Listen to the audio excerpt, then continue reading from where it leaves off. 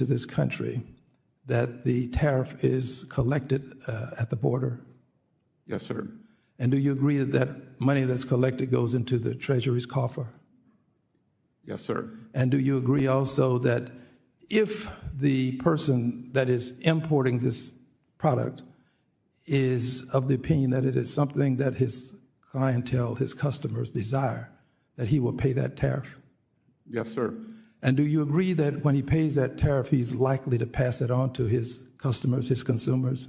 Sir, the laws of economics would say that they're very elastic. I understand, but do you agree that he is likely to do that? Do you agree that he does it sometime? Do you agree that he does it sometime? Again, Do you agree that he ever do it? Does he ever do it? Sure. So your position is, as the great treasurer you are, that this is not passed on to the taxpayers, It could the be. consumers. It could be. Well, is What's it up, ever? Dan? How you doing today? It's hard to say yes, isn't it? It really No, is. it's not hard to Don't say. listen, sir. You don't have to fear. Don't listen. Don't fear the president, sir. Is it ever passed on? Have you ever heard Getting a little of uppity. this tax money being collected and passed on to the consumer to pay? Have you ever heard of that? Well, the most recent studies from... Okay, let's go on to this point. I have a better point to make. Excuse me, I'm reclaiming my time. I have a better point. Listen just a second. I only have a little bit of time. And when it goes into the coffers, that money is then going to be a part of the tax dollars that can be accorded to persons in terms of a tax cut. Is this true? It's part of the overall... Yes, it is true, which means that the consumer, the person who pays that tax, this tariff tax, when he makes that purchase, is going to put his money in your coffer, our coffer, and then the president later on can say, you got a tax cut, but it's really the money that the consumer has put into your coffer. That is true. I yield back. The gentleman yields back. The gentleman from Ohio, the chair of the National Security, Illicit Finance, and International Financial Institutions Subcommittee, Mr. Davidson, is recognized for 5 minutes. See you. Thank you, Chairman. Mr. Secretary, I applaud your eloquent message at the Millikan Institute clarifying the Trump administration's coherent and effective strategy. And thank you. Did you guys for realize helping lead the that. Tyre Nichols My Committee on National Security, Illicit Finance, and International International Financial Institutions aligns completely with your efforts on illicit finance, on trade, with the pending reauthorization of the Defense Production Act, we see Jada High, national interest with outbound investment laws and clarity, and on focused international financial institutions. I remain highly concerned about the future of money and frankly, probably the most important policy debate we're having.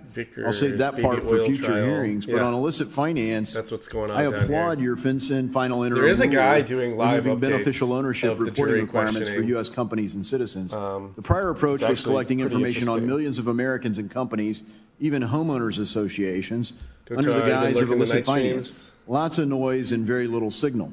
By narrowing the scope of the rule, you are focusing on the signal. Given the shift in focus, millions of Americans have shared sensitive, personally identifiable information. If you don't know, and you're over on Twitch, the committee and moves you are forward an clarifying Amazon Prime the rule, member, would you commit to supporting the deletion of data already collected under the previous rule? To a Twitch streamer. Sir, my staff is working on and takes a couple dollars out of Jeff Bezos' pocket and gives it to that streamer. Appreciate it. We work with you, and certainly hope you safeguard it always, but it'd be especially safe if it was deleted. Speaking of legislation, my bill, the Chinese Currency Accountability Act of 2025, it would require the Secretary, you in this case, to instruct the United States Governor of the United States Executive Director at the IMF to use the voice and vote of the United States to oppose any increase in the weight of the Chinese RMB in the basket of currencies used to determine the value of special drawing rights. This bill has passed the House on a bipartisan basis, most recently in February, and it still awaits Senate action. Mr. Secretary, far more effective than waiting for the Senate is your leadership on this issue. Will you advocate for opposing an increase in the RMB until China straightens itself out? I look forward to working with Congress on this issue. on whether additional legislation is needed to address the Chinese practices or whether it could be done through trade negotiations. Wish you great success in your pending negotiations. And certainly, if you look at the IFIs, things like Argentina's recent restructuring under the IMF basically bailed out the Belt and Road. They never really have to worry about default at the Belt and Road. They're using their influence in the international financial institutions like the IMF and the World Bank to frankly cover risk at the Belt and Road. So hopefully that'll be restructured. Thank you for the Bezos bucks as well. We've already covered outbound, and I really appreciate the dialogue on that. But I'd like to turn to the Defense Production Act. I mean, when you look at how you've organized and communicated the president's approach there and the administration's approach, national security is of course paramount to that. And as we organize and update and reauthorize the Defense Production Act, of course it deals with the Department of Defense, it deals with Commerce, who does a lot of... I don't want to watch this. This was earlier, like an hour ago, but Pam Bondi and Patel announced results of historic child sex predator bust. Arrest of 205 child sex predators. Unbelievable. In just 5 days. This was an incredible operation done in conjunction with the FBI and our prosecutors. Children and their families now have a chance to heal. These are online predators. Think about this. 115 victims, children. In 5 days, we were able to help. This kind of work takes a toll on the FBI agents and the prosecutors who are doing this every single day. They are working tirelessly online, dealing with the dregs of our society, the worst of the worst, the people that hide behind a computer and target our young children every single day.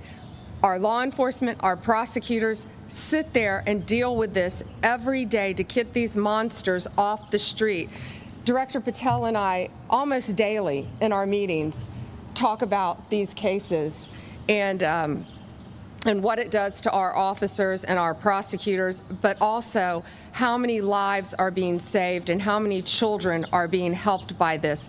Director Patel is going to get into the specific cases with you in a minute, but what I will tell you is these depraved human beings, if convicted, will face the maximum penalty in prison, some life. Vehement, you axed PayPal. We will find PayPal you, sucks. we will arrest PayPal you, and we will charge you. If you are are online targeting a child, you will not escape us.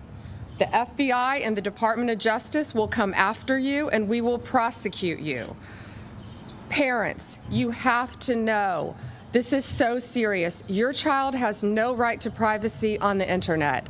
None. You have to monitor what your kids are doing, whether they're playing games on the internet, on social media, any other websites that children, teenagers frequent, an online predator can find them. I always say it's from instant message to instant nightmare. Parents, they're talking to your kids like they're other children, and they're not. They're predators. They pose as children. They get them sometimes to post explicit pictures of themselves after they talk to them. And then in some cases, they even try to blackmail the children.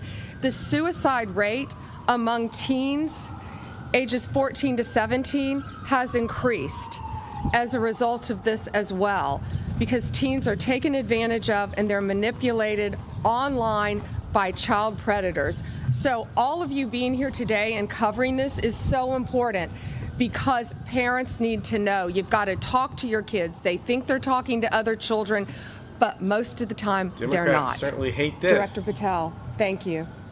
A Democrat activist judge is going to say it's illegal to arrest online predators. First and foremost, to the Department of Justice under General Bondi's violating leadership their rights and all its components. Because of your courage, we are here today protecting our most vulnerable, our children. Thank you, General Bondi. Thank you to so many of your colleagues here today that do this work tirelessly day in and day out and never get a moment's thanks. We should acknowledge all of them today. As the FBI director, I'm humbled to leave some of the bravest men and women in law enforcement And I want to thank our 55 field offices, our 90-plus United States Attorney's offices, our CIOS section, our CRIM division here at the Department of Justice, and our field offices throughout the country with lawyers and prosecutors and agents working tirelessly on some of the harshest criminality we've ever seen. Like 60, damn. They don't take breaks like because 60? our children deserve a free and open society. I also want to just take a moment to emphasize the priority of this Department of Justice and this FBI. Looks like she's our in children. her 30s, if you harm our children, 40s at most. You will be given no sanctuary. There is no place we will not come to hunt you down. There is no place we will not look for you. And there is no cage we will not put you in should you do harm to our children. The prioritization of this administration and General Bondi has made it abundantly clear to child predators, you will be hunted down and you will be prosecuted. And that is a refreshing thing to hear for the men and women who do this work tirelessly. And it's also an acknowledgement of the safety that we look forward to bringing America. As the Attorney General mentioned, there are a couple of cases worth highlighting. People in places of public trust have violated not only the law, but that public trust, to include teachers, law enforcement personnel, and other professionals that we look to safeguard our children have not only violated the law, but violated the trust. In Minneapolis, defendant Jeremy Francis Plonsky, a Minneapolis state trooper and former Army reservist, was arrested for producing child sexual abuse material while in uniform. Not anymore. In Norfolk, Virginia, defendant Jose Alexis Valdez Sosa, an illegal immigrant from Mexico, again, allegedly arrested for transporting a minor across state lines. No more. Another example, right here in Washington, D.C., in the Metropolitan Police Department, Officer Linwood Barnhill, a former already convicted sex offender, was arrested again for exploiting more victims, more children, while on supervised release. These are just three examples that show you the extent and the depravity of these horrific crimes. And we need to team up together with the American public to find the rest. I want to give a special thanks to the National Center for Missing and Exploited Children for the tireless work they do in partnering with us. And again, I want to thank the Department of Justice and all these folks here. And Pam, thank you for never wavering to defend our children. Donuts. Thank you, Director Patel. And this ranges from, we have cases from California to New York to Florida, our entire country. And just in 1 week, again, 115 victims we have. 205 offenders have been charged in 1 week, thanks to the FBI. So think what's happening throughout this country. Children are being taken advantage of, and we have to stop it. Thank you for covering this very important topic today. Thank you. Will you guys take a few questions? This is a really important topic. It's a press Spin conference. donuts. Thank you for the Bezos bucks. Yeah, it is more like 5 years. Yeah, but press conference. You bring us here. Quite a bunch of bands in between. Even on topic. For sure. Guys, it's different getting it from the two nations, two top law enforcement officials. All right. Sense back to this. This is and that House panel in hears other from Treasury countries Secretary suggests Scott that Bessent our nickel on global production finance or system. demand would double, Democrats triple, are big maybe mad even about multiple everything. times beyond that if we Grilling eliminate him, the penny. Is blaming him Treasury for analyzing Doge. the risk that Real mad stopping at Elon penny Musk. production alone could actually worsen our coinage losses or Cheeto seigniorage Man, of losses course. by pushing annual nickel losses well past $200 million? Congressman Rose, that we have looked at this and we believe that it is possible by changing the composition of the nickel to bring down the cost to 5 cents or less. Absolutely. That was going to be my next follow-up question to you. So and I will point out that the dime is very profitable. Yes, and it'll sound like a little self-interest, but a Tennessee company is one of the folks that could lower the cost of the nickel and has made a proposal that I know We're investigating that with them and are very intent on maintaining those jobs, sir. And I would just say from my deep dive into both penny and nickel production, it seems to me that there are significant savings beyond just saving on composition of the nickel. So I would encourage Treasury and the Mint to take a look at refocusing how we produce those coins to make them actually positive for the balance in terms of producing seigniorage for the United States. So glad to hear that you're moving in that direction.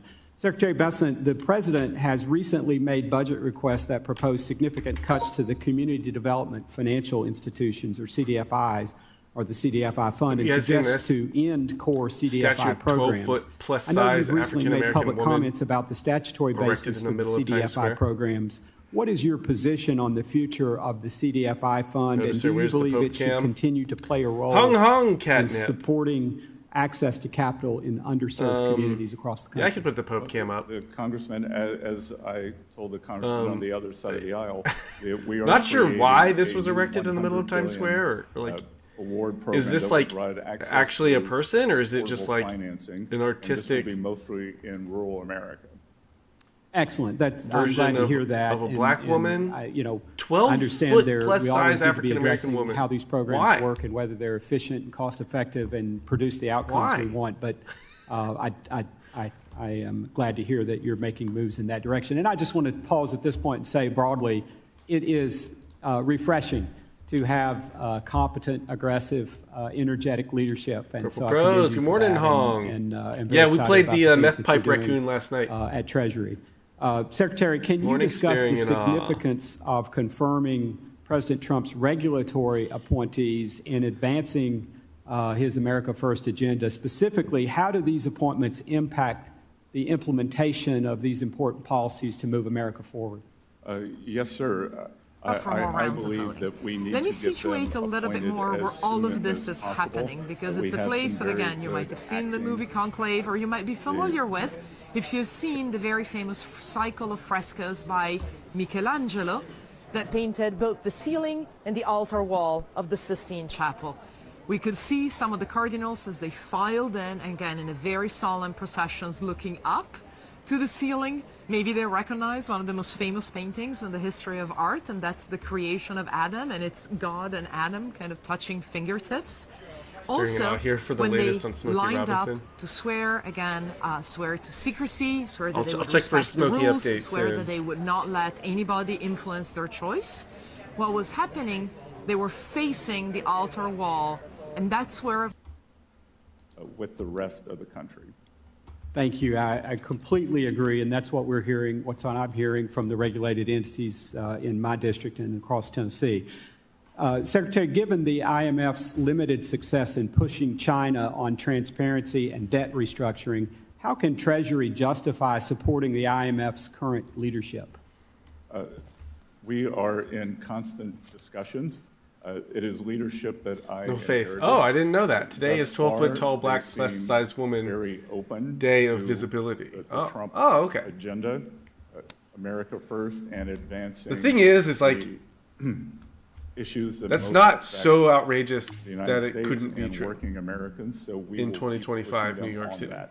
Thank you, Mr. Secretary. Mr. Chairman, I yield back. The gentleman yields back. The gentlewoman from Ohio, the ranking member on the National Security Illicit Finance and International Institutions Subcommittee, Ms. Beatty is recognized for 5 minutes. How does everyone feel about this Mr. Chairman situation? and ranking member, and to you, Secretary. God, Smokey looks the Trump crazy administration has alleged that detecting and deterring transnational criminal organizations Black America such reacts as over Smokey Robinson's bombshell Iranian sexual terrorist assault. groups and their proxies is a priority for This national is from security. theroot.com.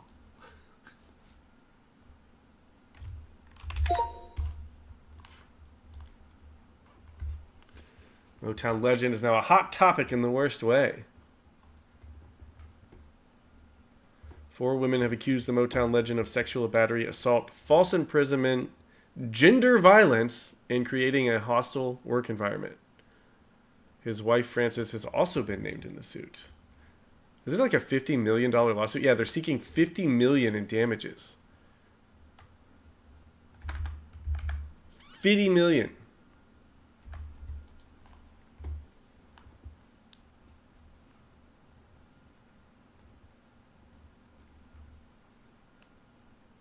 This just might take Smokey Robinson up out of here. At 85 years old, it's a blessing if you can even control your bowels. Rape allegations? Bless. Lord, they accused Smokey of sexual assault. These are comments from Black America, allegedly. This Smokey Robinson news is deeply troubling. I knew something was off when he titled his recent album Gasms, another user said. Is that true?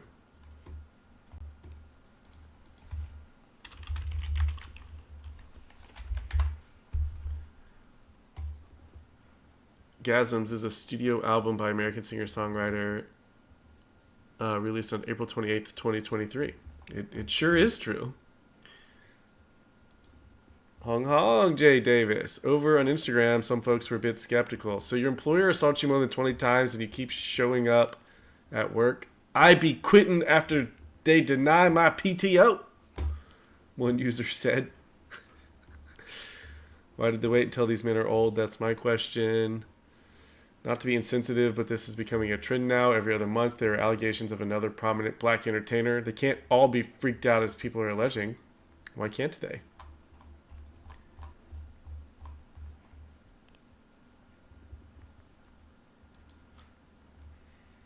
I don't know. I'll wait for some proof on that. Go to our Michelle statues about the statue. The statue's crazy. Why? Is completing the BOI. You're enforcing it. No, ma'am. I am saying that we have bifurcated it, that U.S. nationals do not have to file, and that foreign nationals do. Okay, so I guess when we look at this, if we're limiting enforcements of the rule just to the foreign entities, that creates a giant loophole whereby any foreign entity can register in the United States and evade or not do the BOI reporting requirements. Well, they would be subject to all. They would have to come through a U.S. financial institution, so they would be subject to all U.S. institutions, including the BOI. Including the BOI. Including the BOI. Yes or no? You gonna let him answer? Because the answer is no. I mean, you can say it however you want to, but the answer is no. And this makes it easier, and this is what I want the American folks to know. It makes it easier for human and drug traffickers, cartels, terrorists, organizations, and other criminals to do business in the United States. And when you're limiting the enforcement just to foreign entities, it exempts 99% of the entities that Congress intended the law to cover when it was passed into law.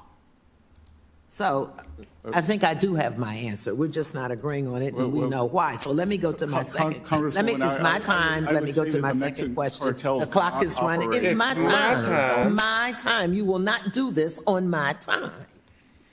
Now, I'm going to ask for a few more seconds since he refused to comply with my time, not his time. Hope I have some good weed for this one. In 2016, former Secretary Jack Lew announced that Harriet Tubman was to be the new face of the $20 bill. Can you tell me what's the current status of this project? No, ma'am, I can't. But if you do smoke weed, I hope you have some good weed. No, I want you to get back to me. Because, see, there seems to be an issue when it comes to things that affect people of color or people who live in poverty. They should have put a speaker in there so that what you're doing with Social Security, what you are doing with restricting funds. The gentlewoman's time is expired. The gentlewoman's time is expired. The gentleman from Texas. Mr. Chairman, I need him to answer if he will. I'm not a staff person. I'm not asking him to have his staff report to me. So, Mr. Chairman, I'm addressing it to you to ask him to respect me. Mr. Chairman, the gentlewoman's time has expired. It does save time when you tell him what the answers to your questions are. Time has expired. The time has expired, lady. The gentlewoman's time has expired. I'm not going to stop until you direct him to answer to me as a member of Congress. You wouldn't let him answer. The gentlewoman's time has expired. The gentlewoman has offered that she can submit questions for the record. Mr. Chairman, point of order to you. I will not stop. I will not be silent. The gentlewoman is not offering an appropriate parliamentary inquiry. Does the gentlewoman have a parliamentary inquiry? Yes, I do. Please state the parliamentary inquiry. As a member of the United States Congress addressing the Secretary, I am asking you to rule on asking this hostile witness to direct his response to me versus having him tell me that his staff will respond to me. My staff person didn't ask them the question. I did. The gentlewoman does not state a parliamentary inquiry. So let me ask the point of privilege to you, Mr. Chairman, because I'm not going to stop this morning until you respond to me then, if you will direct the secretary to respond to me as a member of Congress. Or let me ask him. It is not a point of privilege. The gentlewoman's time has expired. The gentlewoman will suspend. The gentlewoman will suspend. Only allow this if she starts talking. The gentlewoman will suspend. If he responds gentlewoman will suspend. If he will respond. The gentlewoman makes a legitimate request, a personal privilege. You can simply ask him to respond. Personal privilege. Just ask him to respond if he'll respond to a member of Congress versus saying a staffer. It's simple as that. I ask that members keep decorum and remain cordial during today's hearing. I am being cordial the gentlewoman will suspend. The chair has the time. Mr. Chairman, the chair has the time. The gentlewoman will suspend. The gentlewoman makes a legitimate request. I ask that members keep decorum and remain cordial during today's hearing. I am being cordial. I resent your statement to imply that I am not. I am a member of the U.S. Congress. I am asking this secretary The gentlewoman to may respond submit to QFRs for the record, which will be responded to by the secretary. Thank you. The gentlewoman's time has expired. The gentleman from Texas, the chairman of the Small Business Committee, Mr. Williams, is recognized for 5 minutes. Thank you, Mr. Chairman, and thank you, Mr. Secretary, for being here. This may be a little easier on you here. I'll try to move it fast forward. The Chinese Communist Party has enabled their economy to serve as a central hub for money laundering, human trafficking, and the export of chemicals used to manufacture fentanyl. Increasingly, Chinese nationals and financial works have informed operational alliances with Mexican drug cartels, providing laundering services, digital payment platforms, and chemical shipments that fuel the trafficking of fentanyl across our southern border. These criminal partnerships exploit the international financial system and pose a direct threat to U.S. national security, public health, and financial integrity. So my question, Mr. Secretary, is can you elaborate on the steps Treasury is taking to disrupt the flow of illicit financing, money laundering, and drug trafficking between Chinese entities and Mexican drug cartels? Thank you, Congressman, for that very important question. And note that they are interlinked, that the Chinese provide precursor drugs that are then converted into fentanyl by the Mexican cartels. And just today, I signed an order that will be made public within the next few days, identifying Chinese entities who are engaged in the fentanyl trade. Great. Far too long, China has taken advantage of the international financial system and has become the world's largest creditor. The IMF and World Bank's focus on climate and social initiatives has resulted in a lack of accountability for the Chinese unreliable economic data, currency manipulation, and opaque predatory lending practices. In addition to the lack of accountability, this shift in focus to climate has forced many developing countries to turn to Chinese financing. The United States must leverage its leadership of the world stage to counter China's growing influence as a global lender and put an end to the deceptive economic practices. So, Secretary, how is Treasury working to prevent IMF and the World Bank resources from indirectly legitimizing China's debt trap diplomacy and economic oppression? Well, Congressman, in various ways. One, as you would have noticed, I would have said that when this horrible Russia-Ukraine conflict ends, that no country or person who financed the Russian war machine will be eligible for any rebuild in Ukraine, especially that financed by the World Bank or any of the other multilateral development banks. Also, we are working with the OECD especially to look at, and the IMF and the World Bank, White House press briefing coming up. The true debt levels for these countries. At the top of the hour. Everyone agrees, everyone save one country agrees that this is a problem, that there are rapacious mineral deals, that there are tolling arrangements, and it is. You don't know how many jurors have been picked for the Diddy trial? And assist a country that has experienced economic hardship when we don't know the true levels, or if there is an undisclosed priority payment to another creditor. Let me try to get to my last question. I was encouraged to hear that you are taking a fresh look at the bank regulatory framework to better reflect actual risk and ensure a level playing field across the financial system. And as part of that review, I hope you'll consider where U.S. regulations may be putting banks and financial institutions at a disadvantage compared to our foreign competitors. In particular, I urge you to weigh the combined impact of proposals like Basel III Endgame, the GSIB surcharge and leverage requirements, especially whether these changes could limit banks' ability to support the economy and compete globally. So in your work so far, are there any specific areas where you plan to address these concerns about regulatory putting U.S. institutions at a disadvantage, such as in the re-proposal of the Basel III Endgame rule by amending the GSIB surcharge regulation? Congressman, we are looking across all areas and know that this is at the top of our agenda, that most countries have very concentrated banking systems.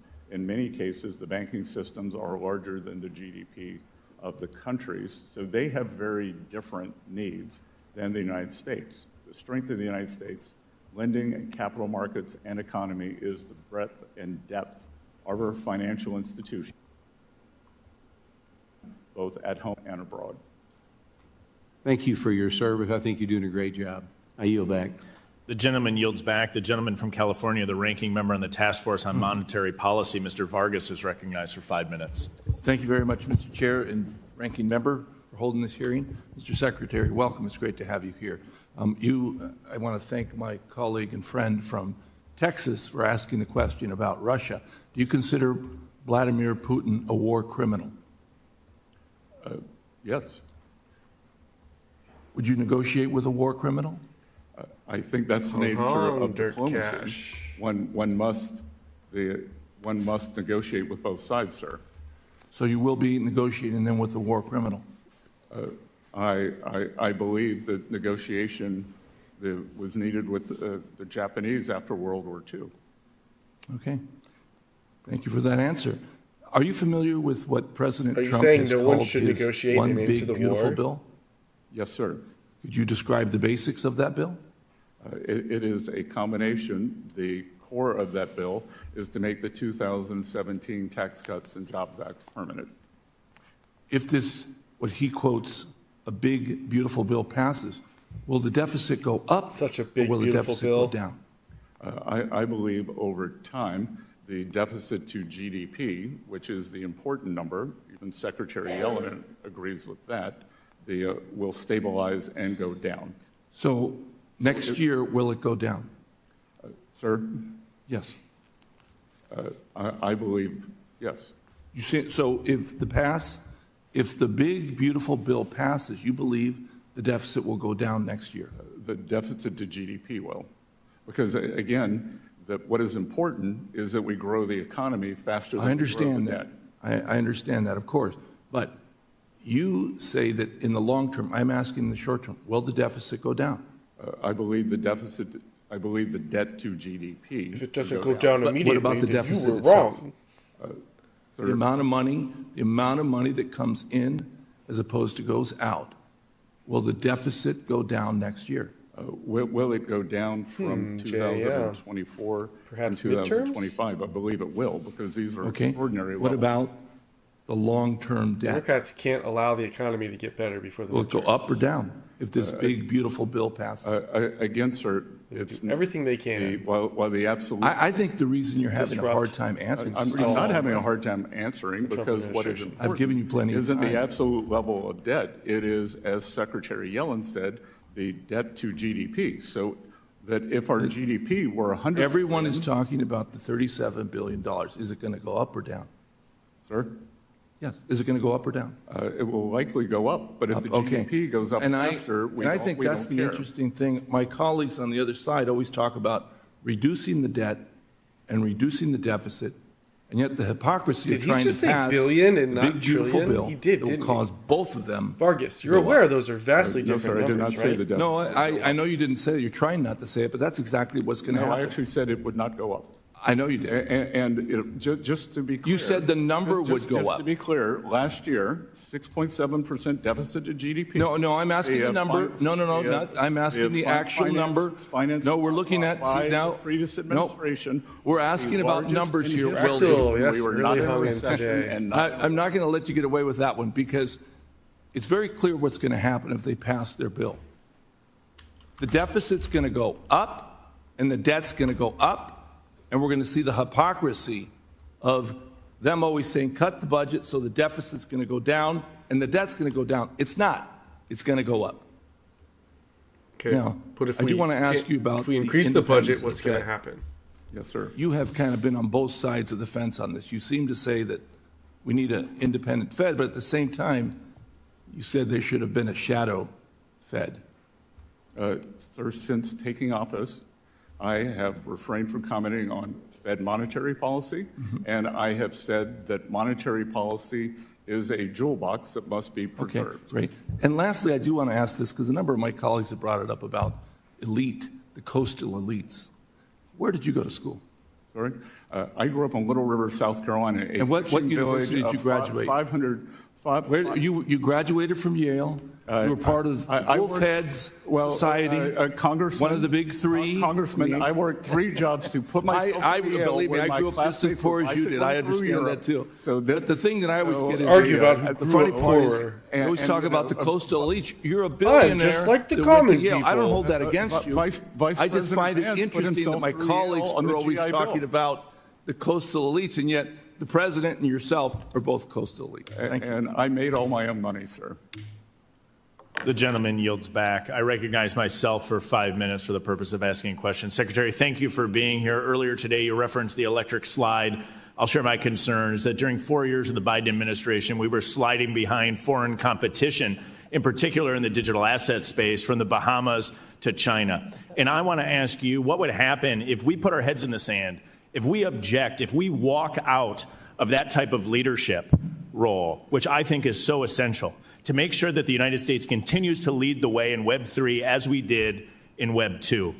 And in particular, how does the leadership in digital assets play into President Trump's broader agenda? And specifically, how do dollar-denominated stablecoins impact dollar dominance in Treasury markets? Congressman, thank you for that very important question. Our goal is to encourage firms to reshore, bring back to the United States best practices, their digital asset innovation and experimentation here in the United States without scaling back their ambition to influence the global industry. The administration's efforts to promote clear regulatory frameworks for digital assets will contribute to this goal. So will ongoing efforts to promote fair access, interoperability of payment technologies across all borders. We will continue to support private sector solutions and discourage public sector solutions that distort markets and stifle competition. Let me jump in. Let me jump in because I think that's spot on. And then let's talk about what happens if we fail to act. Yesterday, some members objected, walked out of a hearing to discuss market structure and digital assets, an absolutely essential leadership role the United States has to play. What happens if we walk out on our responsibility to lead in the digital asset space, and what would occur if Web3 center of gravity shifts away from the United States to countries like China or other locations? Well, numerous things could occur, sir. As we saw under the previous administration, an entire ecosystem, the unregulated and renegade, springs up outside the U.S., and illicit actors abuse the value of these transfer systems, and there is a technological loss here. Can you walk us through or share any of your impressions from the conversations you've had with your counterparts abroad as it relates to their experience with regulating in the digital asset space? They believe it's very important, and I believe that they are a little worried that the U.S. is willing to restore its leadership here. And as I said earlier, there is a chance that digital assets can provide a substantial source of demand for the U.S. dollar.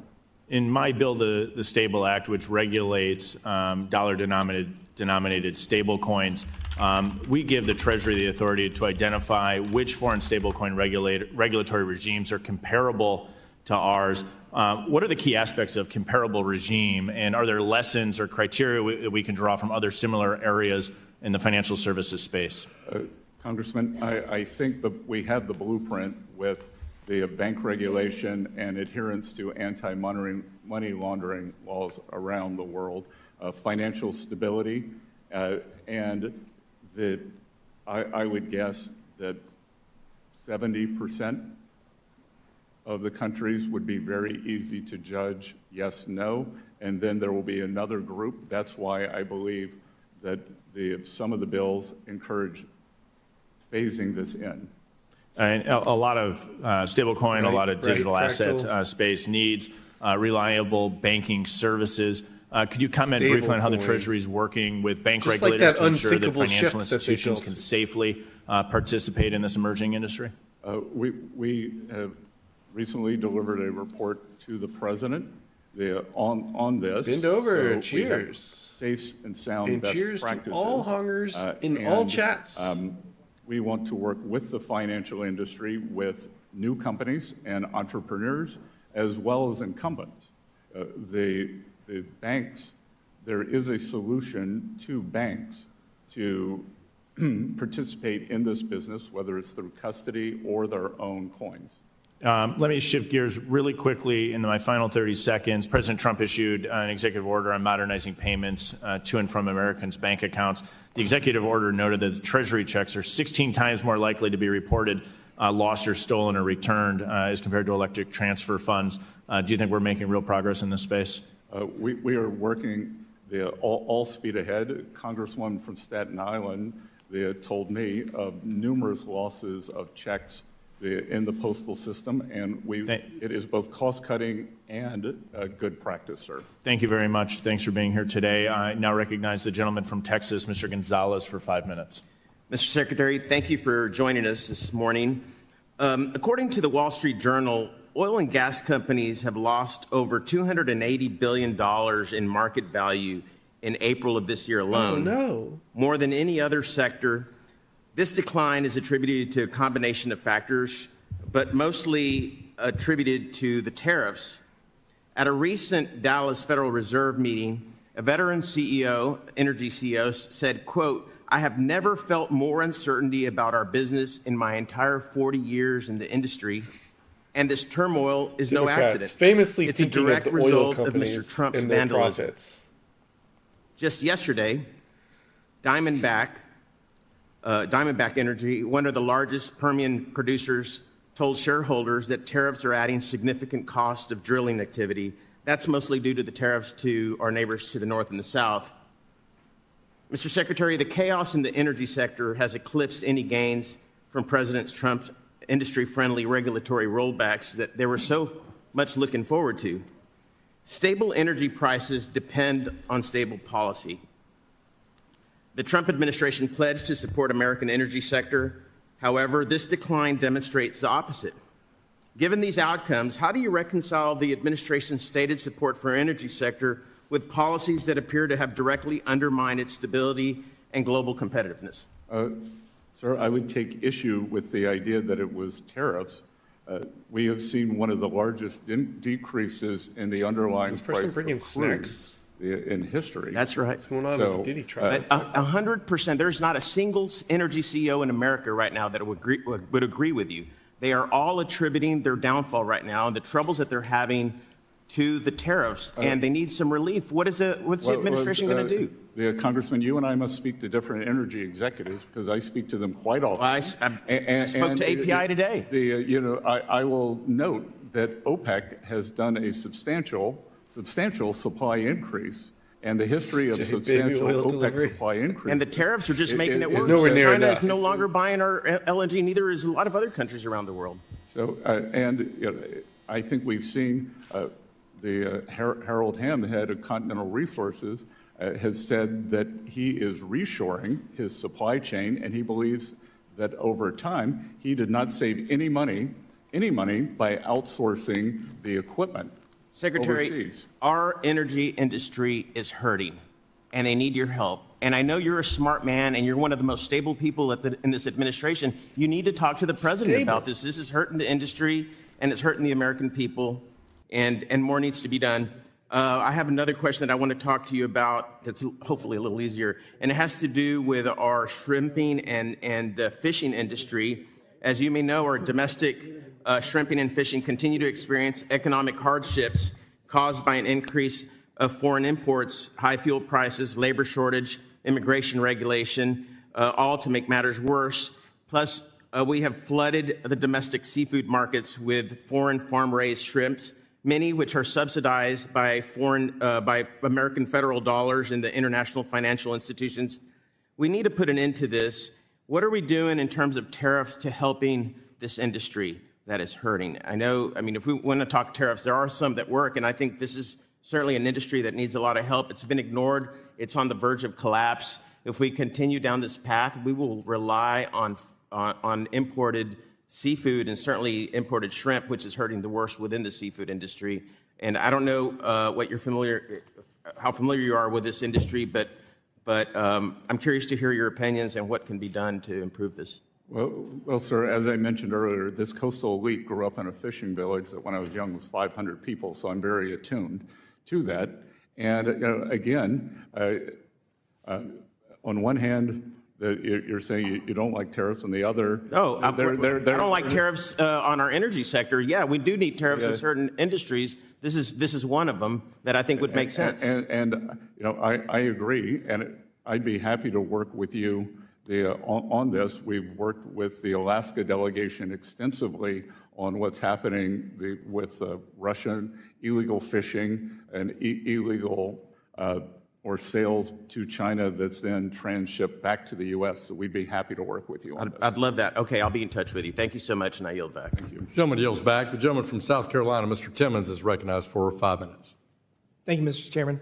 Secretary Bessent, thank you for being here with us today. You are respected by the President, his economic team, leaders on Wall Street, and the broader international financial community. Your steady leadership is appreciated on both sides of the aisle. And after an abysmal 4 years, it is encouraging to see thoughtful and serious leadership guiding this discussion once again. And I would like to add a personal note. Both of us proudly call South Carolina home, and my family, like yours, also came to Charleston in the 1600s. I know you understand the economic landscape of South Carolina deeply, and that perspective is invaluable in the position that you hold. Let me start with a question about the textile industry. South Carolina, and especially my district in the upstate, has a long history in textiles. For over 100 years, it was more than just an economic sector. It was part of the cultural and social fabric in our communities. But there was a drastic shift in the 70s and the 80s. Well-intentioned regulations from Washington related to labor and the environment made the U.S. economy no longer competitive. And while I agree with the policies that we should not dump dyes and chemicals into the rivers, and we should not have 120 degrees in factories, and people should only work 40 hours a week, we need to focus on being competitive. And those regulations, all they did was push all of our textile jobs to China, or most of our textile jobs to China. China took advantage of it, and they incentivized and subsidized textile manufacturing, capturing an enormous amount of the market share. Hundreds of thousands of jobs were lost in the South. Recently, you made a comment suggesting we do not need to bring the booming textile industry that once defined the region where we both grew up back. And that statement stirred some concern from some of the textile companies that survived in the district. And I agree with your broader point. That we should not return to producing low-quality goods just for the sake of manufacturing in the United States. I do want to ask, do you agree that we should prioritize support for the American textile industry that are still here, and particularly leaders that are in innovation and high-tech manufacturing and people that are producing Berry Amendment products for our warfighters? Congressman, what I mean and meant was the survivors in this industry, they have done it through innovation, and they will continue to innovate, and they are high-end textile manufacturers. I remember going to China in the 1990s and 2000s and seeing everything that had been outsourced there in the textile industry. Sock City, they would have Sock City, Underwear City, and those are the jobs you and I grew up with, many people or family friends involved with. And I think that we, through good tariff policy, we can make sure that these existing businesses can grow and thrive, especially in the high end. And again, anyone who has survived has done it through innovation, hard work. And that's what I told them. I told them that we still support them, and we are going to make sure that they continue to thrive. Sir. Absolutely, absolutely. So I want to turn to the automotive industry, and specifically BMW, which operates its largest plant in the world in Spartanburg, South Carolina. That facility, which opened in 1994, has helped make our state the top auto exporter in the U.S. It employs either directly or through a nearby supply network, indirectly, almost 80,000 of my constituents, almost 1 in 10 of them. And foreign automakers like BMW are continuing to invest heavily in U.S. manufacturing. Incredibly, they have invested an additional $4 billion in the last 3 years, and that investment has real lasting benefits for American workers, exports, and innovation. It is President Trump's promise to the American people to renew the U.S. economy's competitiveness in the global economy, and this is an effort long overdue. My question is this: as President Trump renegotiates our trade relationships with the world, is it fair to say that BMW, the type of investment that BMW has made, a generational investment, is what we're hoping to incentivize? Yes, Congressman. And I regularly see at the Port of Charleston, the BMW X Series sitting there for export. And I think that the president recently met with the heads of the 3 German auto companies and is working toward a solution for more American content and more made in the U.S. rather than just as assemblers. There would be more jobs in your district. And that message was heard loud and clear, and they're going to continue to invest. They've been a very good partner, and I'm just excited because interest rates coming down, energy costs going down, regulatory relief, a more fair trade deal. We are going to be the best place to start to grow, to build a business, and I appreciate your leadership in that regard. Thank you, sir. I yield back. Gentleman yields back. Gentleman who's the vice ranking member of the full committee, Mr. Caston, is recognized for 5 minutes. Thank you, Mr. Chair. Secretary Bessent, I'm starting my 7th year in Congress, and in those 7 years, I have never received more phone calls from my constituents on any issue than the hack into the Treasury payment system earlier this year. As you know well, this is the system that manages over $5 trillion a year of federal payments to taxpayers, payers to Social Security beneficiaries, payers to embedded foreign assets who are overseas and undercover, and it has their personal information and their routing information. This is a purple district. People were nervous. We sent a letter to your office along with 150 colleagues asking 20 questions. Your response that we just received was non-responsive on all 20. Mr. Chairman, I'd like unanimous consent to enter those 2 letters into the record. Without objection. Sure. I want to get through a lot of those questions right now, Secretary Bessent, and I would ask you to be as brief as you were in your response, but I would very much like a more fulsome answer in writing. In January, the New York Times reported that you pressured David Lebrick out of his role overseeing that after he refused to grant that access to people that Elon Musk had imposed. Can you confirm the accuracy of those reports? That's incorrect, Mr. You met with him on January 30th, put him on administrative leave, and he left the day later. Is that accurate? I did not put him on administrative leave. Administrative leave, I asked him to take, I met with him 90 minutes. So you're denying the New York Times report? Was it your choice? I am adamantly saying that the New York Times is inaccurate. Okay, all right, fine. Shocking. Yes or no, New York Times is inaccurate, fine. He was not placed in administrative leave, and he subsequently resigned after sending numerous emails. Sir, I'm just asking for yes or no questions. If you want to be voluminous, please write me a letter. Was it your decision to terminate Mr. Lebrick, or were you pressured by others? He resigned. Who made the decision to put him on administrative leave? You or someone else? Again, sir, he was not put on administrative leave. Okay, so you're denying the New York Times. Fair enough. Tom Krause, you a fan of him, who's now playing that role? Yes. Okay. You'd mentioned earlier he was in that role. Do you agree that that role includes duties that include managing Treasury's payment system to ensure timely Social Security payments, overseeing auctions for U.S. Treasury bonds, which determine interest rates, and ensuring the U.S. doesn't breach the debt limit? Would you agree that that's all part of the functions of that job that Mr. Rouse is now holding? No. No. Bring back dueling. Yes, please. Shocking? Okay. Does Mr. Krause have any prior experience in government service?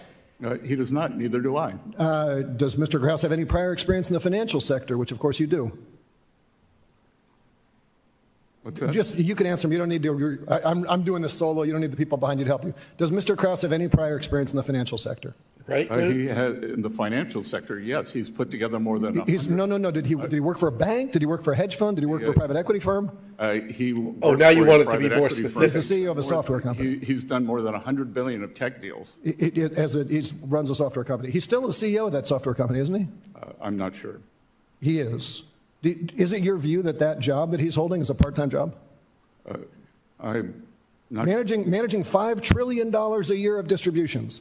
That's a part-time job, or does that require full-time? No, sir. He is not managing $5 trillion a year of distribution. He is doing a tech upgrade, an ERP. That's all that Mr. Lebrick was doing, was a tech upgrade? Sorry? Mr. Lebrick, who said, I'm not going to allow people to hack into this system. He was just doing a tech upgrade? Or you've downgraded what that job function is? Mr. Lebrick was in charge of 1.5 billion payments a year, which 1/3 did not have a task identification. Sir, come on. So he had failed. Come on, we're going to move along. Stop answering my questions. Moving along. Did not swear you in, so you are not under oath right now. February 4th, in your response to a Senate Democrats letter, you said that Mr. Krause will only have read-only access.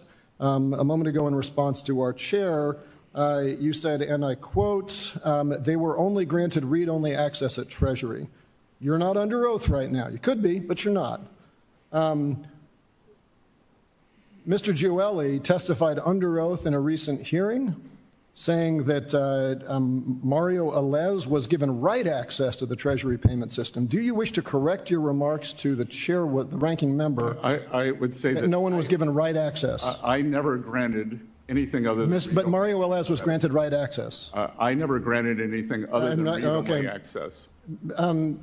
Mr. Alez left the Treasury Department in part after it was discovered that he said normalize Indian hate and I just want a eugenic immigration policy. Do you agree with those sentiments? I do not at all. Do you think that someone who has those sentiments should be employed in your department? That I had a conversation with the vice president. That I admired his grace. He then went to HHS. Gentleman's time has expired. Thank the gentleman from Illinois. The gentleman from Indiana is now recognized. Mr. Stutzman for 5 minutes. Thank you, Mr. Chairman. And Mr. Secretary, thank you for being here. Frankly, I apologize for the fact that you're getting a lot of accusations thrown at you. You haven't had much chance to respond to some of them that are fair questions that I know that you have good answers for. So with respect to the individuals originally referenced by Ranking Member Waters, who may have had access to certain DFS systems, and in response to Mr. Caston, do you want to add any additional information on that matter? I would say that is in litigation, and I never had access.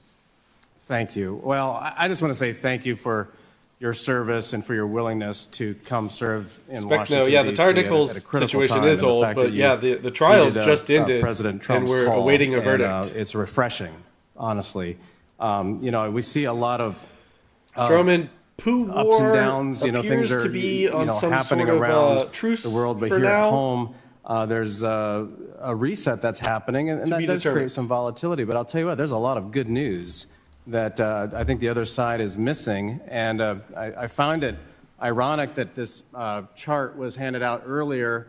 And of course, it tries to show that all the blame is on the Republican presidents over the past there's someone working for Bissett but the tweeted that out really at some point. Congressman, if I may interrupt, normalize Indian hate. Former finance professor, that chart we get an F.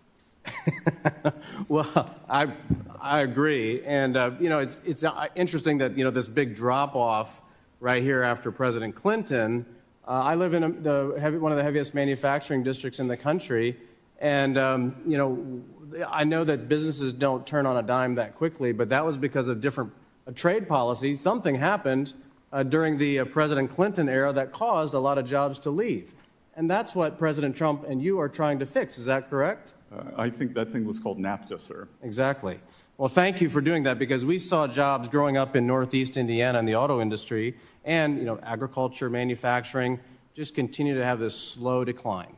And, manufacturing is critical to a nation, and manufacturing has built America. And we've seen jobs leave because of bad policies over years. But because of President Trump and because of you, sir, we're now seeing headlines that say Rolls-Royce planning to shift production to the United States to avoid Trump's tariffs. We see headlines saying Johnson & Johnson to invest over $55 billion in U.S. in the next 4 years. Even in my district, GM has announced that they're increasing truck production. I know coming from a manufacturing family that we're seeing opportunities. Is it going to happen overnight? Absolutely not. But it's at least giving us the opportunity to look forward and say there's an opportunity because you all are resetting the table to look out for America first. And so I want to say thank you. And, if you don't, and if I've heard you say this before, that President Trump has tasked you with reducing debt and deficits as well as keeping the economy strong, that's a huge task, but it's one that has to happen. And I appreciate what you've been doing because a debt crisis would just flat out limit us to any sort of recovery. It'd be very difficult. I want to ask you real quick about the Federal Reserve's dual mandate. Generally speaking, should the Federal Reserve focus more on fighting inflation or providing maximum employment? And what should the Fed focus on if the economy enters stagflation? Sir, I will just comment on monetary policy in general rather than the Federal Reserve. I think the two are inexorably linked. And as we saw during the terrible inflation during the Biden years, that employment picked up, but that was a slingshot effect as we came into post-COVID recovery, financed by debt-fueled government spending, and we are trying to end that. So the Federal Reserve new pope will be black on both, and it's at different times. But can we bet on that somewhere? Down, President Trump won because of, I believe, because real wages for working Americans dropped. No, that's absolutely right. And we saw the cost of living go up. The last 4 years have been the hardest on Americans due to the former administration's policies. And I know that there's a huge recovery and people are still trying to recover and are hopeful and optimistic. And my time's about to expire, but I just wish you the best, and I want to say thank you. And working together here in this committee, there's plenty of places to work together and try to get us back on track rather than pointing fingers. So, gentleman's time has expired. We now recognize the gentlewoman from Massachusetts, Ms. Presley, for 5 minutes. Thank you. Secretary Bessent, you have heard from Democrats publicly, and I'm certain you've heard from Republicans privately, that this administration's reckless and chaotic tariff policy is wreaking havoc on our economy. Rather than delivering stability for our country, this Trump learn something new every tariff tantrum has been inconsistent, counterproductive, and disconnected from reality. In my district, the Massachusetts 7th, I'm hearing it from everyone. Small business owners are reeling from the unpredictable on-again, off-again tariffs. They're holding back on expansion, delaying hiring, and bracing for the impact. Local and state officials are telling me about the effect tariffs will have on our state budget. Simultaneously, Massachusetts will see energy bills increase while revenue from tourism will decrease. But I want to focus on the constituent outreach that I've received from everyday families who are just fighting to make ends meet. Yes or no? Dr. Mr. Secretary, Weevil? do you know what a car seat is? I have 2 children, yes. I figured as much. It's correct. You and your husband have 2 children. So I'm sure you know that Bessent car has a seats are husband? absolutely essential for families when traveling with babies and toddlers to the hell is going on in our to government? worship, to doctor's appointments, just everyday living. But not only are car seats essential, they are the law of the land. It's the law of the land in 50 states. So there's no getting around that. Mr. Secretary, what's your estimate of how many babies are born in the United States each year? I would guess my parents didn't put me in a car seat. Well, We while got the thrown number in the back of the fluctuates, truck. there have consistently been more than 3.5 million babies born in the United States. That means millions of families in this country are doing what? Buying a car seat. Why is she harassing this gay man? Because it's essential, and it is the law of Democrats the land just in hate all gay 50 men. states. But now that cost is going up because Trump has announced up to 145% tariffs on Chinese imported products. Approximately 9 out of every 10 car seats in the U.S. come from China. That's a steep cost. In fact, I need to bring back riding in the back of Cost hike for trucks. families all over That the shit country. was fun. I don't Prices care what up anyone in Republican says. districts and in Democratic Remember a districts. few And times it's not just the car seats me and that are my impacted. cousins got thrown in the back We're of a talking truck about and strollers, cribs, driven around. high chairs. No family is exempt from the We all holidays survived. Trump tariffs on essential baby products. But don't just take my word for it. Mr. Chair, I would like to enter into the record a Yahoo Finance article from May 2025 entitled First Year Baby Expenses Yahoo Already Finance Topped article? $20,000 and tariffs are adding to the bill as China dominates key imports. Without objection. Look, I support improving manufacturing in America, but that is not going into effect Quality overnight services. like these tariffs are. There needs to be tariff exemption conductors, but what about baby products? Mr. Secretary, do you support an exemption to tariffs on items that parents need to care for their kids? Yes or no? Congressman, what you're referring to are Yes or no? what you're referring to are I'm reclaiming my time because I don't want you to filibuster and give me some macroeconomic answer. Families at home are hurting and they just I give me a direct don't want an answer. answer that makes sense. I'm going to agree with you that the. So yes, you do support an exemption on tariffs for products that are essential for families for their babies. Exemptions on E4 items, which. I'm sorry, I have to reclaim my time. I'm reclaiming my time. I am, Mr. Chair, I am reclaiming my time. Give me my time back. I'm reclaiming my time. I just want a simple yes or no. Do you support an exemption to tariffs on items that parents need to care for their kids? Because you all claim you're pro-family. How dare you answer the question I just asked I cannot hear the words you say because I see the things that you do every day. So clear it up. Yes or no? Do you support an exemption to tariffs on items that parents need to care for their babies? It is under consideration. Great. Good. I don't know what's stopping an exemption from going into effect today, so do it now. In Donald Trump's America, price is not yesterday's price is not today's price. No, Costs are don't do going up. Everyone is suffering, Just because of especially our that. families with young children. Mr. Secretary, I'm making an appeal to you on behalf of Oh, the people what of an this appeal. country. Please tell occupant Trump is this how you to get reverse people to do course what you and stop want? hurting America's families. I yield back. Gentlewoman yields back. Gentleman from Pennsylvania, our chair of our Oversight and Investigation Subcommittee, Mr. Muser, recognized for 5 minutes. Mr. Secretary, great to be with you. Thank you. Boy, oh boy, I sure wish we had colleagues that were upset about the Biden 20% inflation and lack of wage growth, along with that inflation and the high energy costs that were costing families throughout my district thousands of dollars. I wish we would have heard a peep about that, and yet we have just angry voices over the potentiality of bringing manufacturing back to the United States that, in fact, hasn't even gone into effect yet. It's nuts. Mr. Secretary, the ongoing litigation response to the Democrats' questions about the Treasury Doge team, is it true that they can find all the information, find all the available information there? Yes, sir. Okay, thank you. Also, regarding the beneficial ownership rule, which was a disaster for my small businesses, I mean, all of them, 100% complained about it. The original intent of the Corporate Transparency Act was to root out bad actors.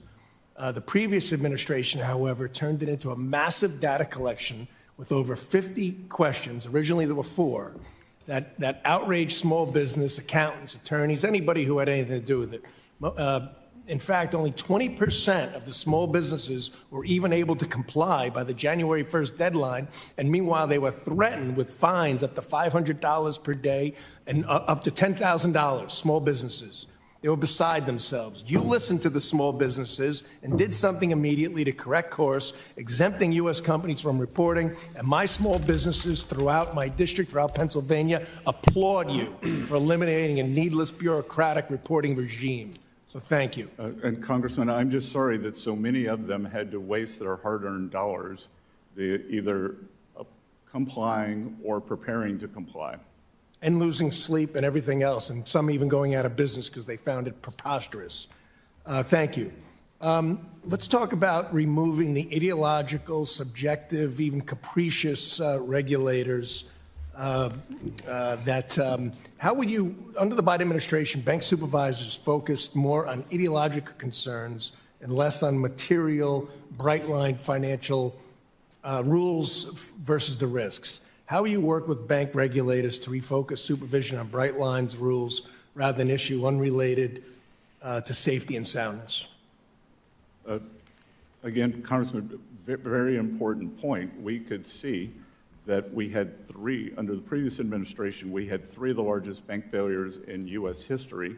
2 weeks before that, the Financial Stability Oversight Council published a report that said that climate was the biggest threat to the financial system, not the deposit volatility, not over-leveraged bond portfolios. So we are promoting common sense, back to basics. Yes, thank you. Okay. The efforts related to the removal of reputational risk as a basis of supervisory criticism, can you comment on that? Yes, sir. Many people, many individuals, many organizations were debanked because of their political beliefs, and regulators used that as a litmus test, and that it is a very capricious category in bank regulation. So we have moved to remove that as a criteria. We believe that financial ratios are much more important than whether you are a Democrat, a Republican, or an independent. Thank you. Yes, well put, and appreciate the fact that you see things that way, as should be seen. Capital requirements. Basel III Endgame, of course, the G-SIB surcharge, and other proposed capital rules might put U.S. banks at an international disadvantage. What do you believe, if you got an idea of the right level for capital requirements? Sir, we are examining that now, and we will weigh in heavily at the BIS and the other rulemaking entities. But again, this one-size-fits-all. And I believe one of the reasons we've seen the stagnation in many other countries is the regulatory, the framework, the very tight regulatory framework that they put around their regulated financial institutions. Thank you. I'm almost out of time. I'll yield back. Thank you very much, Mr. Secretary. Thank you. I thank the gentleman. The gentleman from New York, Mr. Torres, is recognized for 5 minutes. Thank you, Mr. Chair. During so-called Liberation Day, Donald Trump imposed tariffs on territories populated not by humans but by penguins. He imposed tariffs on countries with which the United States runs a trade surplus, not a trade deficit. He imposed tariffs on products that cannot be produced domestically, which means a higher cost for American consumers without any benefit to American manufacturers. He imposed tariffs on impoverished nations like Lesotho, which cannot afford to buy as much from us as we buy from them. If President Joe Biden had put in place these absurd tariffs, every single Republican, without exception, would have condemned his trade policy as the height of incompetence. And you, Mr. Bessent, would have joined that chorus of criticism. There's no doubt in my mind. But swap out Biden's name for Trump's, and suddenly the moral outrage from Republicans vanishes like magic. I have a simple yes or no question. Do you think excessive taxation undermines the competitiveness of American manufacturing? Yes, sir. Now, the Trump tariff regime is a breeding ground for the excessive taxation of American manufacturing. Consider as an example Intel's manufacturing of CPUs. Intel sources foreign components, which is subject to the first layer of taxation, to China, which will face a second layer of taxation. And finally, China will export the CPU back to the United States, where it will face a third layer of taxation. Taxation upon taxation upon taxation of American manufacturing goods. Do you think that kind of compounding taxation of American manufacturing goods like Intel CPU will strengthen or weaken American manufacturing? Sir, I just want to be clear. You're saying that taxes raise costs. I'm sorry? Sir, you're saying that taxes raise costs. Taxing the intermediate goods that go into a manufactured products raise costs, yes. So you're saying that taxes are inflationary. Taxes are inflation, yes. Good, then we should cut taxes. In the context of tariffs, yes. Then we should cut taxes. Oh, only tariffs, not taxes. Can you answer my question about the tariffs? In the tax bill. Can you answer my questions about the tariffs? Torres just got punked. I'm not sure I understand. CPU's Intel would face three levels of, Intel CPU would face three levels of taxation: the taxes on the foreign components, the U.S. taxes, and the Chinese taxes, or the Chinese tariffs. Do you think that kind of compounded taxation hinders or helps American manufacturing? I think that strategic American manufacture is very important, like Intel, and I think we have to bring that back to the U.S. You work at Intel, Spectrum? Do you think taxing intermediate goods that go inside American manufactured products helps or hinders manufacturing? I believe that, as the Intel example you give, we have to bring these strategic industries back to the U.S. We're not going to bring every component. A Boeing aircraft, 747, has 6 million components. There is no universe in which we're going to manufacture all 6 million components in the United States. And so if you impose a tax on those foreign components, you are hindering the manufacturing of Boeing 747 here in the United States. Do you even acknowledge that? I acknowledge that the supply chains, they are wide, but we've also, for the automakers, we have given an exemption. I'm not asking about the automakers. I'm asking about Boeing aircraft. Let me move on. Critical minerals are essential to the military defense of the United States. China controls almost all of the world's rare earth mining. Not 6 million. Almost all of the world's critical mineral processing and refining. The Trump administration has chosen to wage a total trade war with China. 5 million of those components actually work. A critical mineral supply chain here at home. Right? Just like it would be foolish to enter a car race without enough fuel in the tank, or enter a weightlifting competition without sufficient strength to lift the weights. It seems equally foolish to wage an all-out trade war on China without a domestic critical mineral supply chain, breaking China's strongest chokehold over the United States. The CCP's chokehold on critical minerals and rare earth elements is a precondition for winning the trade war against China. Do you agree with that? I believe that we have to bring the rare earth, as you correctly said, processing back, or not even back to the U.S. We have It's not only processing, it's rare earth mining as well. And it's critical mineral processing and refining. Strategic minerals. And the weaponization of critical minerals against the United States is the opposite of making America safe again. Rare earths are not that rare. Processing is rare. The mining is rare too. We have a insufficient mining industry here in the United States, and you know that. Good, then I hope you'll join us in the deregulation of many of these onerous mining requirements. I think got him again. Appreciate the gentleman from New York. The Torres ain't that bright. California, Ms. Kim, is recognized for 5 minutes. Thank you, Chairman Hill and Ranking Member Waters, for holding this hearing. Secretary Besson, good to see you, and thank you so much for coming.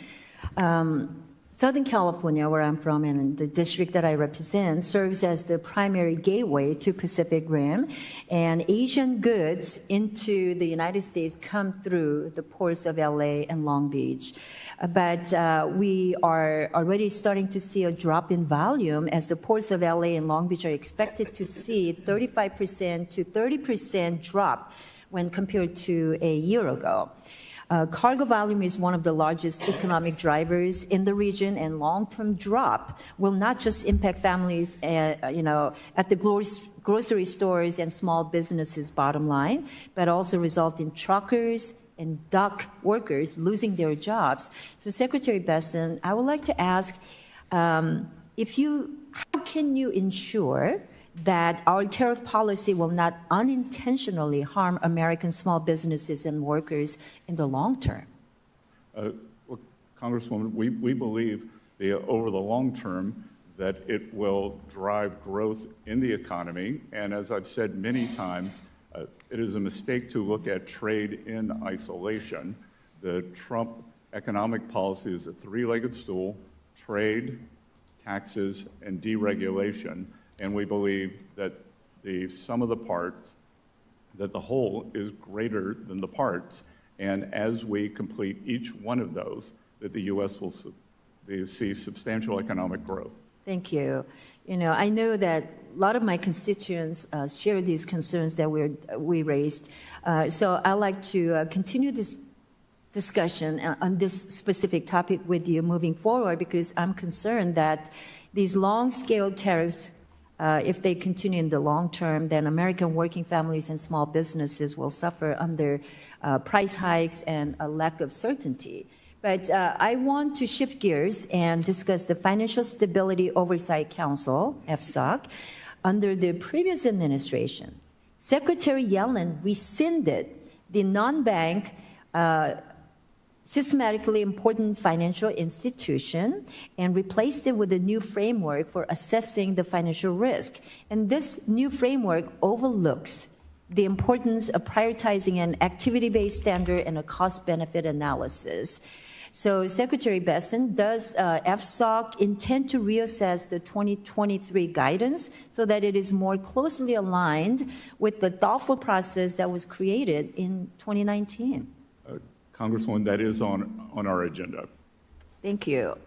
You know, as you finalize that decision, I want to emphasize that my support for a return to an activity-based standard that more appropriately addresses the risk of non-banks. Thank you. Treasury would be happy to work with your team on that. Thank you. And finally, I'd like to urge you to continue your support for CDFI. CDFI fund programs are statutory, as you know, and it has been critical in promoting the local economy in Orange County. So do you still agree that the CDFI fund has a critical role to play in fostering economic opportunity? Jake I think I know the answer because you stated very clearly in public statements. We believe that that'll probably be sometime next year, realistically now. CDFI Assuming he doesn't take a plea deal, right? Obligations and do not digress into more ideological boundaries that they can be important. But yes, of course. I look forward to it if it happens. As you know, last week, I attended the Financial Literacy Roundtable that your team put together, and thank you so much for inviting me. I think I just missed you. But your team was very well represented, and again, I want to thank you so much because as a co-chair of the Financial Literacy and Wealth Creation Caucus, events like that, bringing the stakeholders together and having a meaningful dialogue and conversation, I think is critically important, and we need to continue that. So can you talk about how you can continue to advance financial literacy initiatives now that we are past the Financial Literacy Month? I mean, I was able to take the leadership. White House says today's press briefing is canceled because the pool will be let into the Oval for the swearing in of President Trump's ambassador to China, David Perdue. I hope that we can continue to work in this space together. As you should know, that it is a strong core belief of press mine briefing canceled. That financial literacy is the only path to economic independence and well-being. So the more Americans who can be educated, and I think we should probably go state to state and encourage each state to put in financial literacy standards for their students. Gentlewoman's time has expired. The gentlewoman from Texas, Ms. Garcia, is recognized for 5 minutes. Thank you, Mr. Chairman, and thank you to the Secretary for being with us today. I want to start first by just clarifying your testimony and its delivery. Why did you ask for your witness statement to be embargoed until this morning? Pardon me? Your testimony reads right at the very top, embargoed until delivery, which means that we didn't follow the usual practice of this committee of getting the testimony 24 hours in advance so that committee members can review it and prepare for questions. Yours was posted at 10:01. The committee was at 10. Well, it looks like you need... My staff is just telling me that it's standard practice. It's your standard practice? It's not our standard practice as a committee. I'm told that it was standard practice. Okay, you were told by whom, sir? So my comms team and legislative affairs team working with the committee. Well, Mr. Chairman, I think for the record, I think you should clarify to the gentleman that that is not our standard. And I know that at least I didn't know anything about this until I got it here, and I don't think our committee staff on the Democratic side was notified that we would be getting all your testimony late. I just wondered, why you had made that request, and clearly at the top, embargoed until delivery. Well, embargo to delivery, I think that was mostly meant for the press. We're not press, sir. We're the members of Congress that have oversight. So, Mr. Chairman, I would hope that you not condone this kind of late submission. It just doesn't help. Not a late frankly, submission. For some of the atmosphere that's created when we all just sit down and we still don't have your testimony. Well, then, we just sort of don't feel really good about that. It's not our custom. Congresswoman, I appreciate the importance that you put on my statement. Well, thank you. Notice it's important, sir. Do you know what the poverty rate is in our country? I believe that the poverty level is a fixed number. No, do you know the poverty rate in this country? I believe it is in the teens. In the teens, okay. Well, it's about a little over 11%. It just strikes me that most of all of your testimony is always about the tax cuts. Not even the teens. Okay, even better. Cutting costs, and it's always about tax cuts, and it's always about the rich. But not nothing everyone is can ever be said rich. about poor, other than you suggesting that you worked yourself No, through ma'am. college. No tax on tips, no tax on Social Security, no tax on overtime. and Sir, I read your testimony. That's not anywhere in here. Deductibility. That is not in here, sir. Deductibility I am of referring auto to your loans. testimony and what I've listened to. I said right up front, I can see you and I can hear you. You've not said It's a one number, thing for sure. about what we're doing to help the poor. In fact, none of your colleagues even when we have were asked me. talking, even when we were talking about the car seats, that impacts poor people more than anyone else, because not only can they usually not even afford a car seat and have to go to a garage sale to find one, now it's going to be even higher. You're not allowed to resell car seats. Your president is suggesting that he wants to give sure a that's against the $5,000 law. bonus to women to have babies, and then what? Just leave them out on the cold alone? No car seat, no food? Yes, No yes, that's what Medicaid? we'll do. No chip Congresswoman, I program? can tell you The And I'm absurdity. asking you right now, working families will be as a the treasurer- expiration of the 2017. as Secretary of Treasury, it's not tax just Did they about want the to end this?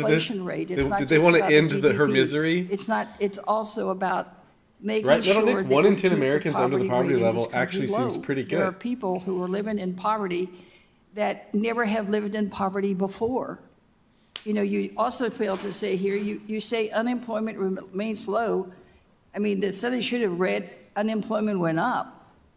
Ma'am, I guess it did. Under the Biden administration, And the growth administration, we're not talking experienced about Biden, sir. We're record talking food bank about your usage. testimony here Record food today bank usage. about the current president and his plans. Because Did I give can used tell ones you, away in I'm from Texas? Houston.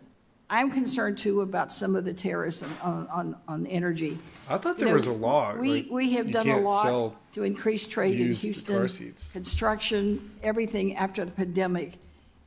And all things were growing. Everything has been growing. But now that the Trump tariffs have surfaced, it is threatening Houston's economy. I represent the area where almost the entire ship channel Okay, I guess it's not against the is law. in. I think it's frowned upon. Petrochemical companies all are in my district. The port is in my district.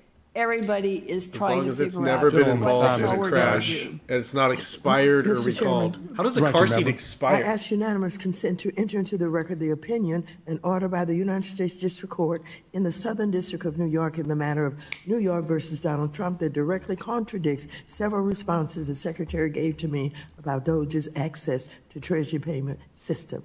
Without objection. Show discount. I want to Pretty thank our much every witness city today. We has some appreciate agency that Secretary provides Besant's free car testimony. seats Without to poor objection, people. all members will have 5 legislative days to submit additional written questions for the witness to the chair. The questions will be forwarded to our witness for his response. Secretary Bessent, please respond no later than June 2nd, 2025. This hearing is adjourned.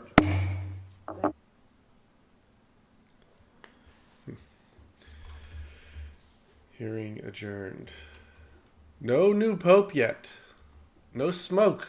We've all read about the famous conclave in 1958 when John the 23rd was elected. The Cardinals convened on, I think it was the 26th of October, and immediately...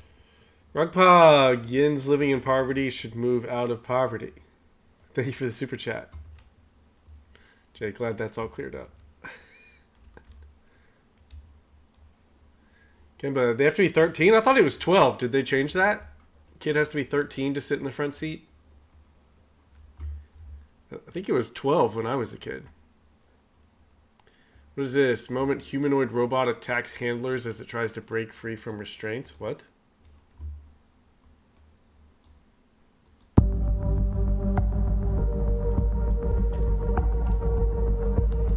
Robot's mad.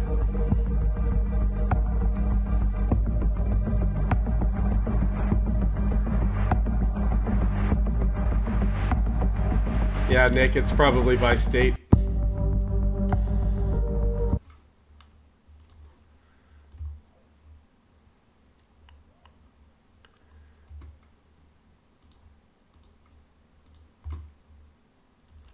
There it is again, that funny feeling. Watch out, guys. She's gonna beat you up.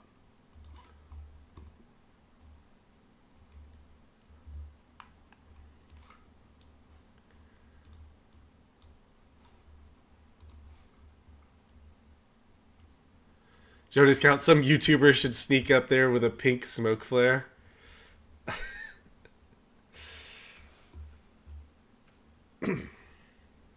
That's what you gonna do, though, nigga. On bees, nigga. That's what you gonna do, though. Yeah, nigga. That's what you gonna do, though, nigga. Yeah, nigga. Yeah. Ha ha ha. What's poppin', girl? Hey, y'all right, man? Come here, though. Sound off, then. What, nigga? Don't worry about my bitch, boy. Nigga, don't worry about my kids or my daughter, nigga. Don't worry about my kids or my daughter. Don't worry about my kids or my daughter. Boy. Are you serious? Yeah, nigga. That's all you niggas do is nigga. Yeah, nigga. Yeah, nigga, you know me, nigga, real bees up, key white, nigga. Yeah, nigga. Yeah, nigga. Yeah, nigga. That way, nigga.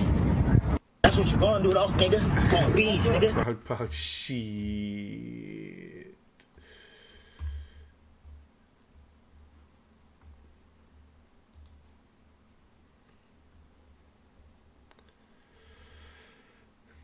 Jamel Hill argues that men playing women's sports is the modern day version of MLK's civil rights movement. The other problem, Scott, is that it's never enough. It's bathrooms today. It's sports today. It's sports tomorrow. It's the military today. No, it's also sports today, by the way. Yeah, it is sports today. And 80% of Americans agree, by the way. Oh, that's fine. And 80%, guess what? The majority sometimes is wrong. That also happens, right? Because the majority used to believe that Dr. Martin Luther King Jr. was somebody who was a threat, that somebody who was not a good American. The majority of people used to be against civil rights. Were they right? No, they weren't. And so, the other problem, Scott, is that it's never enough. Wow. It's bathrooms today. It's sports. Yes. Keep men out of women's bathrooms and women's sports today. What? Where won't they let men next? Just in case you weren't here earlier when we talked about this and showed it, in case you've somehow missed it, the city of New York City, has erected a statue of a 12-foot plus size black woman in the middle of Times Square.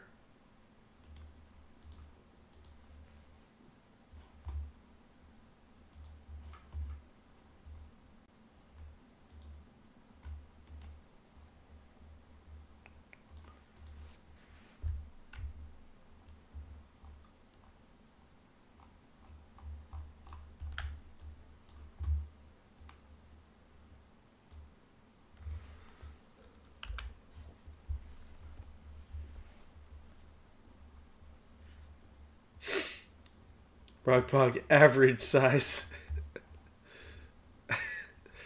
That's true. That's pretty true, actually.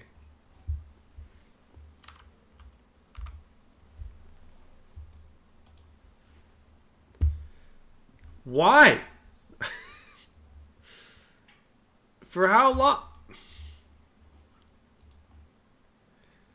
They named it Self-Checkout Enthusiast.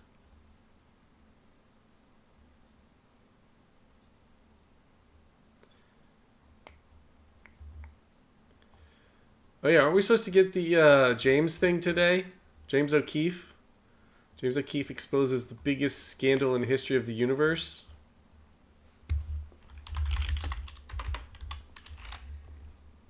When's that coming out?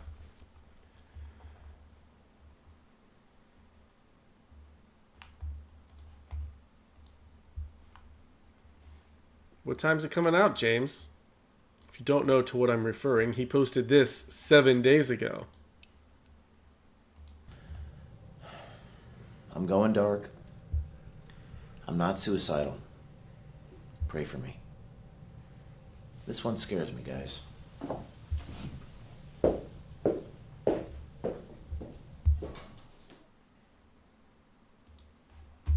Okay. It's been 7 days, James. Come on, newsboy. Spill the beans. Oh yeah, when's the Soviet space satellite crashing down? That's supposed to be sometime this week too.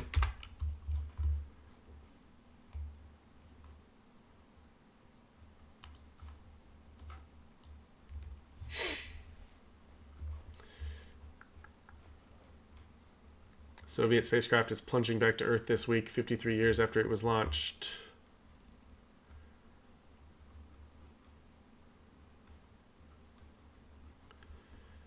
It's too early to know where the half-ton massive metal might come down or how much of it will survive re-entry. They assume most of it will survive re-entry because it was designed to land on Venus, which is a much harsher environment than ours. But they screwed it up, and it's been circling the Earth ever since 1972, and it's finally going to fall down. It estimates that it'll come crashing down at 150 miles per hour.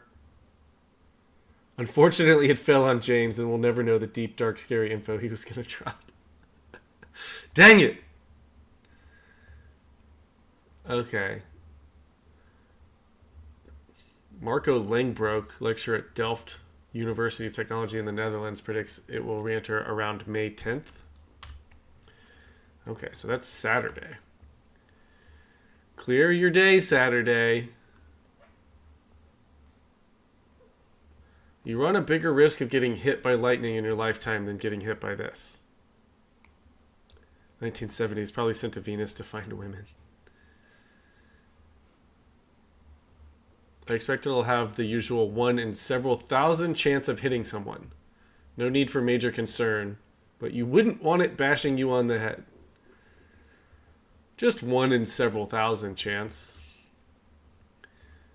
of getting hit in the head by a very large, I think it's car-sized, van-sized chunk of metal coming down at 150 miles per hour. Potentially on Saturday.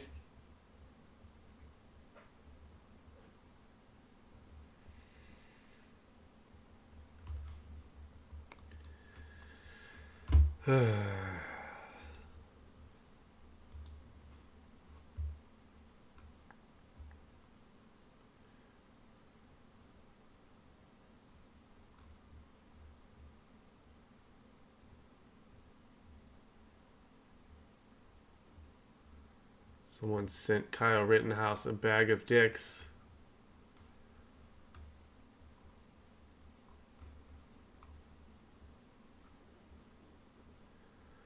See. Meanwhile, in Memphis, a thug stole an ambulance and slammed it into the side of Baptist Hospital in South Haven. Photos from the scenes show the ambulance lodged halfway into the building. Holy shit! What the fuck? I didn't even realize at first that, yeah, some of this building is missing. Hey, you can't park there. It's very VIP parking. Fractal, can we make bets on where it's going to land? You bet Peru.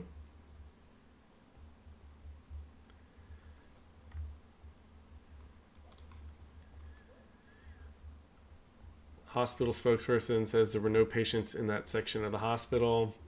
Someone call an ambulance. However, at least one staffer sustained minor injuries.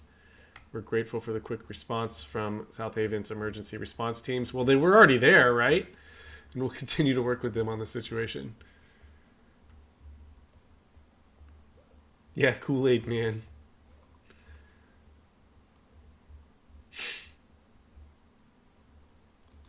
Clay Travis. Disney just announced a new theme park in a country where gay people can be beheaded. I know gay rights are very important to you. When will the on-air ESPN protest of this decision be?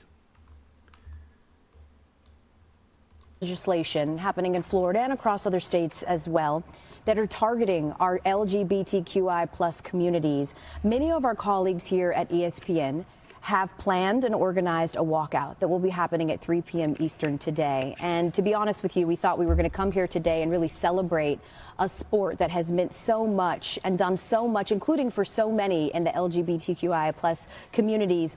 But we understand the gravity of this legislation and also how it is affecting so many families across this country. And because of that, our allyship is going to take a front seat. And with that, we're going to pause in solidarity. Wow.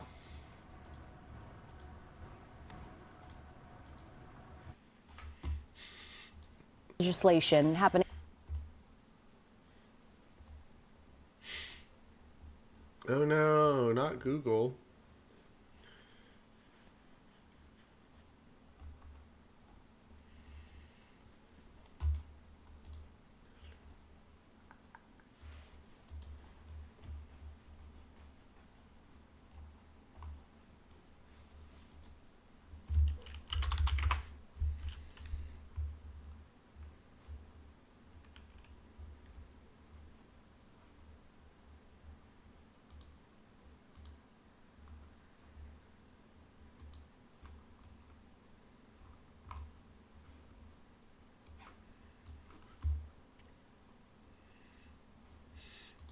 Couldn't happen to a nicer company.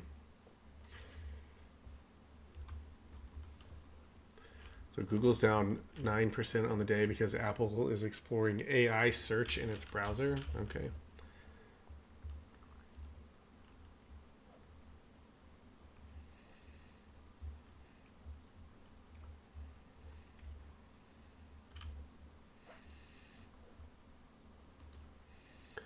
Eva, after having been alerted that the deep state is spying on me through mercenary spyware, I've been feeling like there is someone standing in the room with me at all times.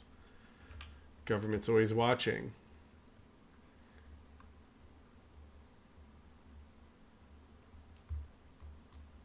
Hey everyone, so I wanted to talk to you guys a little bit more about this whole mercenary spyware attack situation, because I realized that in my last video in which I, announced or told you guys, I suppose, that I had received these notifications from Apple, I was very straight to the point, this is not going to intimidate me, like I'm not going to stop doing what I'm doing. And although all of that is very much still true, and I'm not going to stop doing what I'm doing, I obviously have been thinking about all of this for the past few days, and I've been thinking about it a lot because it changes the way that I have to think about my safety, my family's safety, and what this means for my life. Because for those of you who don't know, mercenary spyware is a big deal. Like, it's not just some, random guy in his basement trying to hack into your email account or something. Like, we're talking like government level at the very minimum, very sophisticated spyware that they can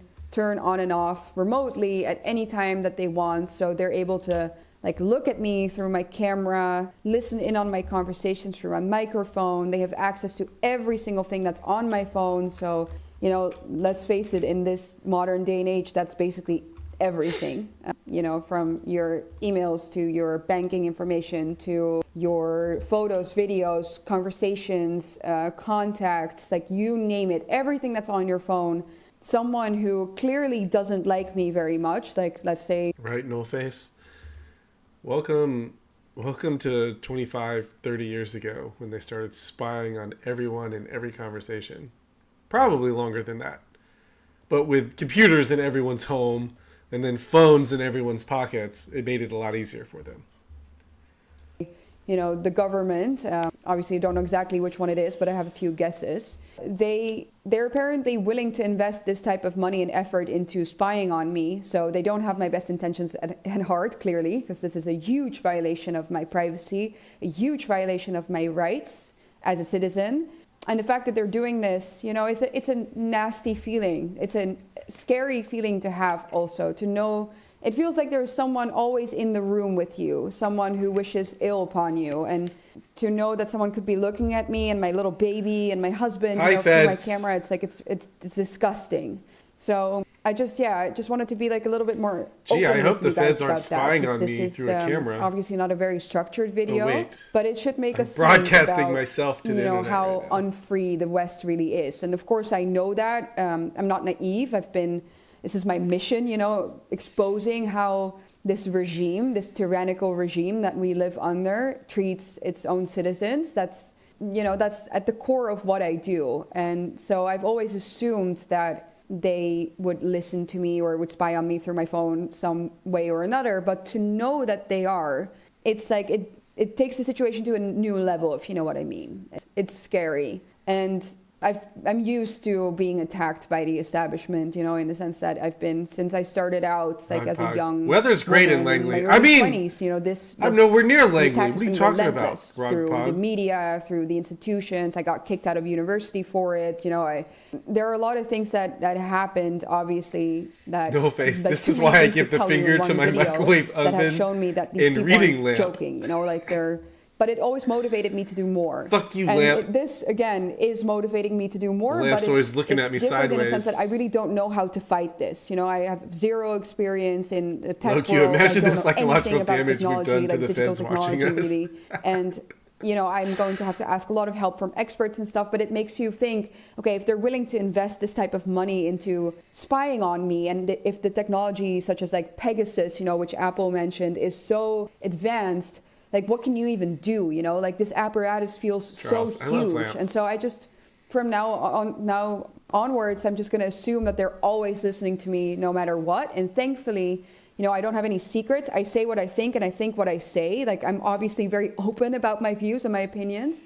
But still, like I said, it's a disgusting feeling to know that someone could be looking at me through this camera right now. And so I'm going to have to take a lot of precautions in that sense. But yeah, I just wanted to share this you know, personal side of me with you guys a bit more. And also, hopefully you guys will reflect on what this means for all Charles, of us, because I'm it means spying that on if Austin you right hold now. opinions similar to mine, this is Charles, how are you you can my be treated, Fed? you know, by your own You're government, welcome for people making that the you job very are, easy. paying through your taxpayers' money. So yeah, the Corbusier, free gee, West is Edward really not Snowden, free. And something, I suppose we something. knew that, but Yeah. it's been taken to a new level for me in a sense.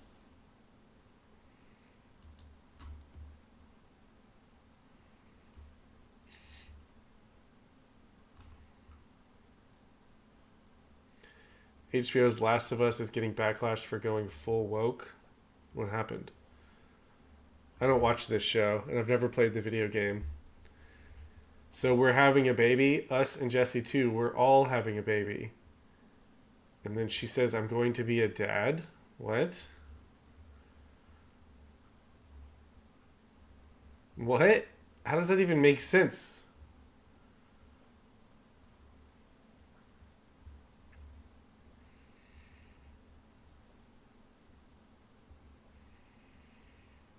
Corbusier says, did any hongers read Permanent Record by Snowden?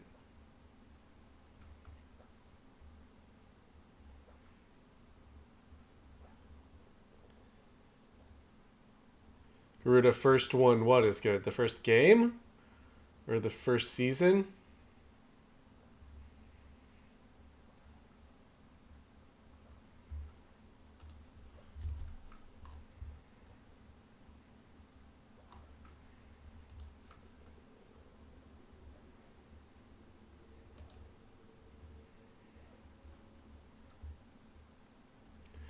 What? 13-foot bronze statue of black woman on her phone built for Piazza della Signoria in Italy.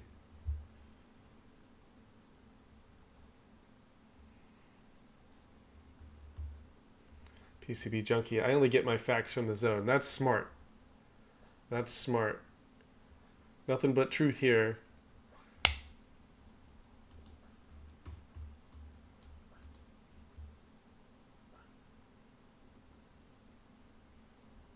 Is she wearing a wig?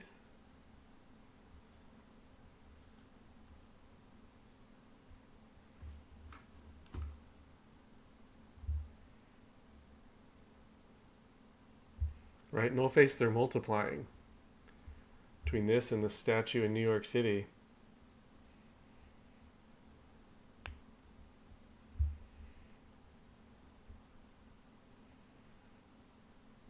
SC, does it have a speaker built in with someone talking on speakerphone for realism? Loudly and obnoxiously, of course. PCB junkie waiting for Cash App notification.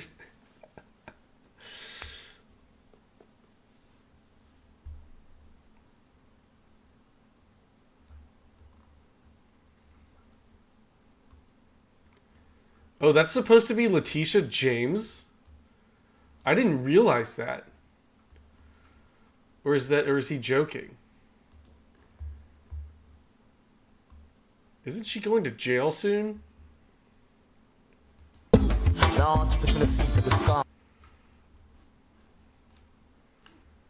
I mean, it does very much look like her. Charles Sneed, the other statue's reading the Discord. Oh no. Letitia James, the Attorney General that went after Trump and tried to put him in jail for various different crimes.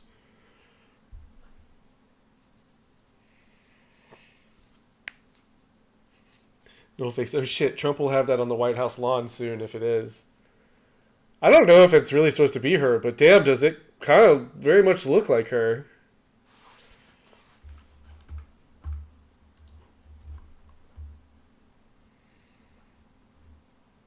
Have you guys seen this? Guy was like running a little late to his Frontier flight, and these black ladies refused to check him in, and then they basically yell at him and make fun of him. Oh wait, White House, President Trump swears in ambassador to China. Hang on, let's watch that real quick.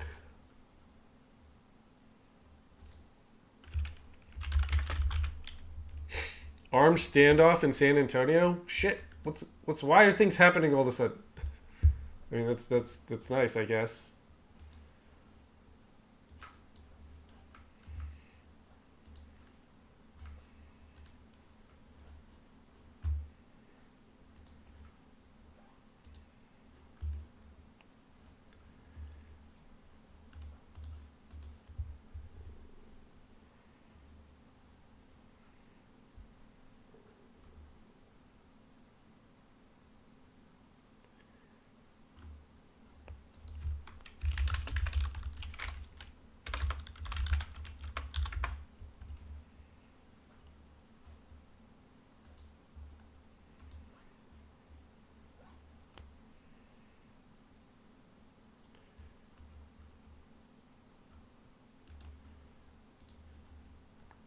Police and SWAT are on the scene of a standoff with person barricaded inside a North Side business in San Antonio.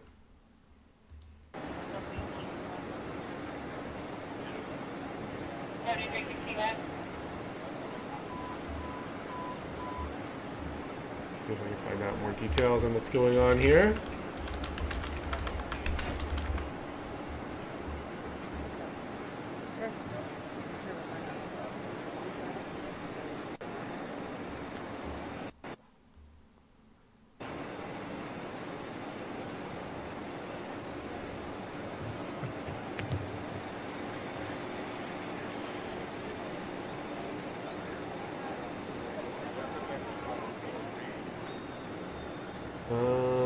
Police and SWAT team have responded to a person barricaded inside the business. Standoff began just after 10:30 a.m.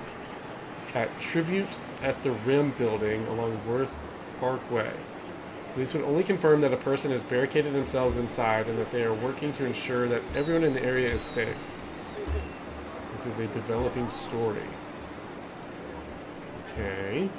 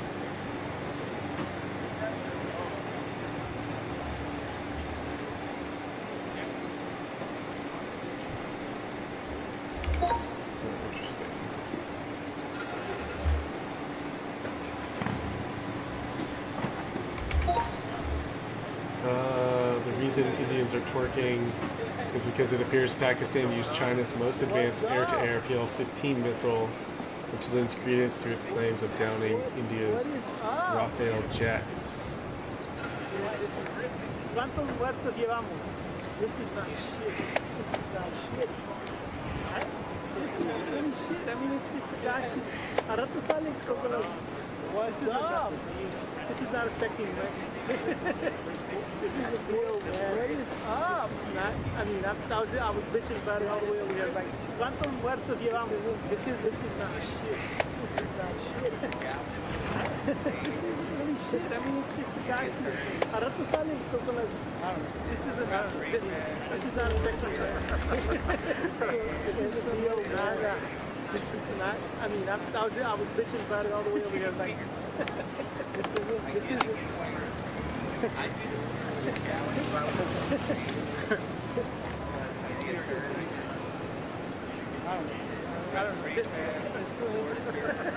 I know. I'm good. I work out. This is nothing. The work is nothing. But I'm in freaking ridiculous shape. But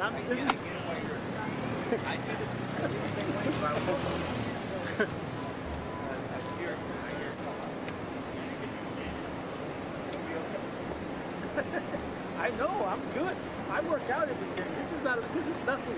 The work is nothing. But I'm in freaking ridiculous shape. But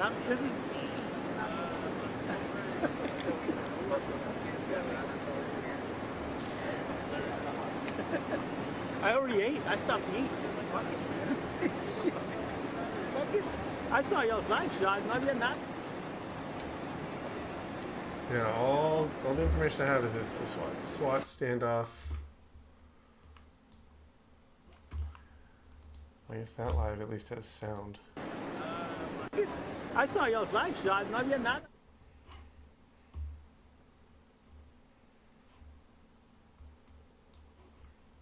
Oh, well, now they turned off the sound to that one too. Nope. Back. Now gone.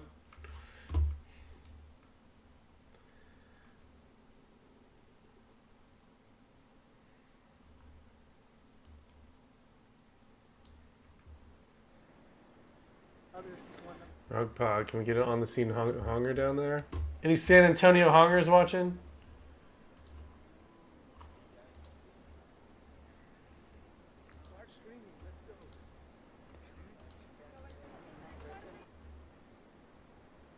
I know there's a bunch of Texas hongers. Come on.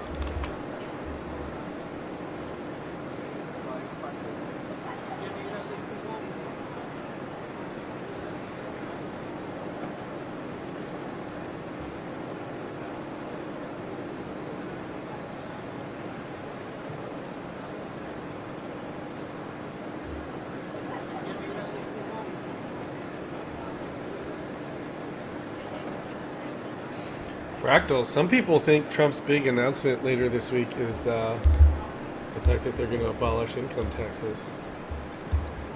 I kind of doubt it, but maybe.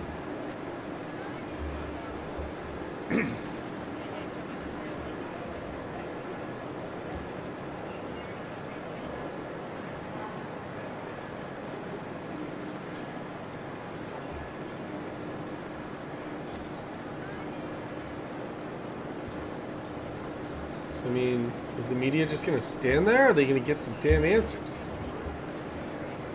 What the hell's going on here?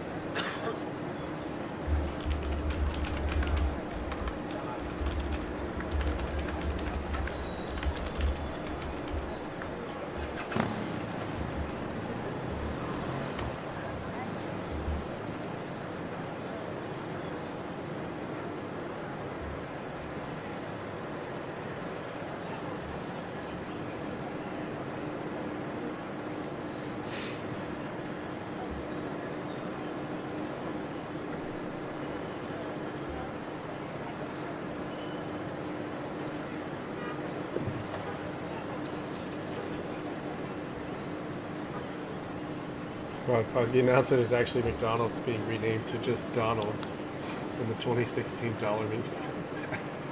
That would also be huge. Just as huge as abolishing the income tax.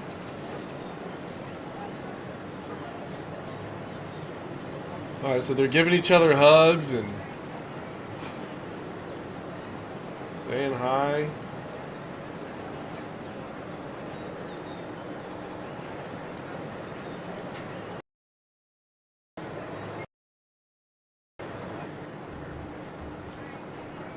Yeah, man, I have it on good authority that Taco Bell wins the fast food wars.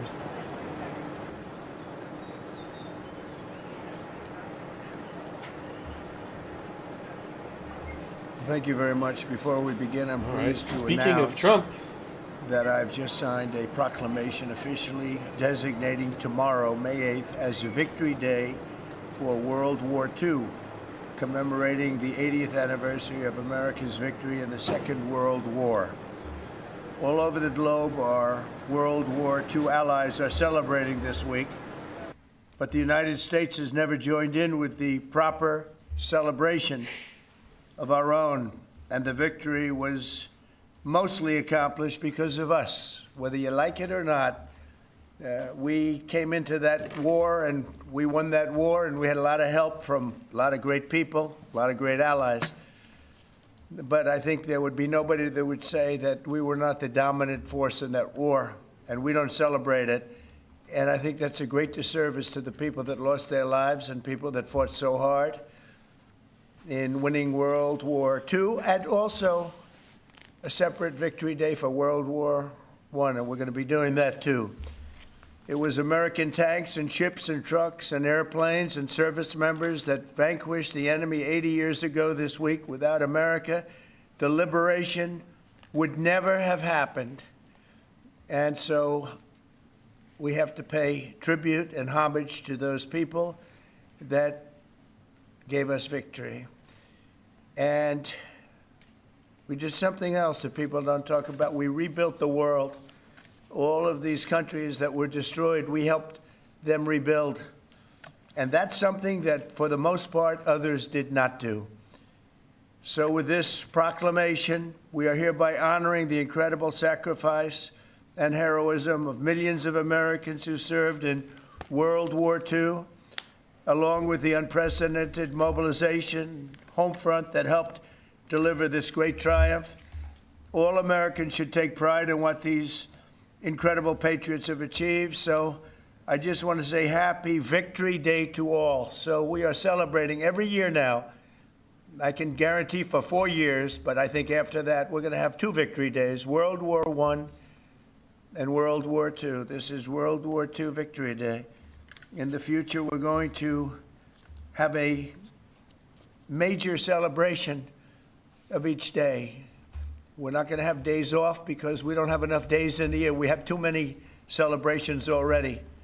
But we're going to have Victory Day and for World War I, World War II. And without us, those wars would not have been won. I think we can say that, would not have been won. And I think it's time that the United States starts taking credit for their achievements. And I really believe it's a shame. You know, I was watching for the last week, and I noticed France, I noticed other countries all getting ready for Victory Day. And I said, that's sort of strange, because David just added something. He said, we also rebuilt the world. And I didn't have that, and I should have that. That was a big factor. But I noticed all of the countries, Russia, having a big day tomorrow. And by the way, they lost millions of people, and they were absolutely a major factor. But there was no major factor like us. We won the war. And we won it with the help of others. But everybody was celebrating but the United States of America. And I said, you know, I think it's time that we start celebrating victory. And that's what we're doing. So now for the reason that we're here, but I asked David, would it be appropriate if I did that? He said, absolutely. That's a big thing that we're doing on your swearing in. Very big thing. But now for the real reason, and a reason that I'm very proud of because he's been my friend for a long time. We're swearing in our next ambassador to the People's Republic of China. What timing, David? What timing? Only you could have picked this timing. It's your fault. I picked him a long time ago, but it just happened to come due on a pretty important date. But our friend David Perdue, Senator David Perdue, joining David this afternoon are his incredible wife Bonnie, been at his side for a long time. Their sons, David and Blake, their daughter-in-law, Danielle, and daughter-in-law, Charlotte, and their grandsons, David, Hudson, and Jack. That's a beautiful family. Congratulations. I didn't think you had it in you, David. That's really something. That's pretty amazing. Look at that. Our new ambassador brings to this position a lifetime of experience at the highest levels of business and politics, and he is at the highest level. Over 4 decades imagine in if business, women with he rose yoga to mats lead are several walking major by American down here. corporations, It's probably including not that big of a deal. as the president and CEO of the footwear giant Reebok, where he did very well, he did a great job, and later CEO of Dollar General. Likewise, he did a great job. David also lived and worked in Singapore and Hong Kong for several years, developing a wealth of experience negotiating and doing tremendous business deals for lots of different leaders that he worked with. Following his tremendous business success as an executive, David stepped forward to serve America in government, and as we all know, in 2014 he was elected United States Senate in Georgia, and he was very popular, very respected from day one. He served on the Senate Foreign Relations Committee and was a tremendous partner to our administration during my first term. I dealt with him a lot, and he solved a lot of problems. Now I'm entrusting David to help manage one of America's most complex and consequential foreign relationships, and I know he'll do a fantastic job. As our lead diplomat in Beijing, David will work to promote American interests and stability in the Indo-Pacific, help stop the flood of Chinese fentanyl across our borders, which we have to do. We lost, I believe, 300,000 people last year. Seek fairness and reciprocity for the American worker, ensure the safety of our citizens overseas, and promote peace in the region and in the world. And I'm confident that he will do an exceptional job. He's an exceptional man, and make our country very proud and make our country very safe, too. So, David, I want to congratulate you. This is as big as it gets, and the timing is unbelievable, but it's time that we have somebody like this. This is a very, very extraordinary man, and you're going to do a fantastic job. And say hello to President Xi when you're over there, please, okay? Thank you very much. Marco, would you do the service? Thank you. Put your left hand and raise your right. Raise your right hand. All right. I state your name. I, David Perdue, Do solemnly swear do solemnly swear that I will support and defend that I will support and defend the Constitution of the United States the Constitution of the United States against all enemies, against all enemies, foreign and domestic, foreign and domestic, that I will bear true faith that I will bear true faith and allegiance and allegiance to the same, to the same, that I take this obligation freely that I take this obligation freely without any mental reservation without any mental reservation or purpose of evasion, or purpose of evasion, and that I will well and that I will well and faithfully discharge and faithfully discharge the duties of the office the duties of the office on which I am about to enter. in which I'm about to enter. So help me God. So help me God. Congratulations.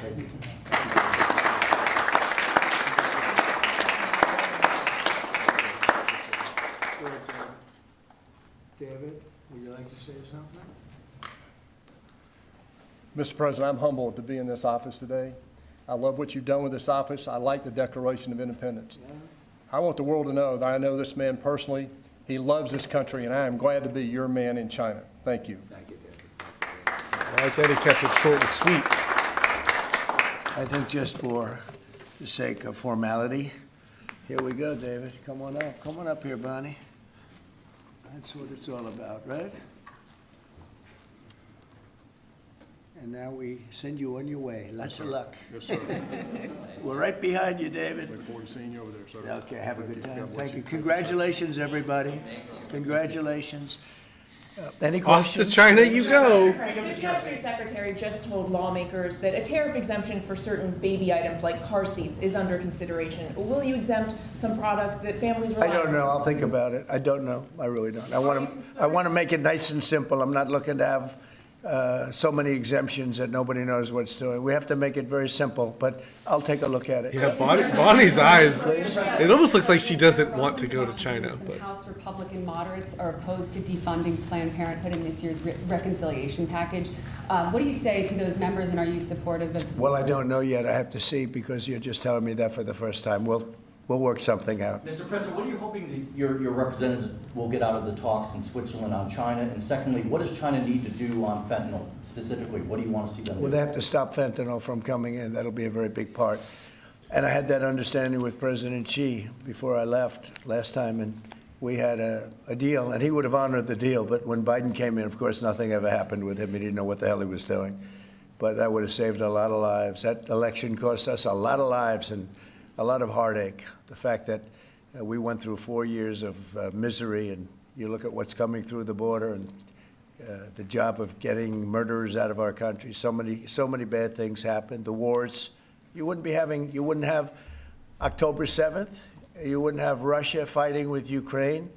You wouldn't have had that disaster in Afghanistan. You wouldn't have had inflation.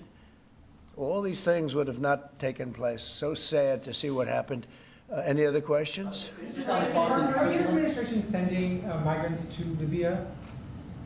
I don't know. You'll have to ask Homeland Security, please. Would you support Vice President sending Vance said migrants? Russia was asking for too much to end the war. Given that, do you still have confidence that... When did he say that?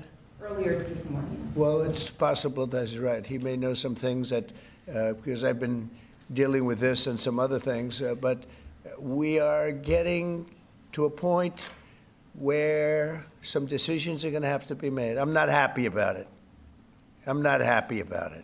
Okay. Just follow up, sir, on the talks in Switzerland. What do you expect? What do you hope to come out of it? We'll see. I mean, look, it's we were losing $1 trillion a year. Now we're not losing anything. You know, that's the way I look at it. We were losing with China on trade $1 trillion a year, more actually, 1.1. But let's say $1 trillion. You know what we're losing now? Nothing.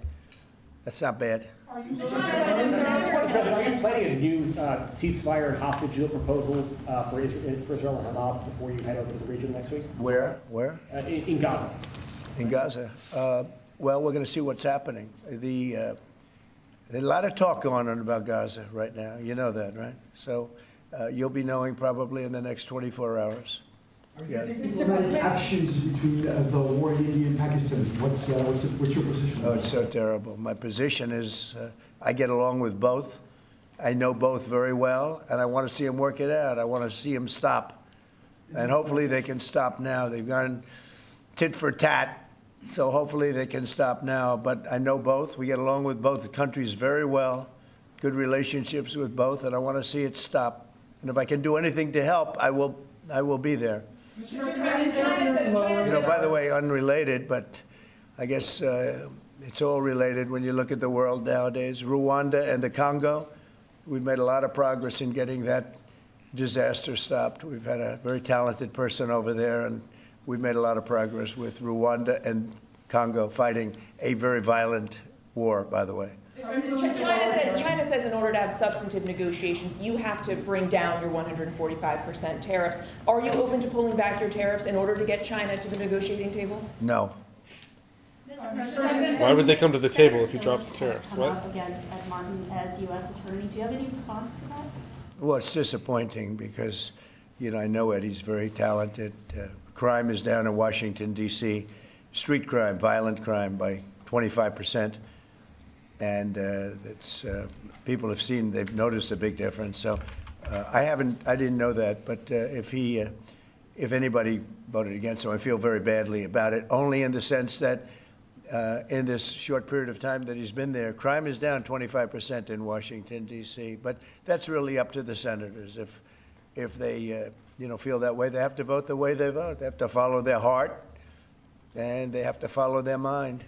Mr. President, referring to the Persian Gulf as the Arabian Gulf, are you going to make that announcement on your They're going to ask me about that when I get there, and I'll have to make a decision. So you haven't made a decision I yet? don't want to hurt anybody's feelings. I don't know if feelings are going to be hurt. Why have a case right over here? It's called Gulf of America, and I guess a lot of people get ideas from us. But the Gulf of America was something I thought should have been named a long time ago. I'm going to be given a briefing on that. It was just done. And I'll make a decision. Is it the U.S. position that Iran can have an enrichment program as long as it doesn't reach a weapons? We haven't made that decision yet. We will, but we haven't made that decision yet. Yeah. China said the U.S. initiated the trade talks this weekend and that its position hasn't changed. Are you still confident you can reach a deal with China? They said we initiated? Well, I think they ought to go back and study their files. Okay? I do think that. Go ahead. What do you? Are you planning to ease chip export restrictions to some of these Gulf countries, and then also make announcements regarding? We might be doing that, yeah. And their nuclear programs, civilian nuclear programs. And it'll be announced soon. And you're to help them develop some nuclear power. Well, we're going to take a look. We're going to take a look. But we had really a very good, as you know, we had a very good outcome with the Houthis, and we honor their word. I mean, they made a commitment, and we dealt with other countries that were close to them and their surrogates, and we honor all of their words. We'll see what happens, but I think, I believe that hopefully that's over with, and they'll leave the ships alone, just leave those ships alone. But so we do. We take their word for it. It was, we hit them very hard. They had a great capacity to withstand punishment. They took tremendous punishment. And, you could say there's a lot of bravery there. That it was amazing what they took. But we honor their commitment and their word. They gave us their word that they wouldn't be shooting ships anymore, and we honor that. I want to thank you all for being here. I want to congratulate David Perdue and his family. He's going to be really an incredible ambassador to China. I have no doubt about it. And we're going to work together very closely. Thank you all very much. Thank you. Thank you, David.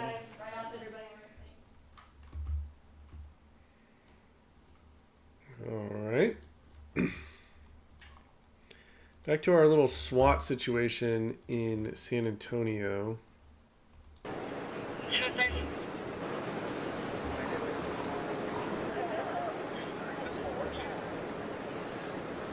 I saw someone going in that door earlier while Trump was speaking, so I don't really understand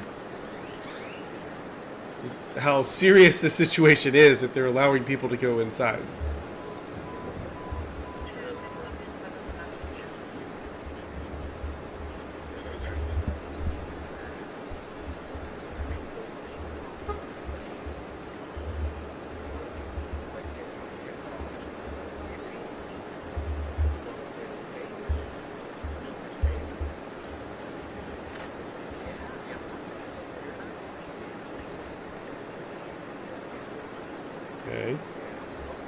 It's coming out now.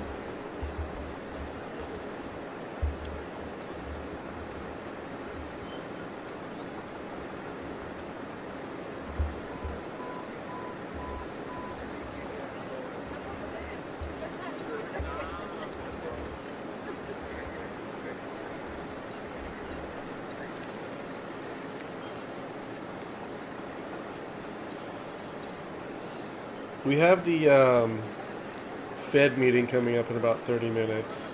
I don't know if I'll even, depending on what happens here, I don't know if I'll stick around that long. There's almost zero chance that they're going to lower rates. And it looks like there's about, the market is pricing in about a 33% chance that they'll lower rates at the next meeting in June.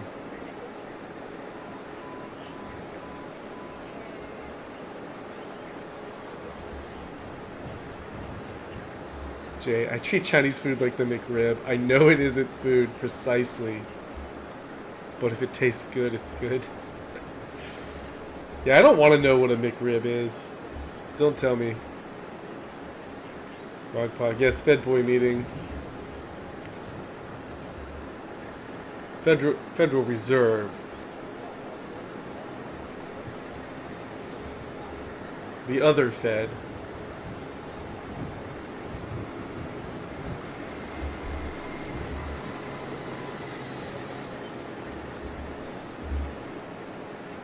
I already did my daily Fed stand-up.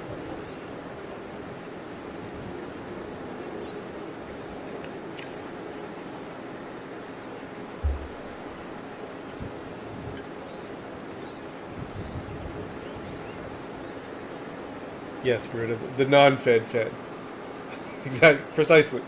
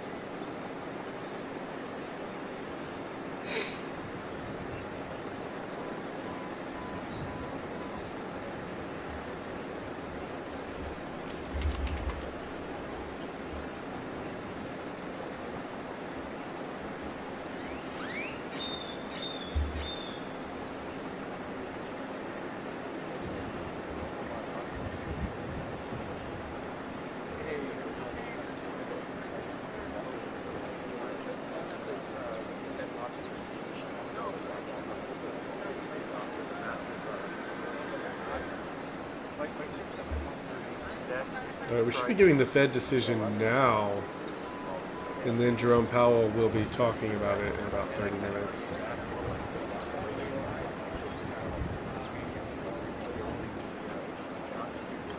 Yep. Federal Reserve keeps rates unchanged as expected.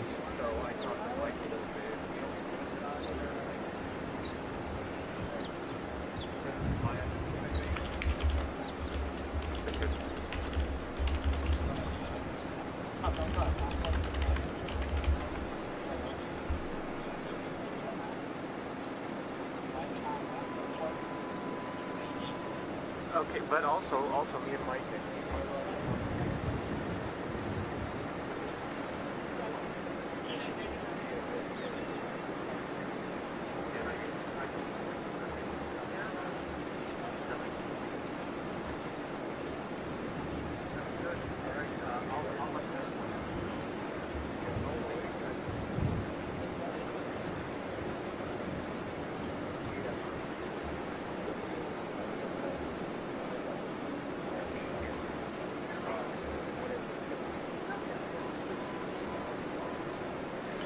Fed holds rates steady as it notes rising uncertainty and stagflation risk.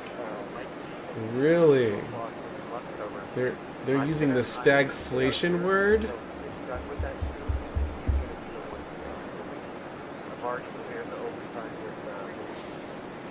Y'all are short-handed, is that right? Okay, well, she's after you said with that. Buying themselves cover for not reducing rates next month either. Yeah, let me know.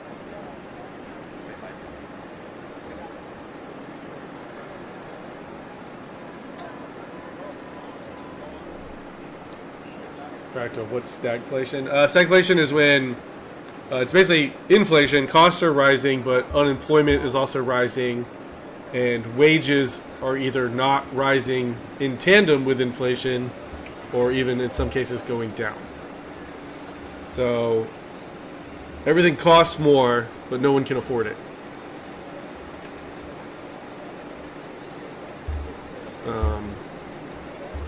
Some characterize it as high inflation during a recession. Jay, I flayed a stag to get into my frat.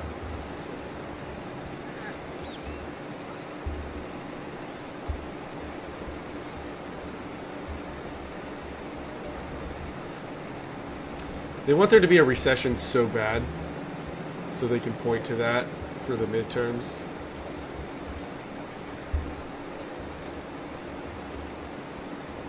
I will admit, wages do probably need to rise to meet up with the massive inflation caused by the Biden administration, but, that's going to take some time.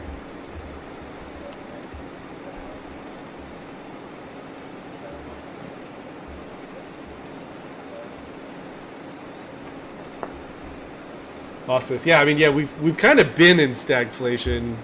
I think not technically, but, really we have. Fractal, I prefer the term snafu. Situation normal, all fucked up. Yep.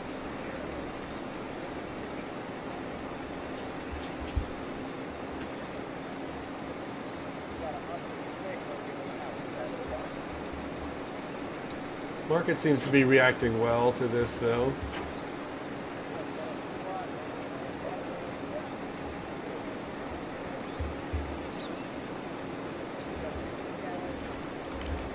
So no more market whipsaw. Doge hearing on men in sports starting?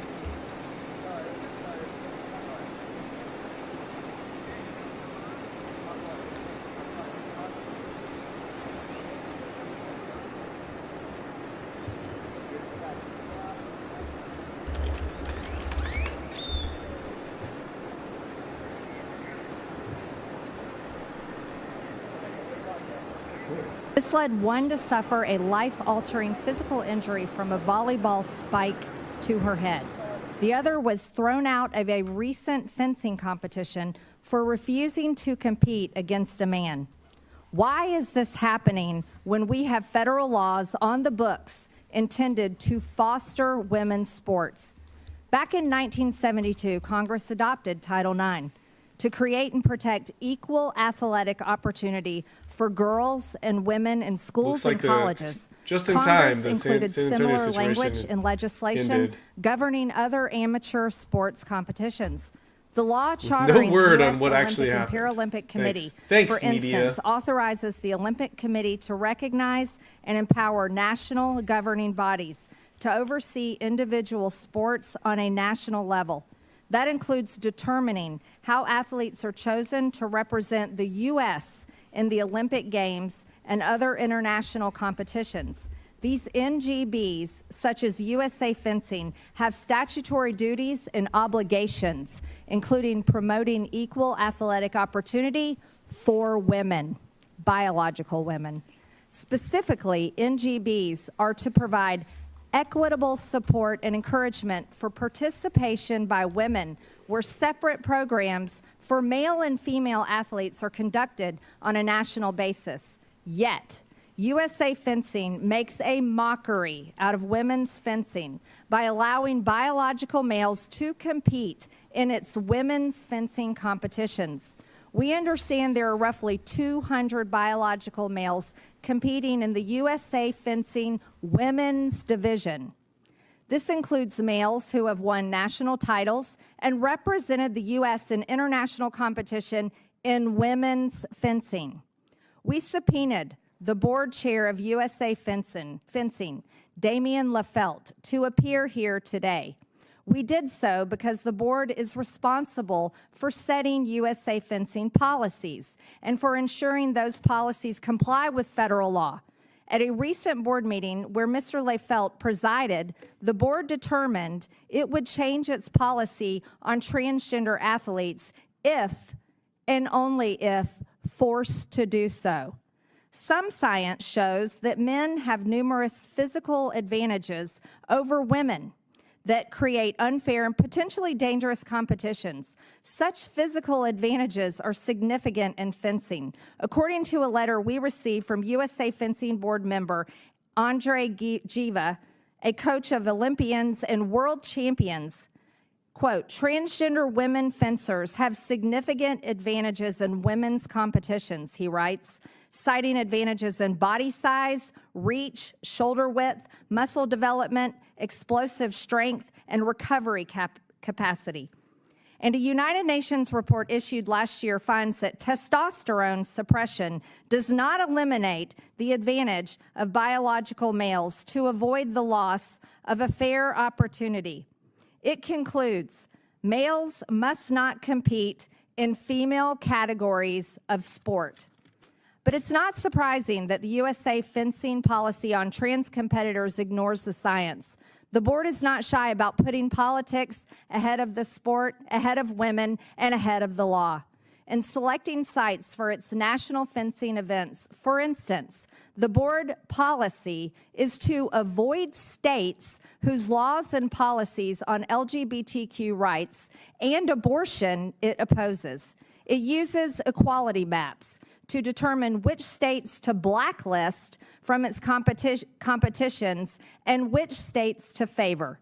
This ends up favoring a lot of blue states and harming a lot of red ones. So it creates politically determined winners and losers. But it has absolutely nothing to do with fencing. And it contradicts USA Fencing's statutory duty as an NGB to develop interest and participation throughout the United States in fencing. Recently, the board even voted against playing the national anthem at its events. So we shouldn't be surprised that the board opposed the creation of an all-female task force to reevaluate its transgender policy. And it has never surveyed its membership one simple question: do you support transgender athletes competing in women's competitions? Notably, Americans broadly have been polled on that question, and the response is overwhelming. A New York Times Ipsos poll this past January found 94% of Republicans, 67% of Democrats, and 64% of independents agree: keep men out of women's sports. Americans also reelected President Trump in November, and he spoke on their behalf in February when he issued his executive order keeping men out of women's sports. The United States is hosting the Summer Games in Los Angeles in 2028. It's a great time for us to once again take the lead in protecting and preserving the ability of women to engage in safe, fair athletic competition by keeping biological men out of women's sports. A United Nations report issued last August, most noted female athletes worldwide have lost out on numerous medal opportunities. Due to policies allowing males to compete in the women's category, more than 600 female athletes in more than 400 competitions have lost more than 890 medals in 29 different sports. I don't want any more women missing out on medal opportunities, avoiding athletic competitions, or missing out on college scholarships. And I don't want to see any more girls or women getting hurt. We cannot and should not forget the gruesome injury suffered by one of our witnesses here today, Peyton McNabb. It happened when she was spiked in the head by a male athlete who identified as a transgender woman. And I'd like to ask the digital team to please play this video now.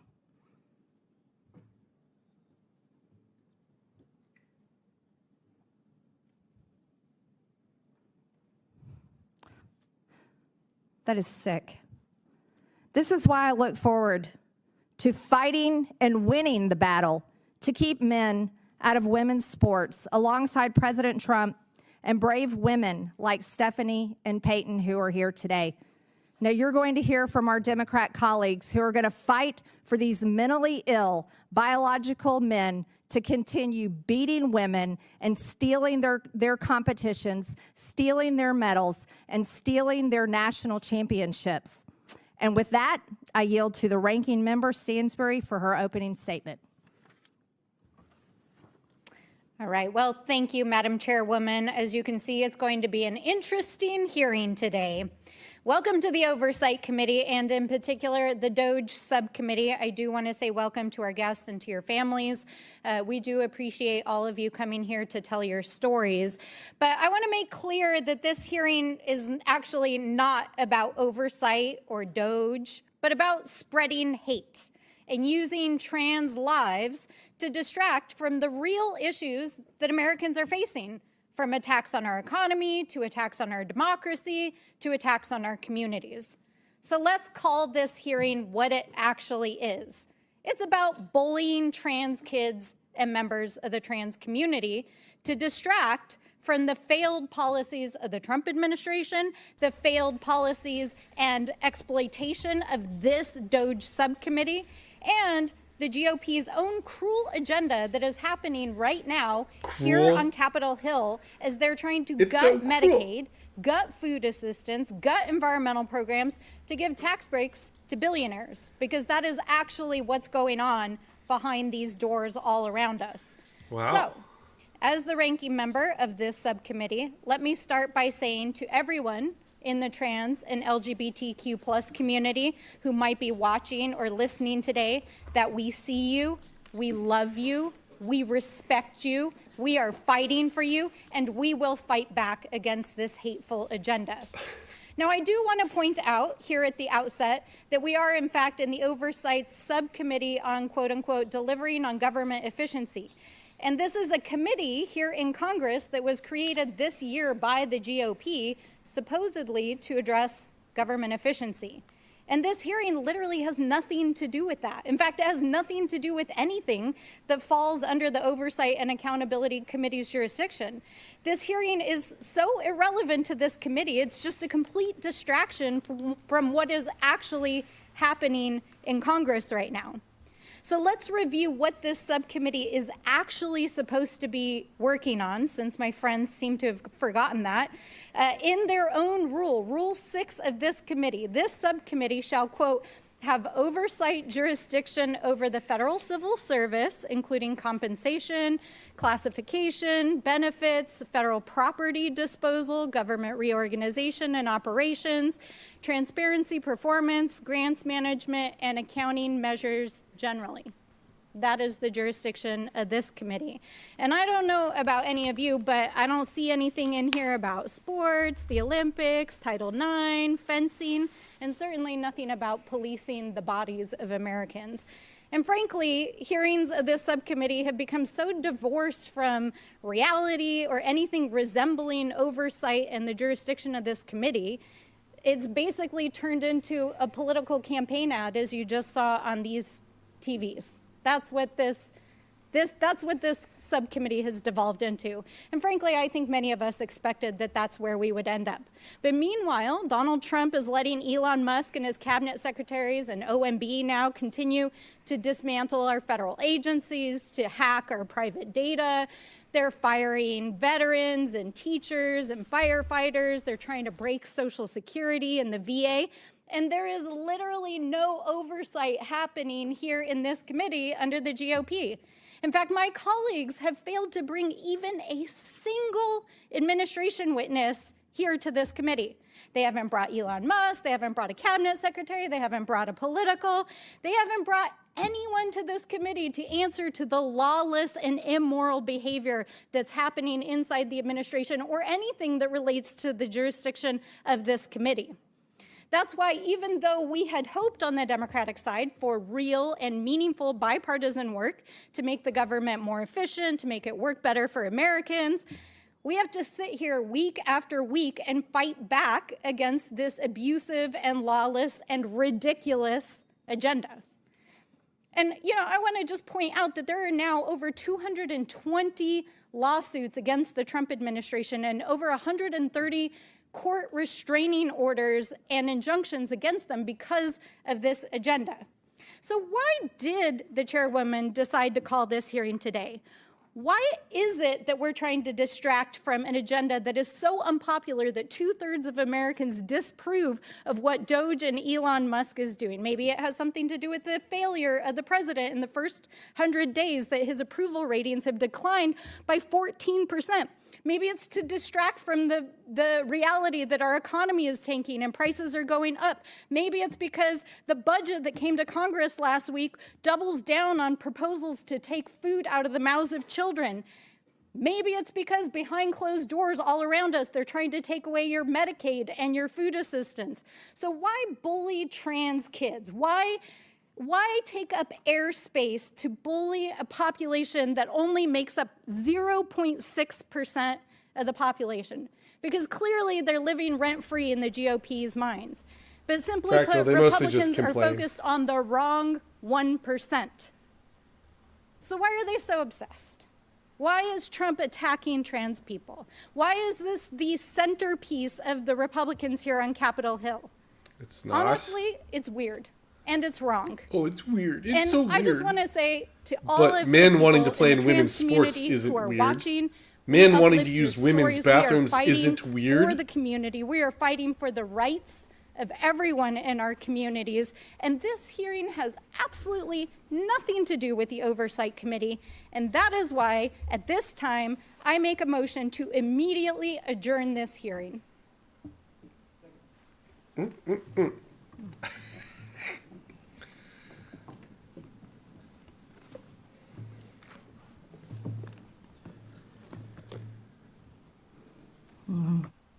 Dang, Garuda, $5.69 a gallon. I paid $2.09 a gallon the other day. The motion is not debatable. All those in favor of adjourning signify by saying aye. Aye. All those opposed signify by saying no. No. In the opinion of the chair, the noes have it, and a recorded vote will be asked for. The clerk will call the roll. Yeah, we'll pause for the clerk.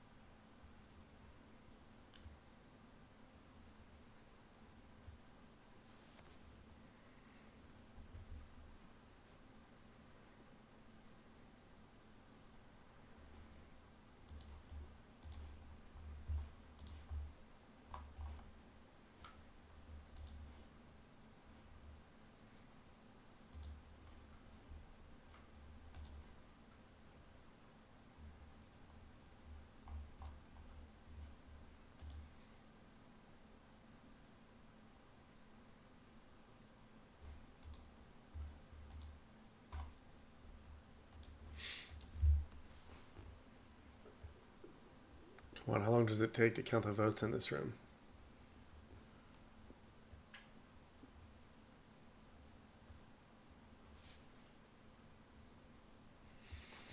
Fractal, it's still $2.99 in Missouri. That should be coming down.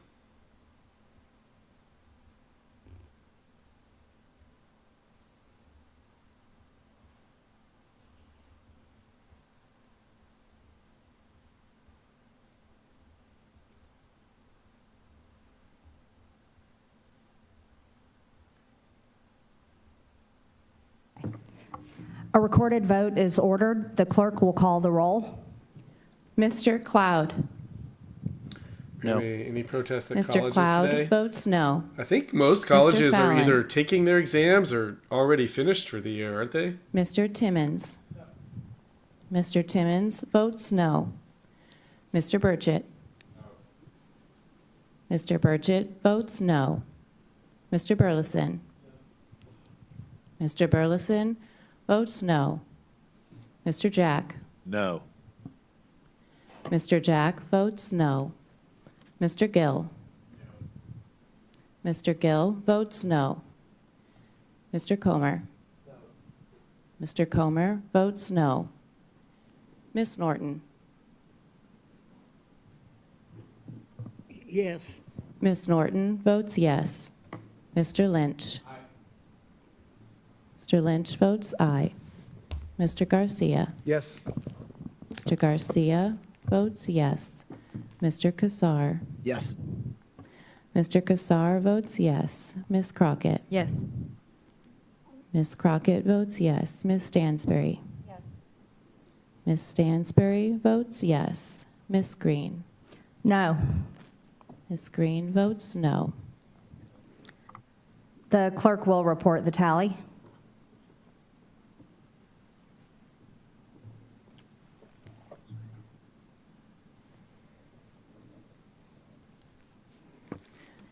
Ms. Chairwoman, on this vote, the noes are 7, the ayes are 6. The noes have it, and the motion to adjourn is not agreed to. Also, pursuant to Committee Rule 6A2, Chairman Comer refers specific responsibility for the matter of this DOJ subcommittee hearing regarding USA fencing hearing to Chairman Green and the subcommittee on delivering on government efficiency. This hearing is directly under our jurisdiction. Without objection, Representatives McClain of Michigan, Mace of South Carolina, Crane of Arizona, Randall of Washington, Jacobs of California, and Simon of California are waived on to the subcommittee for the purpose of questioning the witnesses at today's committee hearing. Madam Chair, a point of parliamentary inquiry. What's your inquiry? Could you please further expound about how this falls under the jurisdiction of the this subcommittee and the rules? Ms. Stansbury, under Committee Rule 6A2, Chairman Comer of the Oversight Committee has referred responsibility for this hearing to the DOJ subcommittee hearing regarding USA fencing. So Chairman Comer is changing the rules so that now fencing hearings fall under Department of Government Efficiency? Okay, this is the rule book right here, Ms. Stansbury. I'm sure you have a copy of it. Can you read us The part number that 2, refers fencing to this subcommittee? Number 2, in addition, each subcommittee shall have specific responsibility for such other measures or matters as the chair of the committee refers to it. And this is the hearing that we are having jurisdiction over. It's an important issue that biological men stay out of women's sports, and we'd like to hold the hearing on that today, and we're going to continue and go ahead. I'm pleased to introduce our witnesses today. Stephanie Turner is a competitive fencer who recently took a knee at a USA fencing event to avoid facing a biological male in a women's event. Peyton McNabb is a former high school athlete and now an ambassador for independent women who was injured by a biological man in a high school volleyball game. Damien Lefelt is the chairman of the board of directors at USA Fencing, a recognized national governing body for fencing under the U.S. Olympic and Paralympic Committee as codified in the Ted Stevens Act. Fatima Goss-Graves is the President and Chief Executive Officer of the National Women's Law Center. I want to thank you all for being here to testify today. Pursuant to Committee Rule 9G, the witnesses will please stand and raise their right hand.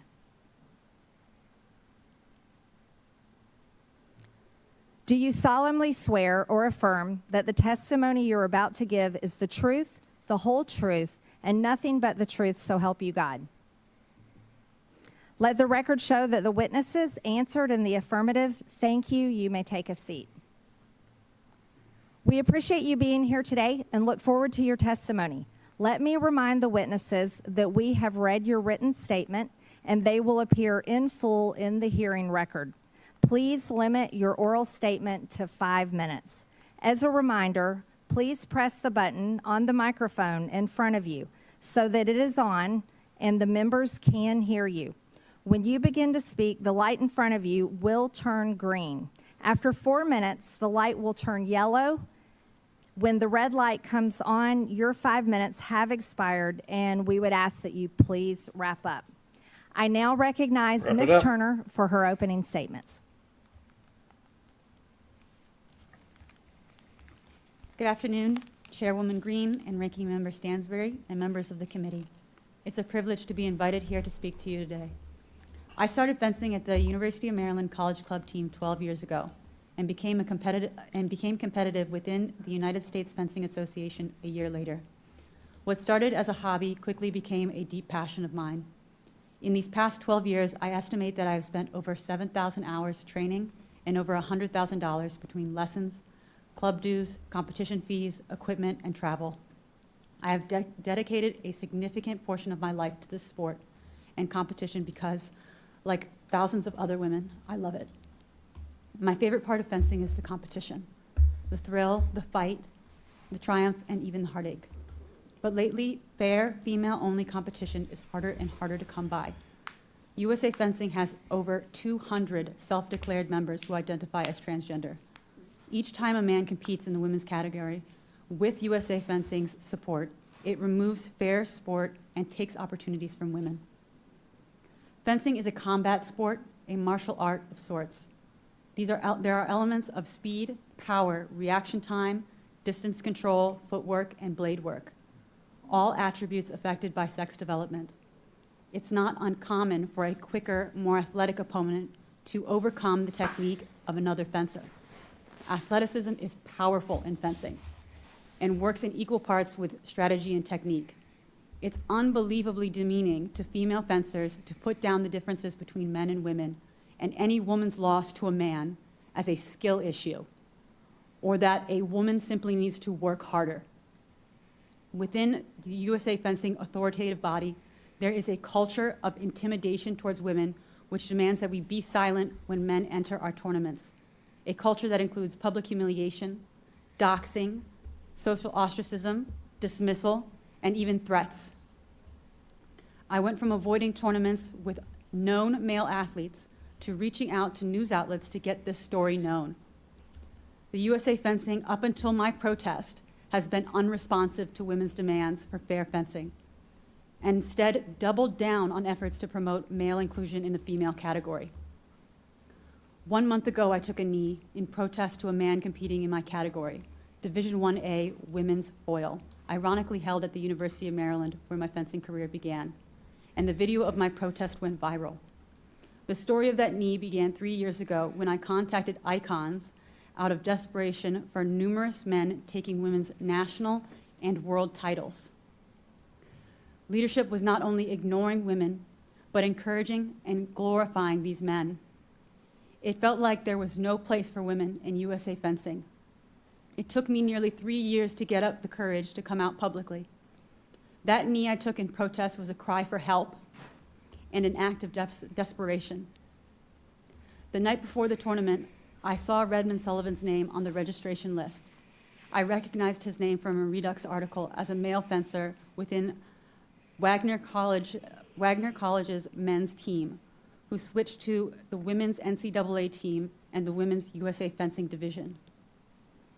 I cried the whole night and again felt betrayed by USA Fencing. I had already spent the money on competition fees and new equipment and spent hours training and refurbishing my equipment. And I had traveled down from Philadelphia, Pennsylvania to College Park, Maryland the night before in preparation for that tournament. I felt trapped. I had been defrauded of a women's tournament and sold a lie by USA Fencing. This was hardly the first time I faced fencing a man in a women's competition. In previous instances, I would wait until the last minute to register for a tournament to see if any known men would register. If they did, I would not sign up. I missed out on numerous regional and national tournaments. I did not want to keep abandoning opportunities to advance my fencing. I had felt so isolated and strangled by USA Fencing for disagreeing with its transgender policy that I felt scared to speak openly online or with friends in the fencing community. I reached out to a church friend asking what I should do. We prayed together and asked God, if it is his will that I protest, that he pair me with Redmond in about that following day. The next morning, I found myself on the platform against him, and I stood down. Speaking out on this issue has made me a target for harassment and violence, as well as cost me friends. I have decided to step away from the sport I love, at least for now as well, because USA Fencing has fostered an environment where I am unwelcome in my own category.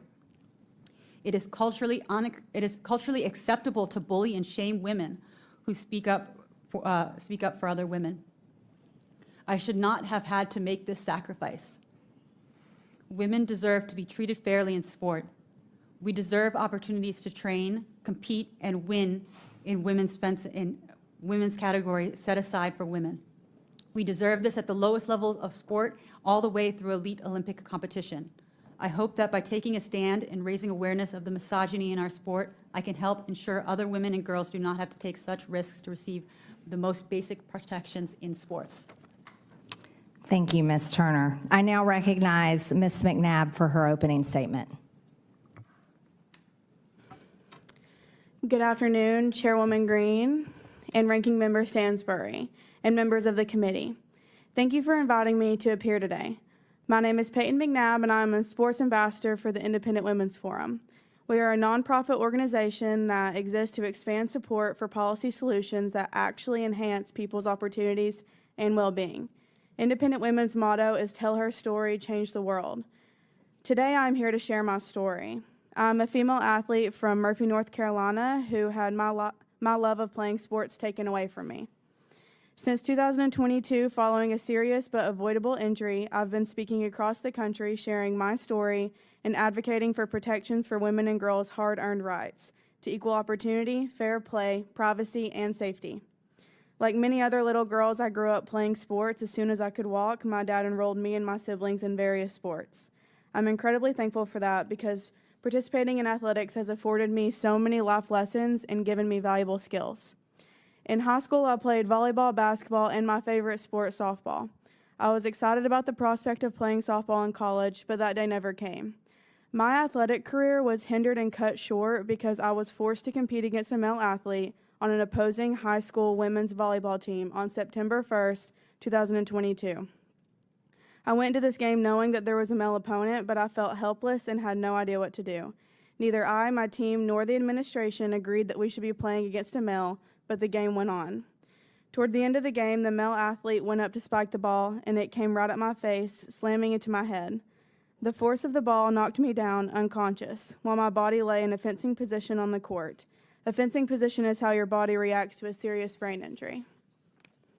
Everything was dark to me. The auditorium was absolutely quiet, and my teammates were scared. That was my last day playing volleyball. Medical professionals informed me and my family of the heavy news that I suffered a traumatic brain injury, a brain bleed, and my body was experiencing partial paralysis on my right side. The doctors couldn't confirm how long it would take for my body to recover. It could take months or even years, and they couldn't confirm whether I'd 100% ever be back. While I've learned to navigate my new normal, there are several challenges that I deal with on a daily basis. Severe headaches, balance issues, vision impairment, and as my parents say, I'm just not the same kid. It is completely aggravating because the injury I suffered was 100% avoidable if only my rights as a female athlete had been more important than a man's feelings. Since then, I've chosen to use my voice to advocate for girls nationwide, especially for my younger sister, Avery.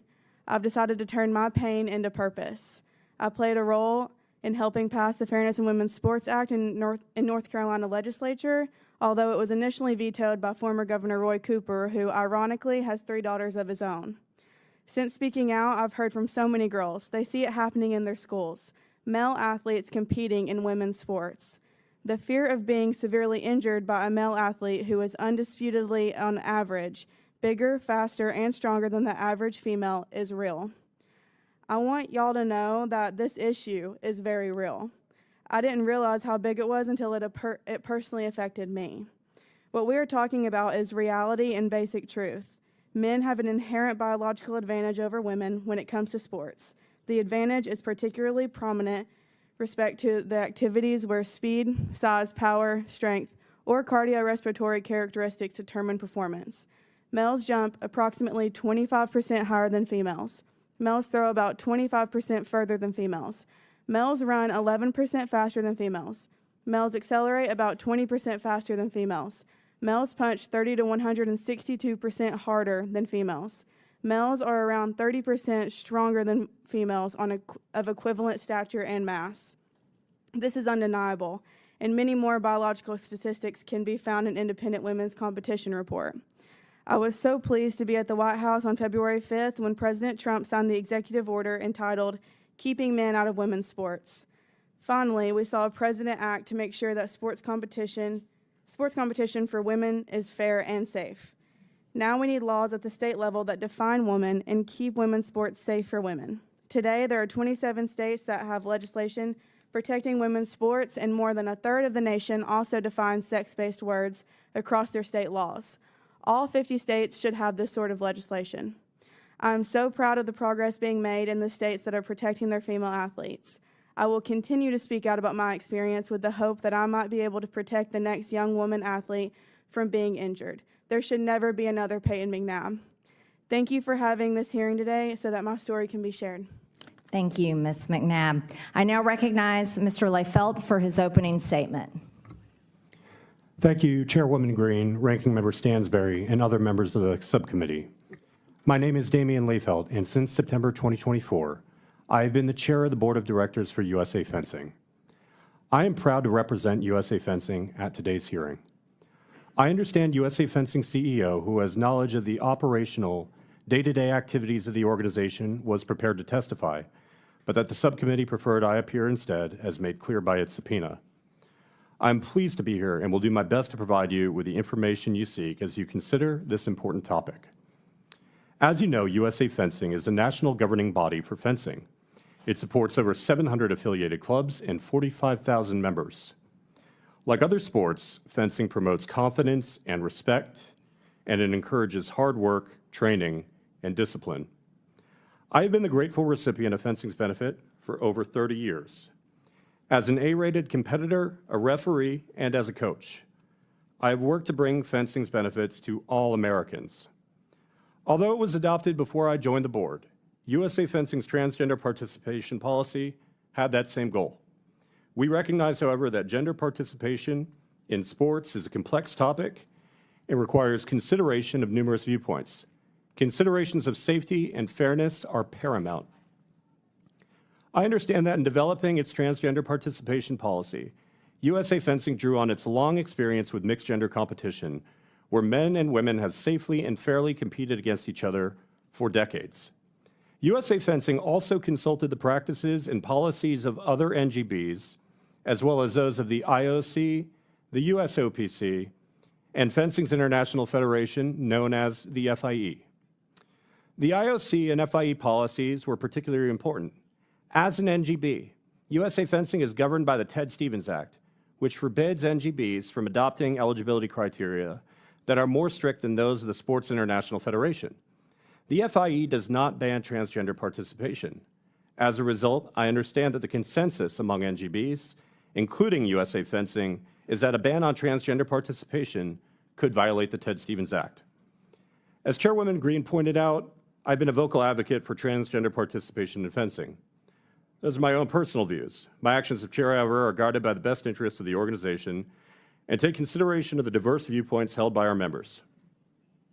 I want to emphasize USA Fencing's commitment to safety and fairness. I know that in other sports, some athletes have been severely injured in competition involving transgender athletes. Any significant injury in competition is a tragedy, and my heart goes out to athletes like Ms. McNabb who have suffered such injuries. But thankfully, that hasn't been our experience in fencing.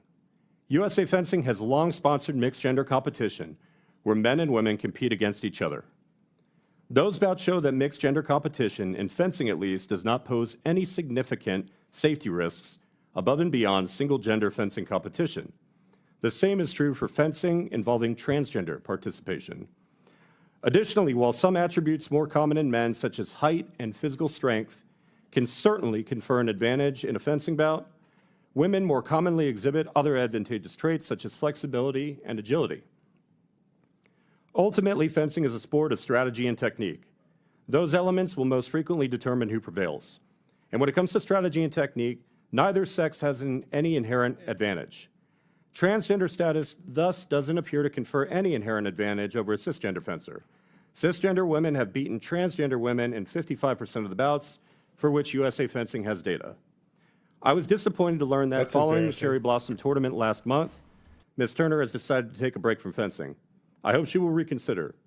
To be clear, USA Fencing has not banned Ms. Turner. She remains free to enter tournaments and free to compete. Regardless, the response to Ms. Turner's bout underscores the importance of this issue and the need for reasoned discussion. USA Fencing welcomes that discussion. There can never be too much conversation about how to make our sport better. And so I want to be clear that if the law, research, or international consensus changes, USA Fencing is prepared to amend its participation requirements. We have been proactive in this area. After months of discussion, USA Fencing recently adopted a contingent transgender participation policy that will go into effect if the law or regulations change. I'm happy to answer your questions. Thank you. Good call, I now Whiskey. Yeah, why would recognize you Ms. even have Goss-Graves gendered for her fencing opening categories statement. if it doesn't matter Good at all? afternoon, Chair Green, Ranking Member Stansberry, and members of the subcommittee. My name is Fatima Goss-Graves, and I'm President and CEO at the National Women's Law Center. We've been around since 1972, when Title IX was first enacted, and we've been working to create equal opportunity for women and girls in sports and in society ever since. Women and girls face many obstacles to equal opportunity in sports: fewer financial resources than men's programs, worse facilities, endemic sexual abuse.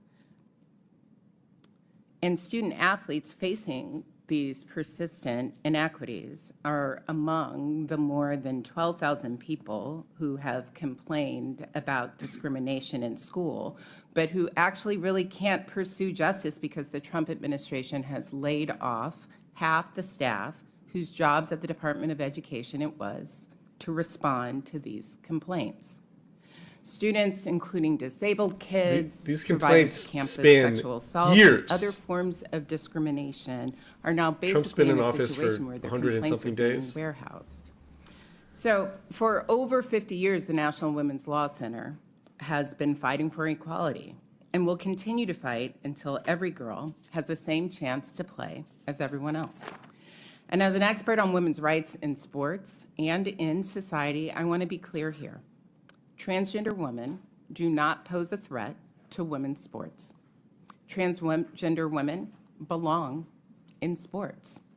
And I'm here because I care about all women and girls in sport. And I know that bullying trans kids and creating panic about the existence of trans people will not make us safer. It won't solve any of the problems that I named about inequity in sports. And the fixation on harming trans kids, it will not fix the problems of the American people. Because at the National Women's Law Center, we hear from people every day about the real problems that they are facing. They're concerned about reproductive freedom. They're struggling to put food on the table. They're agonizing about how to care for aging loved ones.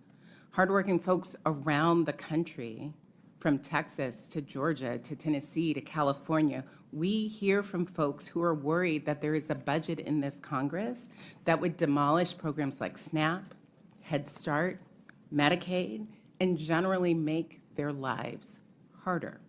And they're looking for an end to attacks on schools, on health care, child care, on workplace safety. Instead, over the last few years, there has been this nonstop effort to convince the public that including transgender women in sports harms cisgender women and harms all people in society. But anti-trans sports fans, they actually harm all women. And I have just a few examples that I want to name. For example, denying trans kids the chance to find teammates who have their back, that's harmful. Or harassing Black and brown women and girls for not being, feminine enough. How did That's this become harmful. about race? School officials secretly What? investigating girls' gender to make sure that they are feminine enough to play, that is harmful and that is dangerous. And yes, those things are already happening. For example, after Utah passed a trans sports ban, a state school board member posted a picture of a high school student athlete on social media, suggesting that she was transgender. She was not. But she faced such intense cyberbullying and threats to herself and to her family, they had to actually get police protection. So as president and CEO of the National Women's Law Center, it could not be more clear to me. Anti-trans bans, they hurt all women. They're wrong. We won't let them be enacted in the name of protecting women, because they don't protect women. They harm us all. And it's discrimination, period. And if the subcommittee wants to defend women, the National Women's Law Center definitely has ideas about that, ideas that will actually help, ideas that will combat the real threats to women and girls' safety and equality today. Trans women in sports, it's just not one of them. Thank you. We will now begin the 5-minute question period of the hearing. I would like to remind the members that Mr. Leifelt is here under a duly issued subpoena to answer questions at today's hearing after refusing to appear voluntarily. I now recognize myself for 5 minutes for the purpose of asking questions.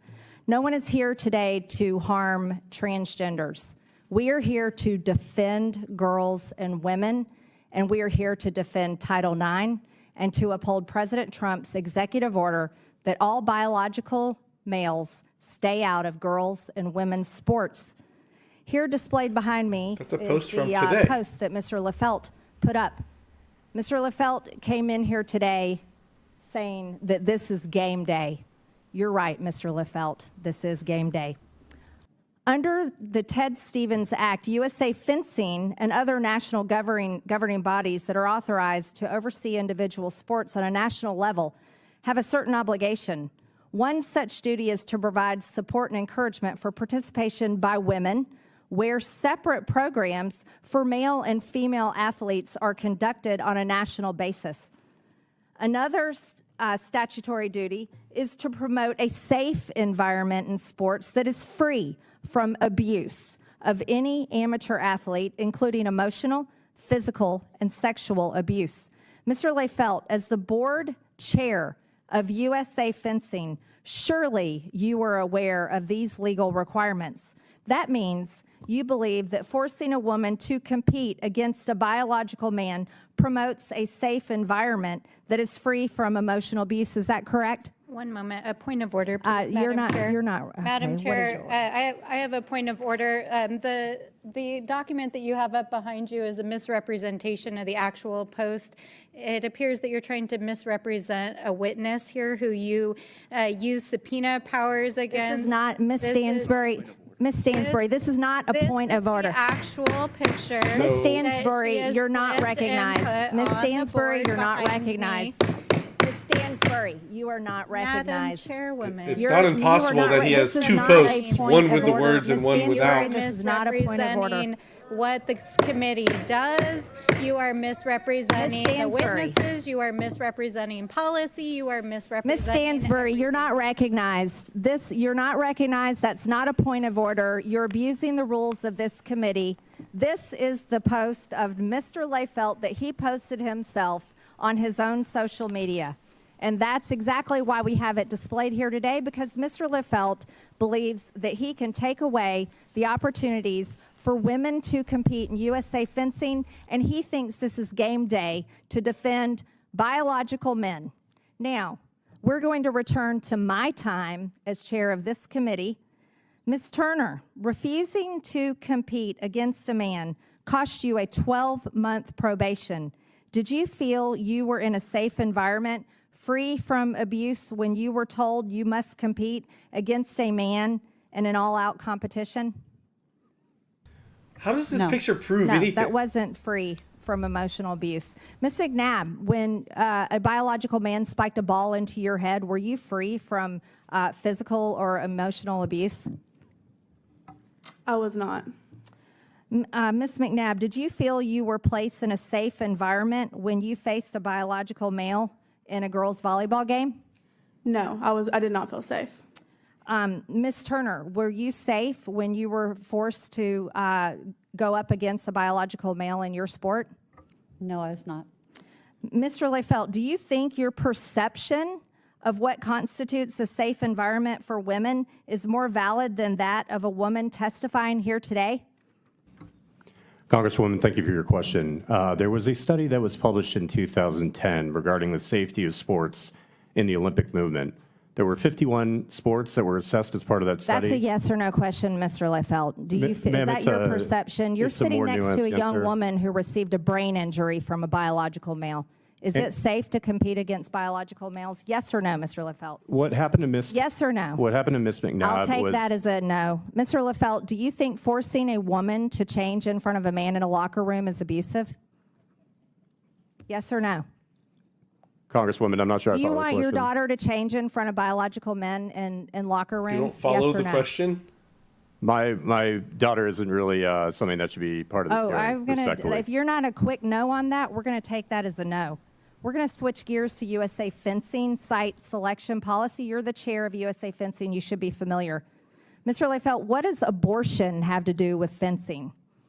Congresswoman, that policy was passed before I got on the board. However, when You're the chair of the board now. What does abortion have to do with fencing, Mr. Leifelt? I'm on the board, you're correct, and I offered an amendment to that policy back in December, Congresswoman, that allowed for more flexibility at the city level. To get an abortion while you're at fencing competitions? I And don't it think also so. allowed for better convenience. So we enhanced the policy More under my convenience to leadership under the Planned board. Parenthood centers. Mr. Leifelt, why does USA Fencing states abortion policies and LGBTQ policies in its site selection process to determine where tournaments are held? That's part of your site selection process. Yeah, what the hell? Is abortion availability and states and cities that are friendly to LGBTQ policies. How is that part of USA Fencing? Congresswoman, we try to have tournaments in sites that are safe for all of our members, period. So you don't think red states are safe for fencing athletes? Red states are absolutely safe, and we regularly host tournaments there, including Texas, Ohio, Missouri. No, your site selection policies are based on abortion availability and LGBTQ availability, not on fencing, not on your sport. Now let's go a little bit further with this. Madam Chairwoman, your time has expired. You're not recognized, Ms. Crockett. Mr. Leifelt, you wrote a blog post where you said that one day your daughter. Madam Chair, on a point of order. This is my time, and I'm the chair of the No, committee. that was your time. Your time is over, and now we're asking, are we? The chair has discretion to assign I've time, lost and you know time. it, sir. I have lost As long as time. we have that understanding, that's fine. I've lost time. I yield 2.5 minutes to the chair lady. Mr. Leifelt, you wrote a blog post where you said that one day your daughter might compete against a transgender woman, a biological man. You said that if she did, you might win or she might lose. But whatever the result, you hope she doesn't care about the outcome, because the important thing is that both she and her opponent enjoy the match. That's what you wrote in your little trans manifesto. But you came here today to win. And you came here today to defeat women in their own sport. So as you stand here before this committee today, you are a man that would tell your daughter to lose and enjoy it to a biological man. My time has expired, and with that, I recognize Ms. Stansbury to defend all the trans. Point of order. Out of curiosity, is the chairwoman allowed to editorialize before every speaker on the Democratic side speaks, or is that part of her time, which we know that she went over? It's not a point of order. You're taking Ms. Stansbury's time. I know you're trying to be chair of oversight, but Ms. Stansbury is the ranking member. Chair would be better on this side. I do agree with that. It's Ms. Stansbury's time. Thank you, Madam Chair. As you can see, this is a hearing full of performance artists, not legislators. To our witnesses and guests, I do appreciate you coming today, but this is not the venue for this conversation, and our colleagues know that across the aisle. That is part of why the distraction of the gaveling and the yelling and the performance art is happening here today, because this is not an oversight hearing. This is not what the jurisdiction to Doge and Elon Musk. Of them over the age of 70. Oversight Committee. Welcome. We're not even going to call it the Doge Subcommittee anymore. This is called the Fencing Oversight Committee. Welcome to the Fencing Oversight Committee.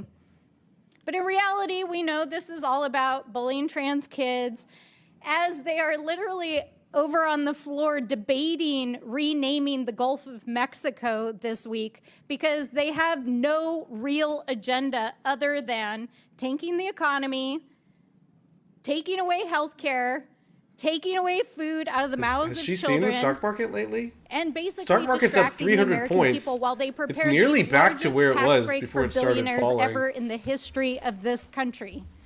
But it's not enough to just obsessively talk and think about trans people, which obviously are living rent-free in their minds.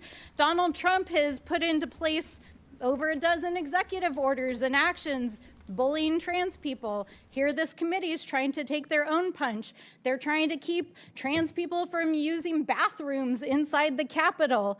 I mean, all of this is part of their regular playbook. Do really bad, evil things, and then distract the American people by doing ridiculous things in public spaces like this.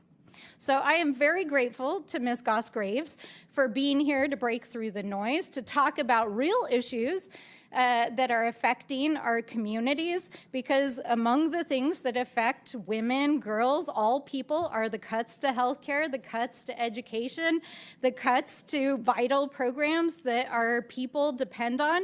But what I think is so important is to highlight the ways in which using public spaces like this to bully trans people creates a lack of safety for the LGBTQ plus community. And so, Ms. Goss-Graves, can you talk about how exactly what's happening here today normalizes hate, and how that translates into violence and hate against the LGBTQ plus community? You know, this is exactly my deep worry.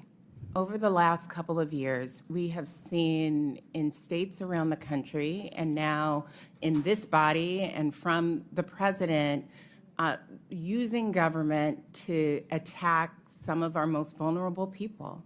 And the hateful rhetoric translates to violence. It's trans young people who are experiencing violence in school. And it also means that we have seen an increase in incidents of suicide. So when the violence is coming from themselves? Young people today who may be tuning in, I want to reaffirm that their existence is okay and that they are supported. But I also want to say very, very clearly, even though people have been spun up in this frenzy, that all the problems in the world are apparently now caused by trans folks existing, that is simply not true. Mm-hmm. Who says that? If we have a very serious and concerted effort to address rising costs, to address access to health care, to address the experiences that people are having in this country who are begging for help, this body actually could be doing that.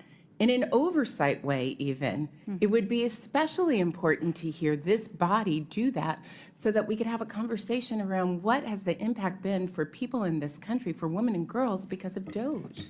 Those are the things I hear about all the time. Yes, thank you very much. And I also the gentlelady's time has expired. I also want to acknowledge the gentlelady's time has expired. I now recognize Ms. McLean from Michigan. Point of order. Allocated you took a minute of my time, wasting my time on a non-point of order. The gentlelady's time has expired. I now recognize not running during the Ms. point McLean of order. from Your Michigan. time was not wasted. And to the trans community, recognize we Ms. McLean stand from- with you, with the LGBTQ plus community. We stand with you. She's gonna wear and that gavel out. Eardrums all you want, This Madam is Chair, so but we funny. stand with the LGBTQ plus community, and you can gavel me till. Order. This is hearing will gold. come to order. More people need to be This hearing will here. come to order. Madam Chair, I have a This question. hearing will come to order. Madam Chair, I This just- hearing will come to order. I now recognize a point of order. Ms. McLean I from just have a point of Michigan. order. Thank you, What up, Madam Chair. Blaine? Let me tell you, Madam Chair, I yeah. had a What's your point of order. Could we just have the timekeeper, log the time between both the Democrats and Republicans, and then we rebalance them so that we each have equal time? That's pretty basic. We will consider that. Thank you. No, But no, stop. no, no, No. that's- You took that's- a minute of my time. that's not All a right, okay. suggestion. Those are the Enough, rules. Enough. No. No, you're wasting your Hey, time. look, That's either, not. either we go We by are the rules keeping or equal we're time. out of here. We're keeping equal time. The door's okay. open. Ms. All right. McLean from Michigan is now recognized. thank you, Madam Chair. Let me tell you what I'm here for.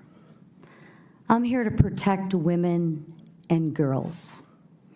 And for all of you young women and girls watching today, I hear you. I hear your stories. I hear your bullying stories. I hear your uncomfortableness. Because you see, sometimes young women and girls get trampled over. But let me tell you what I'm here for. I'm here as a mother and as a coach and as an athlete to stand up for the rights of women and especially young girls. That's what I'm here for. And in 1972, Title IX of the Education Amendments prohibits gender discrimination in all educational programs receiving federal funds. And I'm here today because women have had to fight for every God-given right, and I'll be damned if we're going to go back on that. When biological men invade women's spaces, our rights are violated, and our spaces are violated. Now, my colleagues on the other side of the aisle constantly talk about following the science, but this makes it clear that this is merely a disingenuous slogan. So let's follow the science for a moment. Not opinions, but science. So, Ms. Graves, what is the average difference in skeletal muscle between biological men and biological women? So I'm definitely not a scientist, but I can tell you about the studies that have been done looking at transgender athletes, cisgender athletes. It's a great answer to a question I didn't ask, so perhaps I can help you. So the answer, I think where you're trying to go is there an inherent Is there a biological difference between men and women? in all contexts? And the answer is no. Okay, right now. Okay. The answer is no. Okay, let And me so educate And you. the reason Okay, that I can tell reclaiming you my that time. The answer is no is because UCLA has studied this. They did a study of The studies. gentlewoman's reclaimed her time. Ms. McLean's recognized. So I'll educate you. I'll tell you, men have 30 to 40% more skeletal muscle than biological women. That's not right. That's not wrong. That just is what it is. I was going to ask you what is the difference in upper body strength, but I don't think you know that either. So I'll answer that question for you as well. Biological men exhibit 20 to 50% greater upper body strength and 25 to 30% lower body strength than biological women. That's just the science. Ms. Graves, you stated your organization's mission is to ensure safety and opportunity for all girls. Was Peyton McNabb safe on September 1st of 2022? It sounds like she definitely wasn't. And Thank what happened you. to her was tragic. I would argue, though, Thank that the answer is to ensure that people can't spike volleyballs into people's heads. That seems unsafe. Thank you for your answer, Ms. Graves. So I will reclaim my time on that. So here's the inherent problem. If I would say I'm a 6'2" blonde supermodel, you agree with that statement? I know my husband does, but does that make it true? I'm not sure how tall you are because you're sitting down, but I'm assuming you're not blonde. Look like a 6'2" blonde supermodel? No. Okay. But I identify as one, okay? Just because I identify as one doesn't make it true, but let's go ahead and say for a moment it's true. The issue that I have for the young girls is you can live in your reality. You can live in your reality. But when your reality intrudes on my safety and puts another person at harm or in harm's way, that's when I have a problem with it. When you want to live in your distorted reality, you can do that. But that doesn't mean everybody else has to do that either. Because I will ask you one other question. Can a 43-year-old man identify as a 13-year-old boy? Ms. Graves? Can a 43-year-old man live in his reality of identifying as a 13-year-old boy? So this question makes me understand that you... No, this question is a question that you need to answer that you refuse. If we're going to be who we want to be, can a 43-year-old man identify as a 13-year-old boy? The witness can answer, but the gentlelady's time's expired. So here's the thing. It is absolutely... It's a yes or no. So I'm hoping that some people are watching, and so that's why I'm trying to provide some The gentlelady's time's expired. This is a yes or no question. Okay. I would have loved to give a fuller answer. Here is my answer to you. The answer is no, that an adult can't be a child. Why they identify as one? Thank you very much. Thank you for answering the question. The gentlelady's time's expired. I now recognize the witness will suspend. I now recognize Ms. Norton from Washington, D.C. for 5 minutes. This newly formed subcommittee has been nothing but a sham so far, this Congress. But this hearing takes this subcommittee to a new low, one of hate and bigotry. I have spent my life fighting for civil and human rights of all Americans. I did so in the civil rights and women's rights movements, as a lawyer, as chair of the New York City Commission on Human Rights, and as chair of the United States Equal Employment Opportunity Commission.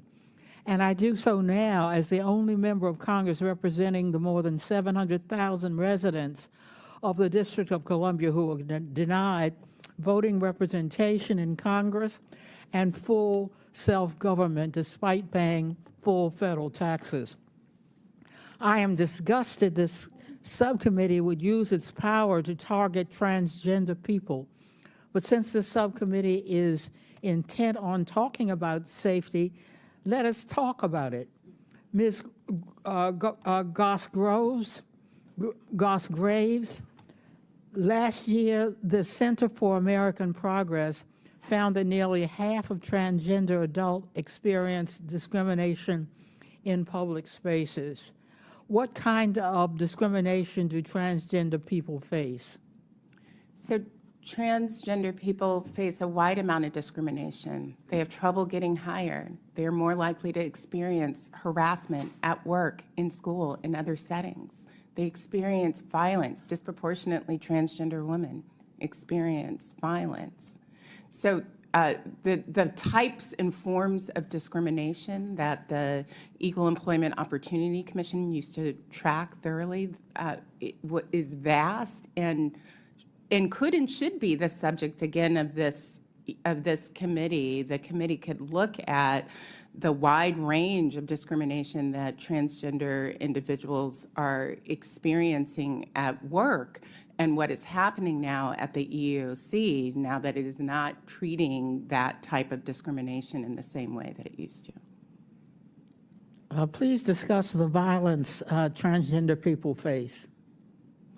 Well, it is everything from sexual violence to assault in a lot of different types of spaces that one might feel safe ordinarily for trans people, especially when the rhetoric. Where's has this happening? Show me. increased, Especially when. Show this actually at the happening. highest parts Not of our their government. they feelings are suggesting that hurt. It is okay to insult and to make it seem like transgender people They feel are insulted. less than human. And it is, what I think both our laws and my moral compass requires, that anytime there is an organized effort to demonize a small group of people, that our laws have something to say about that. We should scrutinize the why. We should make sure there isn't harm. But my own moral compass, I will say,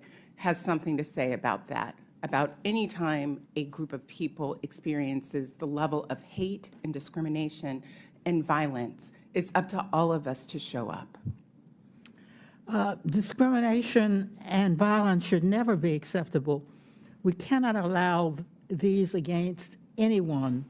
Today's attack on transgender people is a blatant attempt by the Republican majority to distract from the real harm they are causing Americans through their disastrous policies. They are proposing taking away health care and food assistance from tens of millions of Americans to give tax cuts to the wealthy and corporations.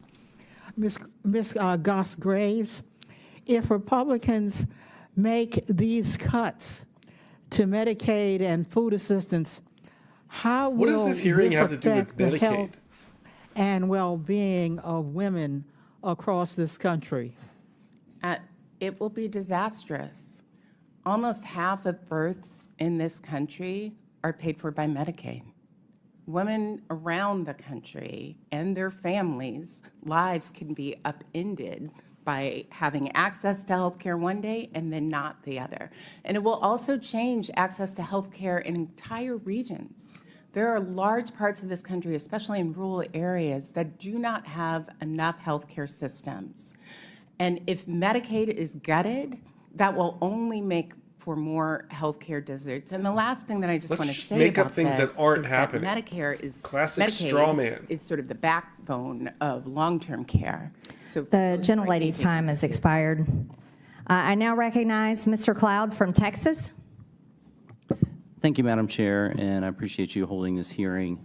And I especially want to thank Ms. Turner, Ms. McNabb for being here and telling your stories, not only coming before Congress and talking to us, which is bold and heroic in its own right, but taking the stand that you've taken, and for Ms. McNabb for continuing to tell your story.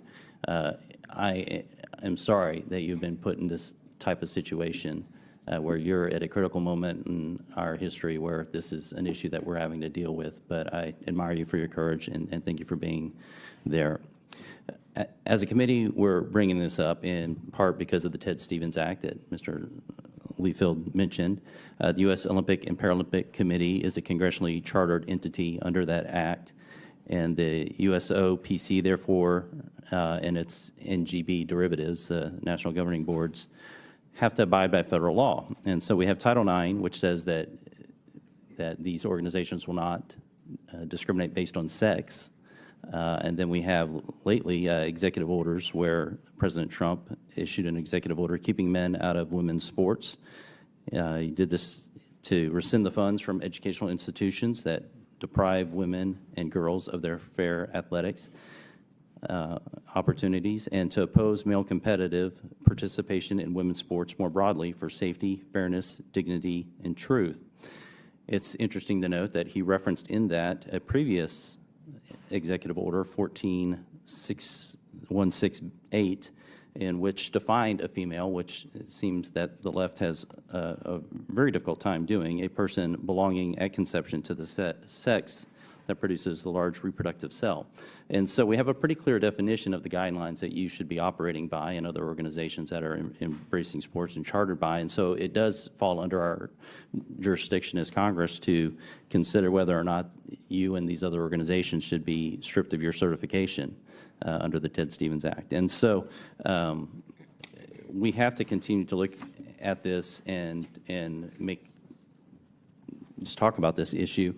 A recent UN report that the chairwoman mentioned notes that as of March 2024, over 600 female athletes in more than 400 competitions had lost 890 medals, 29 different sports, to males, explicitly concluding that males have certain performance advantages in sports, which Ms. Graves seems to not agree with.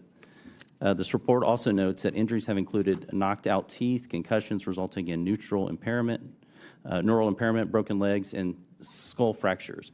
And it boggles the mind, Ms. Graves, that time and time again, what we have is mediocre male athletes turning into champions in women's sports, and you continue to think that there's not an advantage. I'm puzzled by that. Is that a question?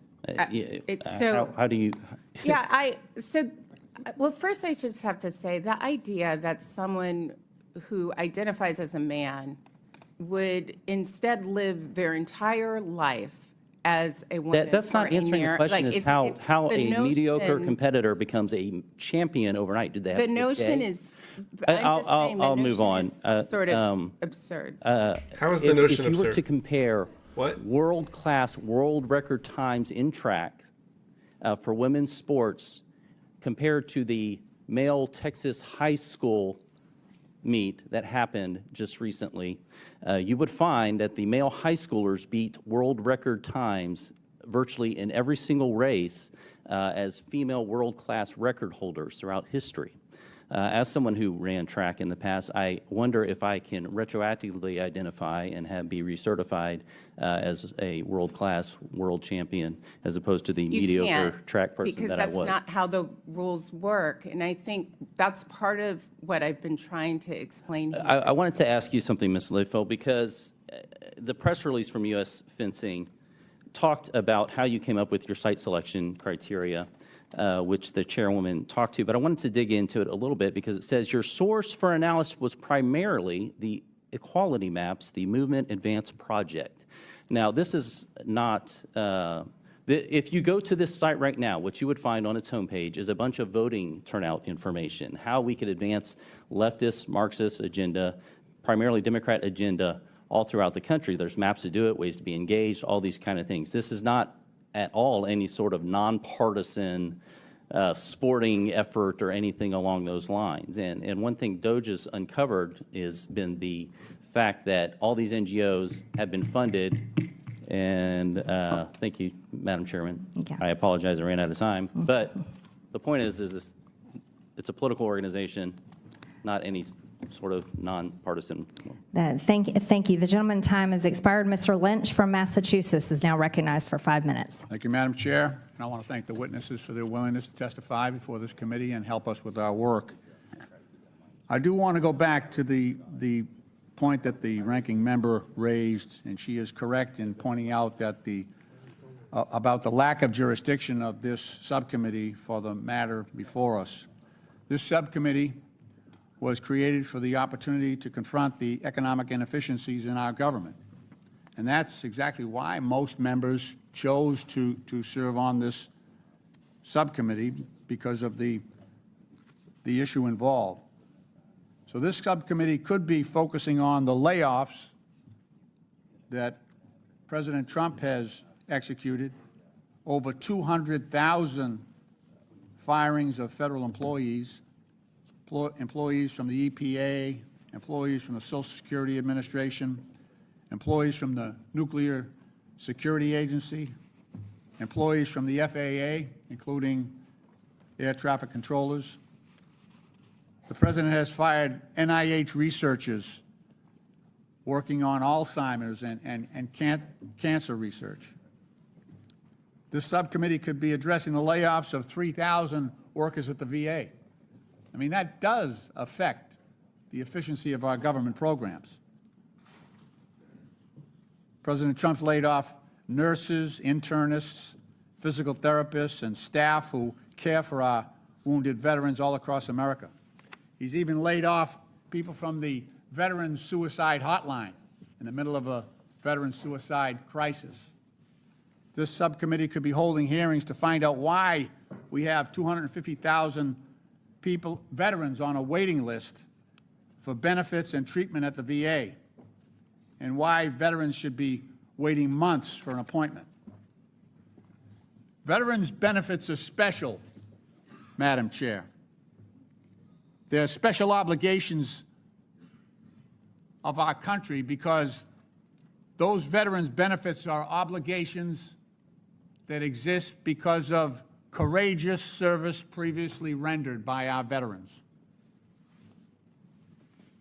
Every eligible veteran laying in a VA hospital bed all across this country has honorably served. By definition, to be eligible for that care, they have honorably served in uniform on behalf of this country, on behalf of us all.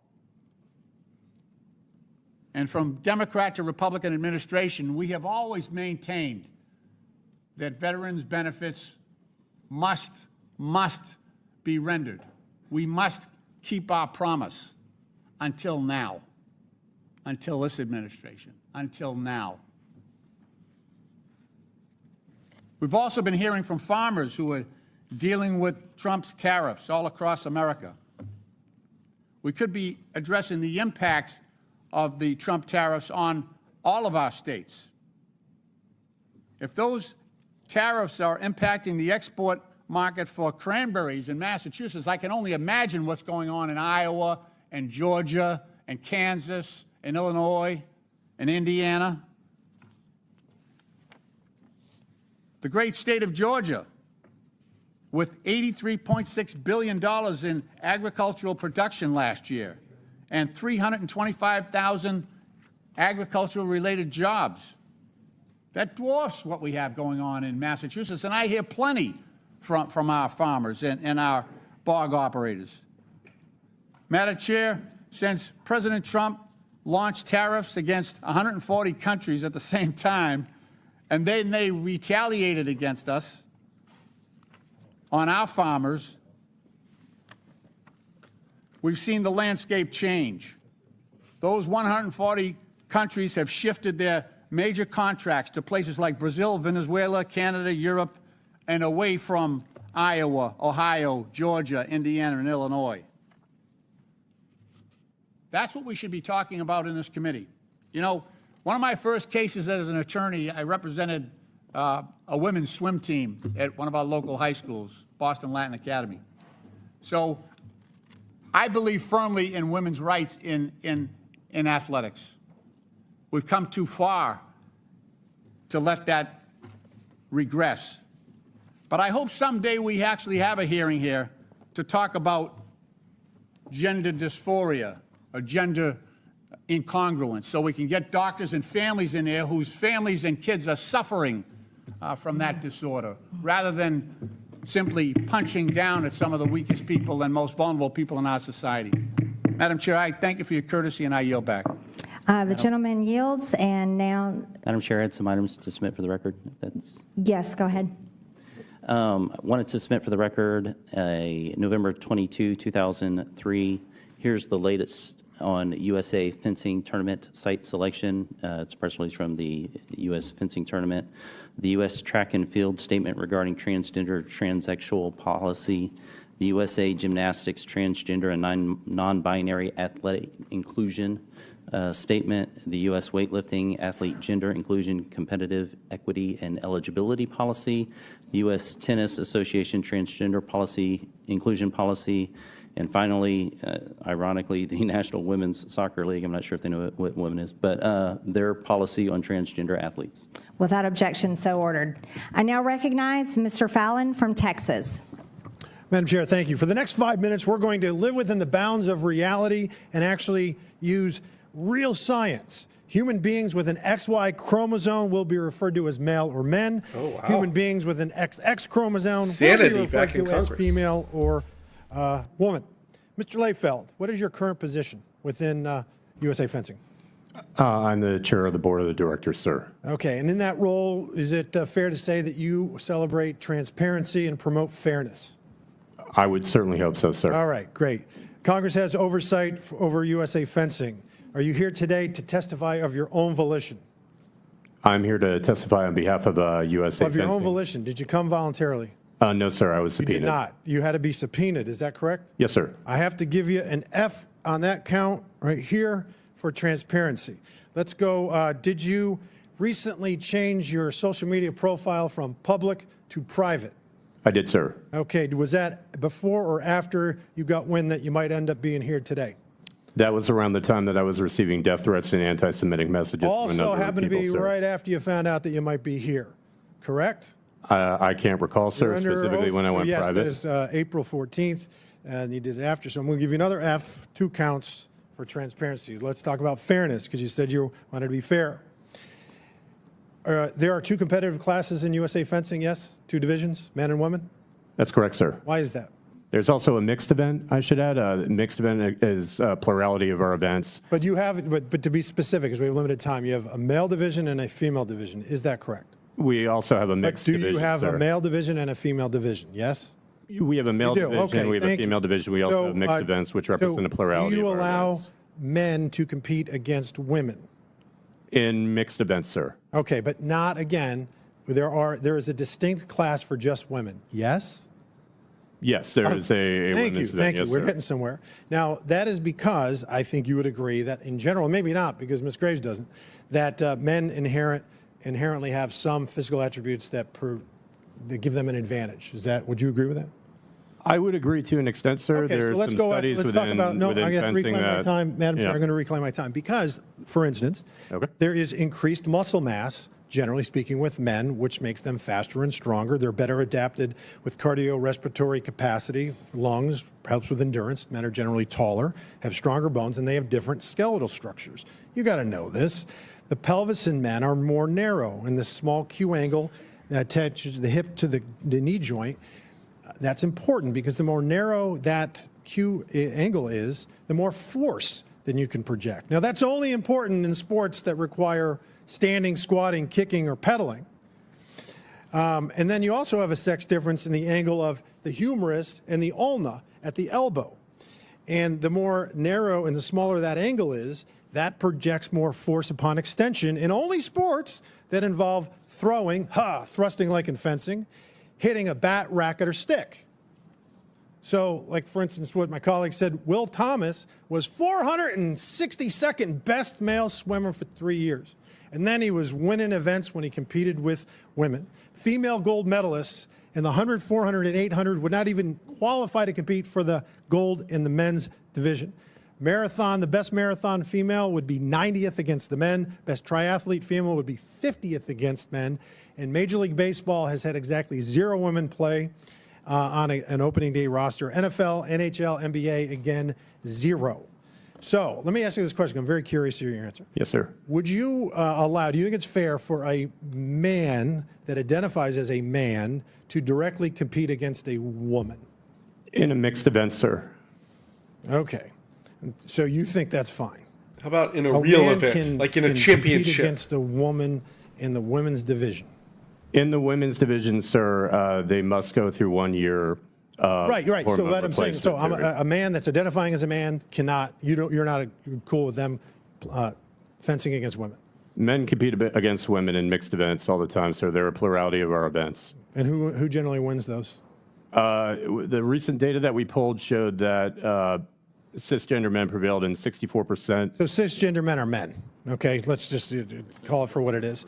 Yeah, right. So the bottom line is this: even when you go through hormone treatments, you know this. It doesn't reduce your height. It doesn't shrink your bones. It doesn't decrease your lung capacity. It doesn't alter your skeletal structure. There's exactly 0 studies in the world that show that any amount of hormone therapy will ultimately result in parity between men and women. It doesn't exist. The IOC just did a study with 800 men, and even after a year, they retained 83% advantage. This is absolute lunacy. It's crazy, but you crazies, you keep being crazy, and we'll see you November of 26. I yield back. Thank you. Chair, I'd like to ask for unanimous consent. Without objection, so ordered. I'd like to ask for unanimous consent to enter an article from NPR titled, "What Has Doge Done in Trump's First 100 Days?" into the USA NPR. Fencing What a Subcommittee of fantastic the Oversight source. Committee. I now recognize Mr. Garcia from California for 5 minutes. Thank you, Chairwoman.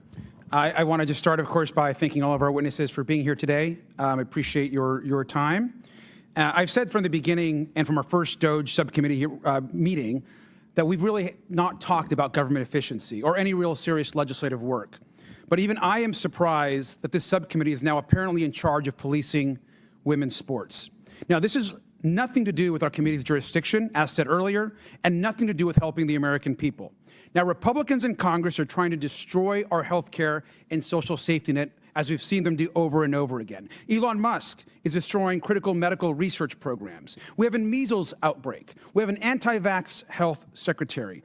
But apparently this committee wants to spend its time bullying trans kids and athletes and arguing about fencing tournaments. This is not only outrageous, it's also dangerous. Now, this committee is supposed to be about saving taxpayer dollars. And let's be really clear. Mr. Layfeld, USA Fencing doesn't receive large taxpayer-funded grants and doesn't really receive federal funding. Is that correct? Sir, we do not receive a penny in federal funding. So you do not receive a penny of federal funding, and we're spending our time in the Government Efficiency Committee debating a fencing tournament and your association, that of you which receive no federal dollars. Let's be clear. All kids and people deserve to be able to participate in sports. And USA Fencing and other sports have the right to lay out rules to make sure their sport is fair and safe. And we know that transgender youth and athletes experience all kinds of mistreatment because of their gender identity. This includes bullying in schools, family rejection, threats of violence, even by some in Congress, and other discrimination. Now, sports participation can actually help overcome some of this vulnerability. Now, we have a wide range of views on this committee, but I want to make sure that people are aware there is some bipartisan consensus. Here's a quote from one of my Republican colleagues who's actually on this committee today, which I want to read. I find it encouraging. It says, "I strongly support LGBTQ rights and equality. No one should be discriminated against. I have friends and family that identify as LGBTQ. Understanding how they feel and how they've been treated is important. Having been around gay, lesbian, and transgender people has informed my opinion over my lifetime." Now, Ms. Goss-Graves, do you know who said this by any chance? I don't know. This was actually Congresswoman Nancy Mace, who's, I know, waved on to our committee today. Now, Madam Chair, I'd like to insert into the record this article on CNN that says, titled, "Nancy Mace, now targeting transgender lawmaker, calls herself pro-transgender rights in 2023. Madam Chairwoman? Without objection. Thank you. Now, Congresswoman Mace, of course, is here today. Now, in November of just last year, Congresswoman Mace posted 326 times on social media about trans people and their access to bathrooms in just one 72-hour period.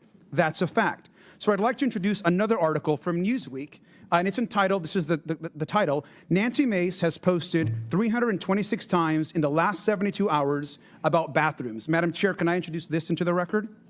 Without objection. Thank you. I point this out because it's actually important context. Republicans accuse Democrats of focusing too much on LGBTQ plus issues or trans issues. But we want to talk about protecting Social Security. We want to talk about protecting the cost of living. We want to talk about lowering prices. We want to make sure that all people have health care. But Republicans are so obsessed for 4 years with demonizing trans people that we are wasting time in our Government Efficiency Committee talking about trans people that like fencing. Now, let's remember, according to congressional testimony from the head of the NCAA, there are less than 10 trans college athletes in 2024. That's less than 10 out of 500,000 total NCAA athletes. Less than 10 out of 500,000. Now, Congresswoman Mace has posted about this issue hundreds and hundreds of times. That's equal to hundreds of individual posts per athlete. All the while, we're ignoring the real issues. I want to remind everyone that we've seen 935 confirmed cases of the measles as of May 1st, according to the CDC. Nearly 1,000 children are getting sick while our country is hit by crisis after crisis. Let's focus on the 930 adults and kids with measles versus the 10 trans athletes that are participating in college sports. It is obvious to the American public that this issue is being exploited by extremists to divide the American public. It's shameful. It's been clear that DOJ is not about government efficiency. It's an attack on vulnerable people. And with that, I yield back. The gentleman yields. I now recognize Mr. Timmons from South Carolina. Thank you, Madam Chair. we are here today to shine a light not only on the integrity of women's sports, but on how government-backed institutions chartered by Congress may be misusing that authority to push controversial policies that violate basic human rights and disregard their congressionally authorized mission. When an organization abuses authority delegated by the government, it is within the purview of this subcommittee, plain and simple. I realize my colleagues across the aisle don't understand that. USA Fencing is a national governing body for the sport of fencing in the United States, officially recognized under the Ted Stevens Olympic and Amateur Sports Act. That designation is not just ceremonial. It is a chartered monopoly backed by federal law and accompanied by special privileges and funding access. That status comes with an expectation that NGBs serve all athletes equitably, promote excellence, and adhere to national interests, not ideological crusades. Yet recent events raise serious questions about whether USA Fencing has abandoned its mandate, is wasting resources, undermining athletes, and jeopardizing the integrity of women's sports, all while flying under the flag of a federal endorsement. We've heard USA Fencing speak about inclusion, but what about transparency and fairness, especially toward female athletes like Stephanie? We are having this hearing for women's rights, and we know the difference between a man and a woman. That's why we are here. Stephanie Turner and Peyton McNabb's rights have been violated. What's worse is they have been violated by an entity operating under the color of federal law, an organization that bears the name of our great country as bestowed by Congress in 1978. And I can assure you that in 1978, the members that voted for this law would be horrified. They would be horrified that we have to have this hearing. Mr. Leifeld, you said earlier that the Ted Stevens Act prohibited you from discriminating against biological men that identify as women. What are you referencing? Congressman, I may have misspoke. I don't recall saying that. Could you remind me specifically what my words were in that scenario, Specifically sir? said that the statute, that you were statutorily prohibited from telling transgender men that they are not allowed to participate in women's competitions. Sir, I believe what I was referring to was a statute within the Ted Stevens Amateur Sports Act which prevents any NGB from being more restrictive than their international federation. We have consulted with very competent legal counsel. Are you familiar with the executive order signed by President Trump right here? Yes, sir. Okay, so Madam Chair, I'd like to submit this for the record. Without objection. So a couple things. One, this executive order prohibits all entities that receive federal funds, which I know you do not, of allowing transgender men to compete in women's sports. So that's basically your entire pipeline. Your main purpose is to be competitive, is to figure out who we're going to send to the Olympics, or one of your main purposes. Is that fair? That's correct, sir. Okay, so you have women that are participating in high school and in college, and they're never going to compete against transgender men because that's federally prohibited. And by the way, this executive order also says that the Secretary of State shall use all appropriate and available measures to see that the International Olympic Committee amends the standard governing. We're going to fix this, and you're lagging behind us fixing it. And what's going to happen is we're going to amend the Ted Stevens Act to literally, you're going to lose your federal charter. And I appreciate that you did adopt a contingent policy, but why do we have to do this? You're really creating a problem where no problem should actually exist. And if all this isn't enough, I'm going to just highlight something you had on your website. I mean, this is just pretty insane. What statutory or moral authority is granted to USA Fencing in its charter to determine who in our society is oppressed? Congressman, forgive me, I can't. Hey, this is on your website. But if I could go back to something you were saying before, sir, about changing the law and what you were talking about with the executive order. Correct, sure. All right, thank you, sir. We will be prepared to pivot as soon as the Ted Stevens Amateur Sports Act changes. You might get the FIE, penalized the a IOC. little more, though. I mean, I have a feeling that we're going to write the statute in a way that if this is a problem when the statute becomes law, we're probably going to have some additional clauses in there that removes rights and abilities. But look, I mean, you do you. And we will follow the law, sir. The law is going to be punitive. I can assure you of that. We're not going to let this stand, and it's going to get fixed. And anyways, I want to go back to this. So you say on your website that so Vietnam veterans are an oppressed group versus veterans. Why does a veteran of a war in Afghanistan or Iraq how is a Vietnam veteran oppressed? Sir, I've actually never seen this, but I want to be clear. We have an appreciation for all of our veterans. We have many who have one individual who served our country admirably, was disabled by an IED in Iraq, and we very, very much You need to delete appreciate this off your website. all of our veterans, sir. Without a, yeah, thank you. Madam Chairwoman, I'd like to ask for unanimous consent to enter something into the record. Without objection. Madam Chairwoman, I'd like to enter an article from USA Today entitled "Millions of People Would Lose Their Coverage Under Trump-Backed GOP Plan to Cut Medicaid." This is the CBO score that came out today. We want to talk about Without things that are objection. horrifying. Without objection, How about the so ordered. millions of Americans that'll lose. We're not reading the article without objection, so ordered, just the title. I now recognize Mr. Kassar from Texas.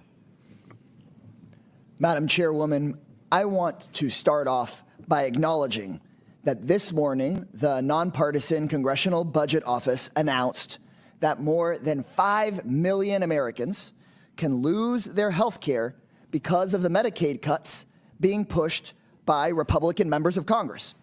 So, of course, Republicans on the Government Efficiency Committee are holding an emergency hearing on semi-pro fencing. Not fences like the kind that goes around a building, but like the sport with the swords. And I've knocked on thousands of doors and talked to thousands of Republican, Independent, and Democratic voters in my career. And not a single time has someone flung open their door and said, "Thank God you're here, Congressman. I want to ask you about transgender people fencing." It's just never happened. I've never even met a fencer before. I've just seen it on The Parent Trap.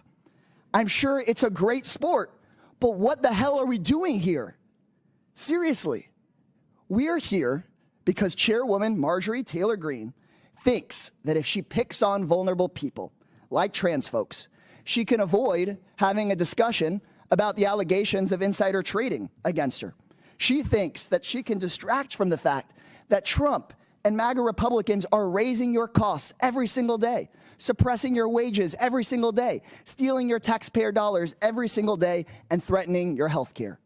That's the reason we're at this crazy hearing today.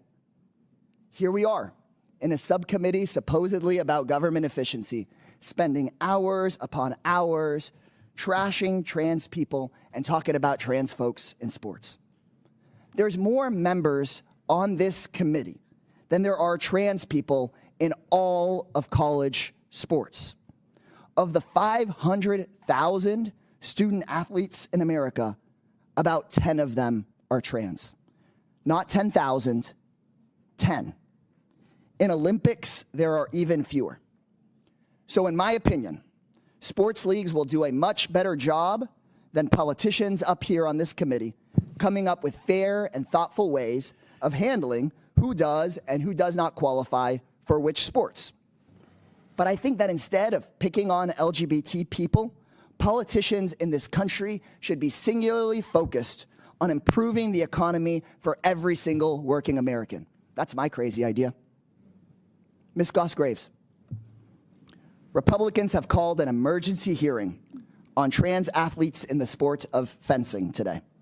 Can you tell me, how many college fencers are there total in the entire United States? I think about 1,000. Compare that to, do you know how many people rely on Medicaid in this country? That's more like 80 million. And Social Security? That's more like 70 million.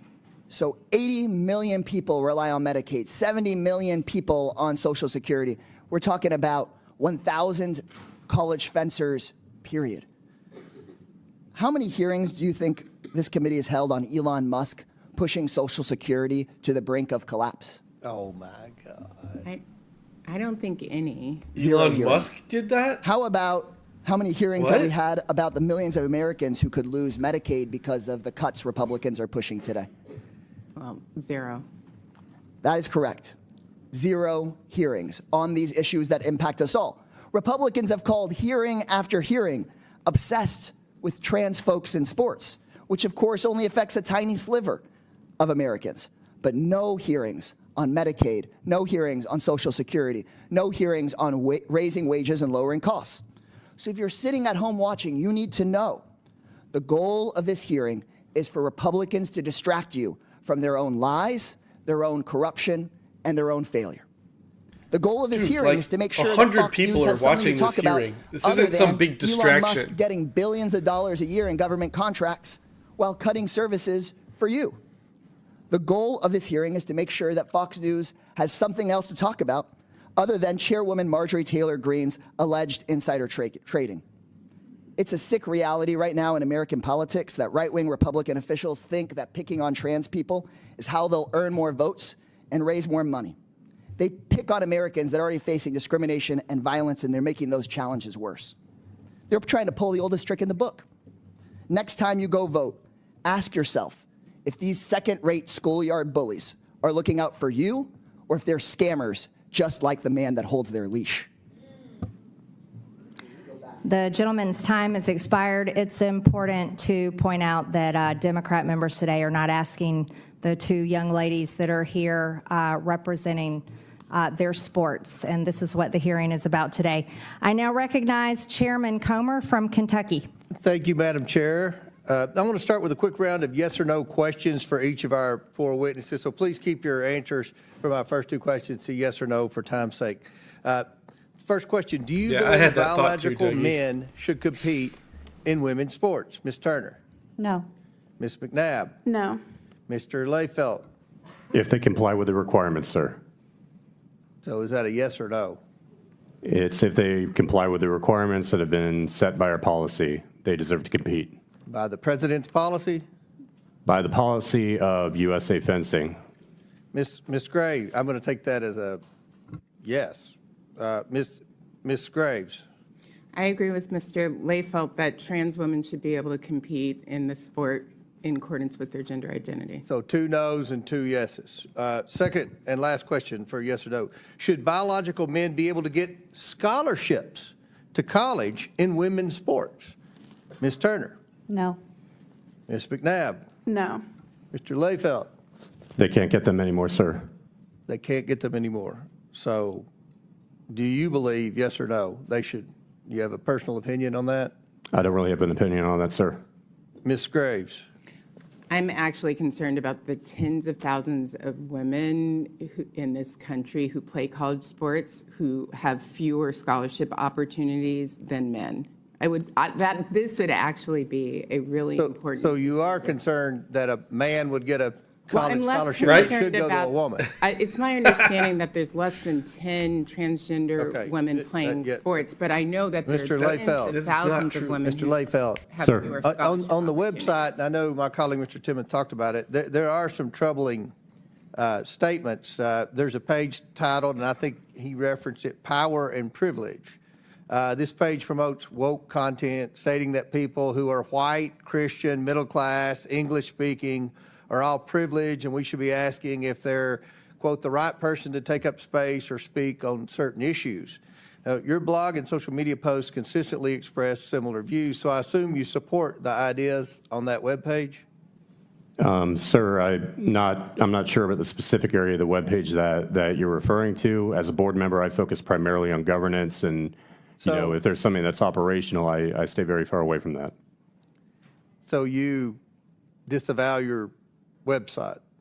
Is it? I'm just not sure of the specific area of the website. Is it my website? Is it the USA Fencing website, sir? The USA Fencing website. Okay. I just am not familiar with the area that you're referring to, sir. Okay. The reason the reason that's odd is because your blog that we looked at expresses similar views. So, because you appear to be white, English-speaking male, like me.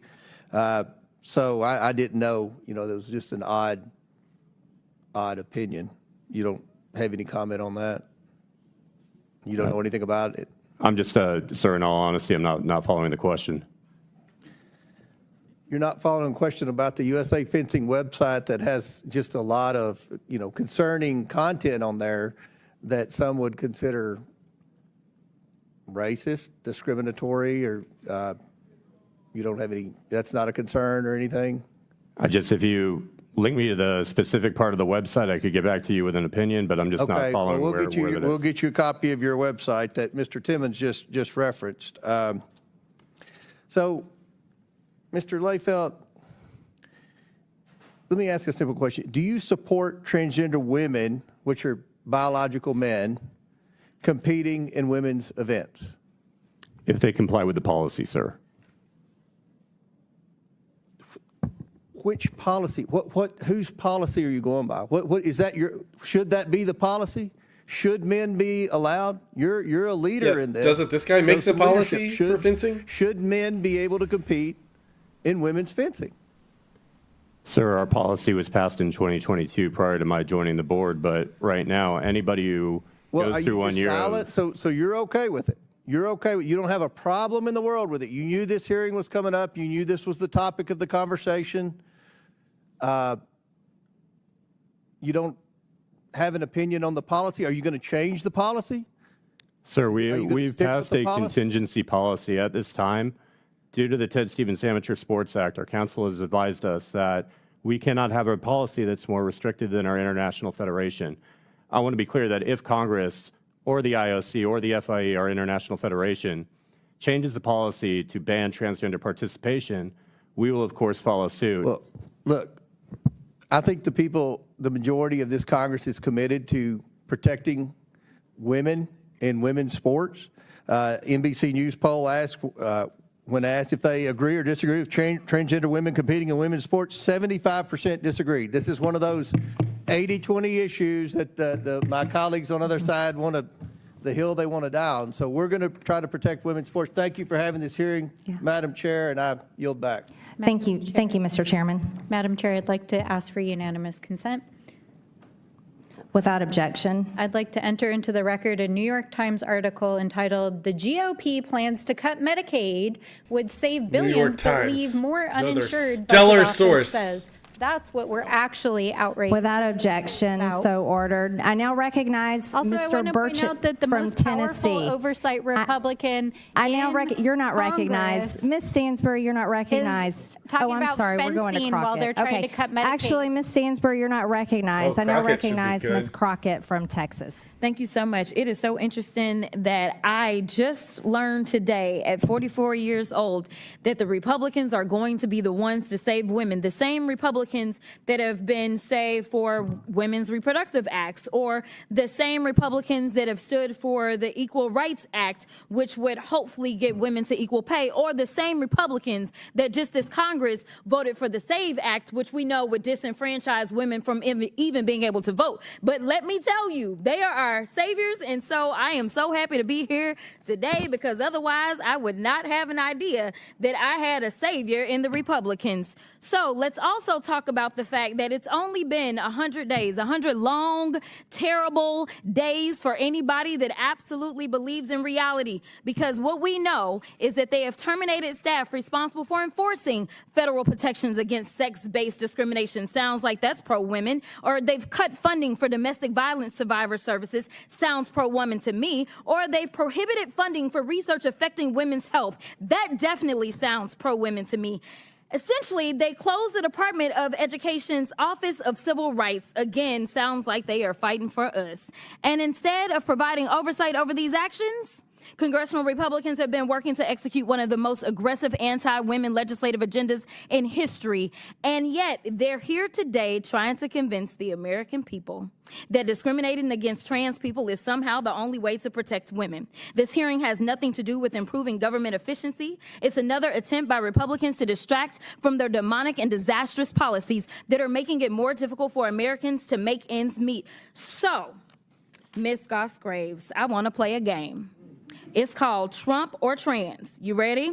Okay. So I'm going to ask you a question, and I want you to tell me whether or not it is Trump or trans people that are responsible. You understand? Got it. Okay, very good. The first one, gutted medical research.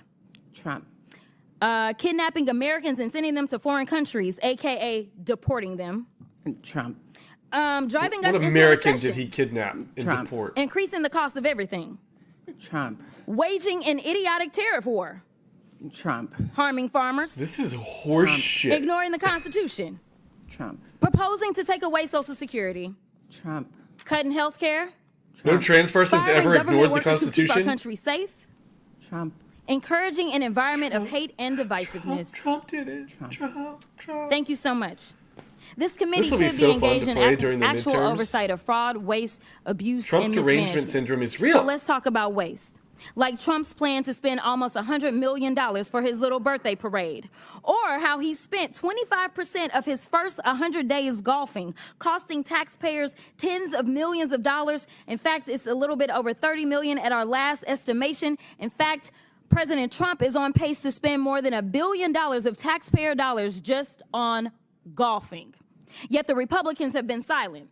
So they must think spending taxpayer dollars on the president's golfing trips is more important than providing health care to their constituents. And when I talk about constituents, we're going to talk about the ones on this committee. So if we look at Texas 26, 39,000 children look to potentially lose their Medicaid with the cuts that they are about to vote on for reconciliation. 88,000 in Georgia 3, 68,000 in Missouri 7, 79,000 in Tennessee 2, 86,000 in South Carolina 4, 50,000 in Texas 04, 85,000 in Texas 27, and in Georgia 14, 111,000. And if you add that up just on this committee, we have 606,000 kids that are relying on us to do right by them. And instead, we playing these crazy games because we worried about 10 trans folk that are in sports right now in college. I wasn't elected to be engaged in these fights. I was elected to make sure that those kids, the kids that they are about to neglect with these terrible votes that they're about to take, I was elected to protect them and to make sure that they could grow up and have all the opportunities. But let's keep on track. Now, when we look at how much they are spending on, let's look at fraud. We could investigate whether the White House and the members of this subcommittee engaged in insider trading and market manipulation. Maybe it's a coincidence that the chairwoman brought hundreds of thousands of dollars worth of stock the day before Trump announced a 90-day pause on tariffs. But I guess we'll never know. Everyone could have so bought the finally, dip. let's talk about abuse. Like how the Republicans Anyone have let could have bought Elon the dip. steal data of Americans and his competitors to make himself even richer. Look, don't let these hearings distract you from their destruction. This is rage baiting instead of conducting oversight over the issues that Americans actually care about. And with that, I will yield. The gentlelady's time is expired. Madam Chair, I now recognize. Madam Chair, I move down to take down her words impugning you. It's saying you committed a crime. I didn't do that. Without objection, so ordered. Say what? That's not. Second. See how. The committee Chair. will Point of suspend. The parliamentary committee will inquiry. suspend. Point of parliamentary inquiry. We're going to go with hers first, right? Madam Chair. The committee will suspend. The member will state the words she wishes taken down. Well, actually, Madam Chair, the words were actually not made. in a The timely committee manner. will suspend.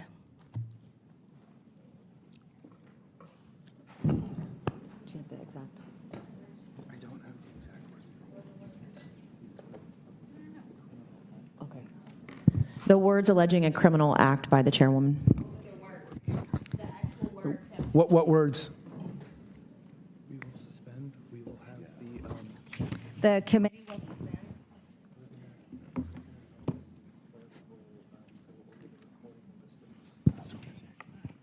The clerk will go over the recording with the stenographer, and the committee will suspend.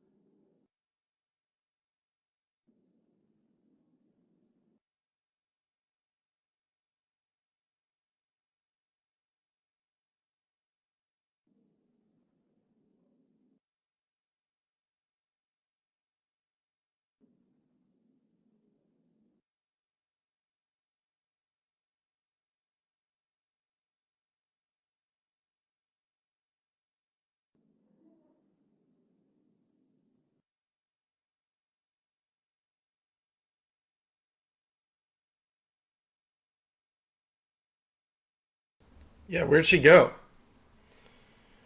Where did she go, huh?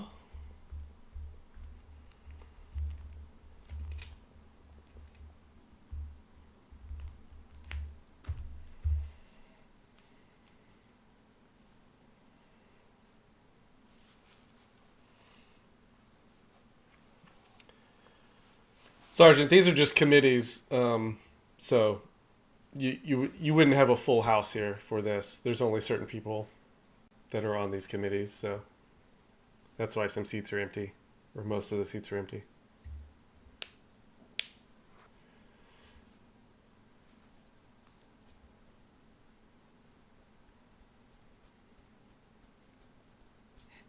Jay, yeah, what's worse?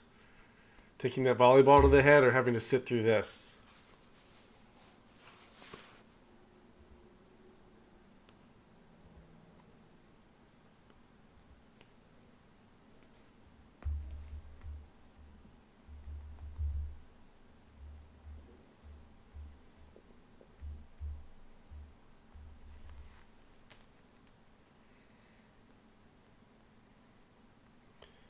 They're just going to have this take even longer.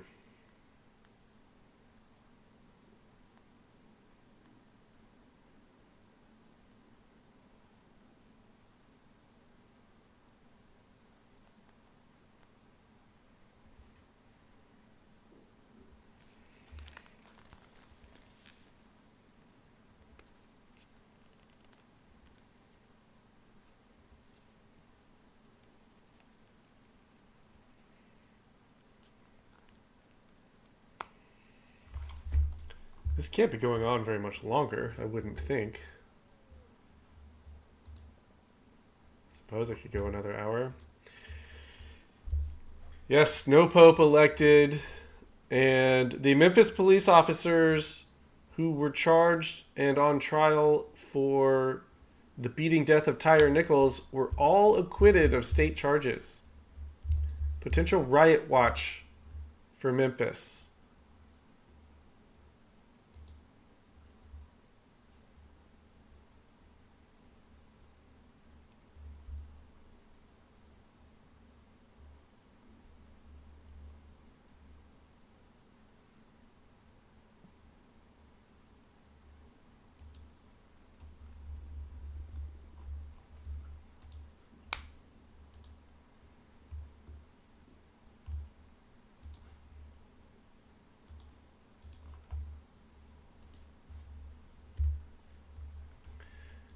Yes, markets did close in the green.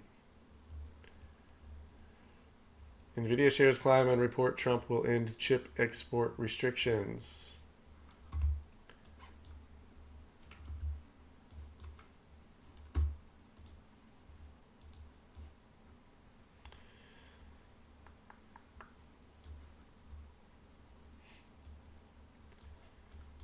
Democrats don't want you to know that stocks have gone back up. It's all they would talk about when they fell. The financial illiterate don't realize, though, that stocks go up and stocks go down and then they go back up and they might come back down a little bit, but then they're going to go back up.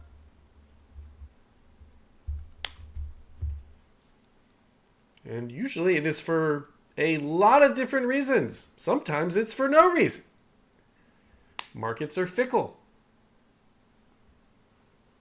And all these anti-Elon, no king protests. Have you seen the stock market?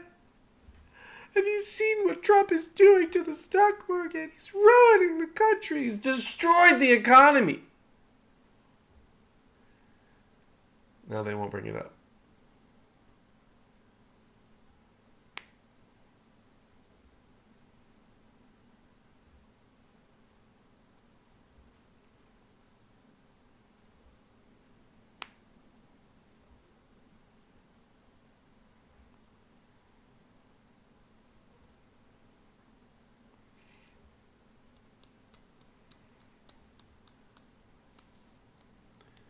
What the hell is taking so long? What are they doing?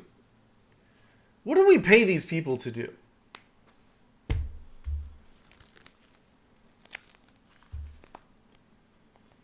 What the hell are my employees doing right now?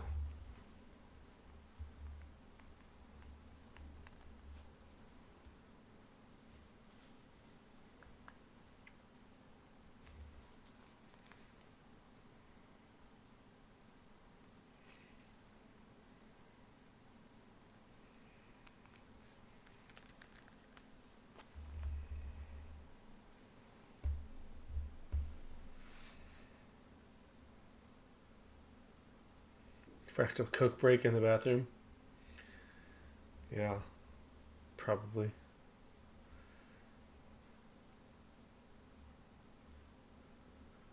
Where did Crockett go? She ran out of there. Was she scared?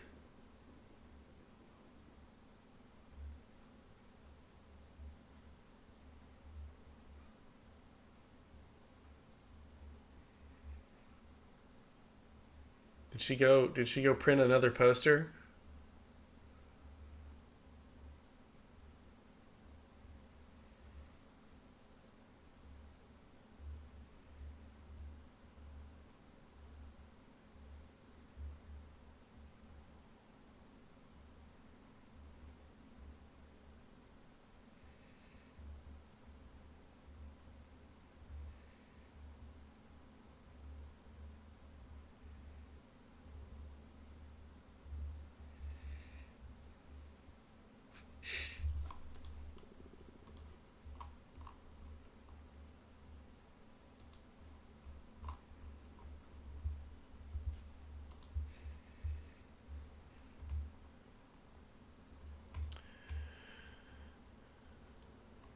DHS agent puffs on cigar during ICE raid.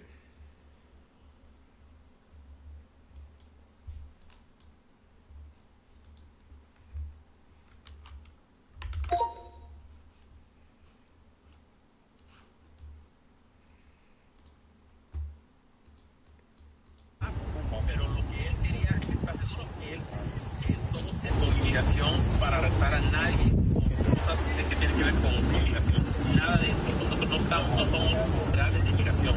Pero él quería saber qué es lo que está pasando, si había protestas, cuántos oficiales estaban ahí. Y él me dijo que al momento, pero lo que él quería estar seguro que él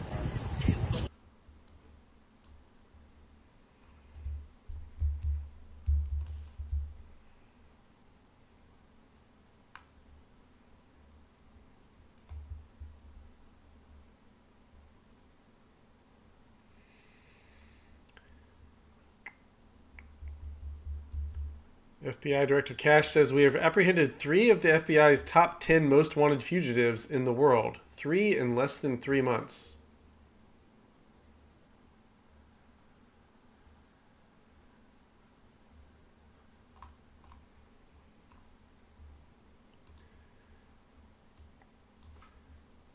More on the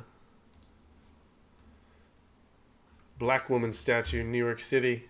A plus size woman, I'm a plus size man, I'm African American, it's the African American woman statue. So just seeing another piece for me to stop and just have a moment with was very powerful. Me being a plus size black woman, I kind of looking at it was just like, oh, I wonder what me as a small child would have thought looking at something like that. Representation. The piece is part of a series called Grounded in the Stars, which Gene Cooney, director of Times Square Arts, says confronts preconceived notions of identity and representation. The plus size woman, I'm a plus size man, I'm African American, it's the African American. Okay.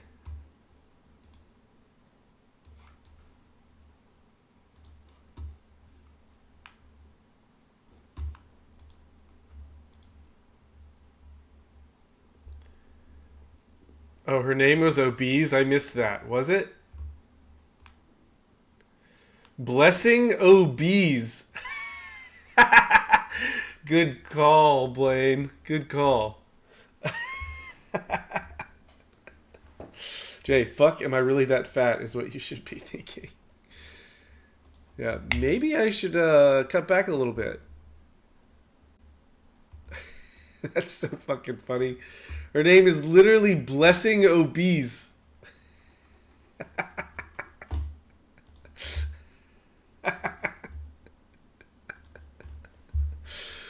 Oh, shit you can't make up.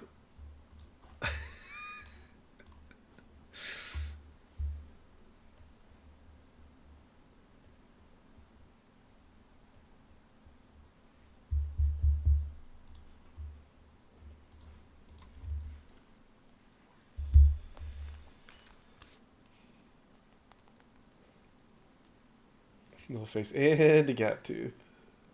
Ninja, the Matrix is fucking with us at this point. Why has life become a cartoon?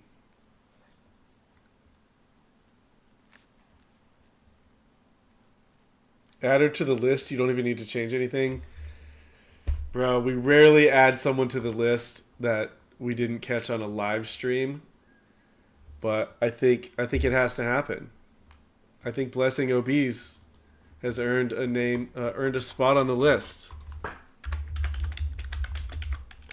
Did I spell it right? Obieze. Should I just spell obese the way it's spelled though? No, I don't know. We're just gonna leave it as is. List check. Every time we add a name to the list, you gotta check out the whole list. Boy, we're coming up on 5 years. This is 5 years of dumbasses we've seen on live streams. It's a lot of dumbasses.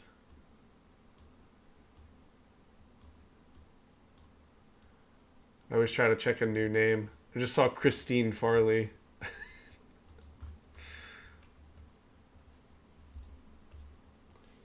No face, wow, this is such an honor for her. The glory. She doesn't even know how much of an honor it is, truly. Rare non-live lister. There's like 5 on that whole list. If even.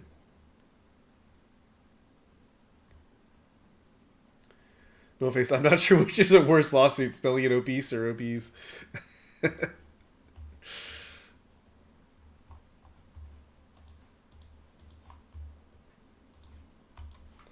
This is getting ridiculous here. What are we doing? And it looks like everyone's just leaving now. Is it just time to go? We're all done here now?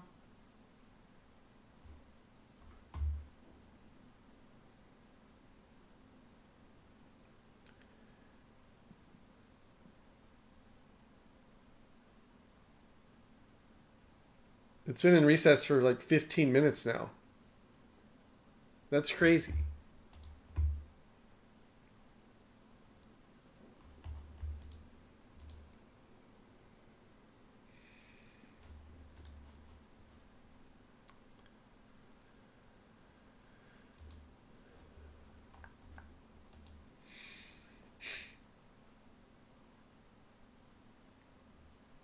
Right, Fractal? We shouldn't be wasting government's time, said all of the Democrats on the panel today. Now here they are wasting the government's time. That's all they ever do.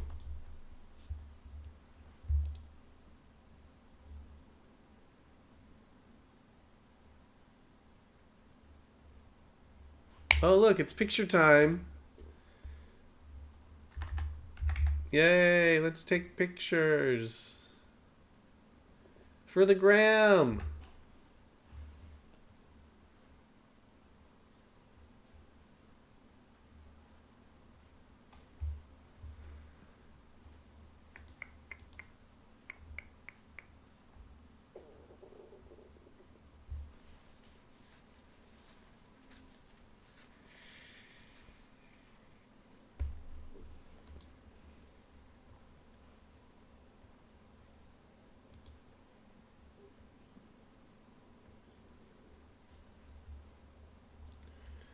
Fractal, this is gonna get so many updates.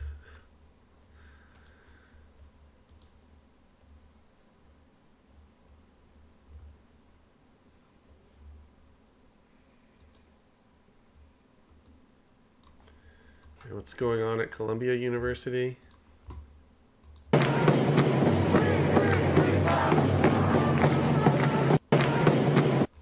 Oh, fun.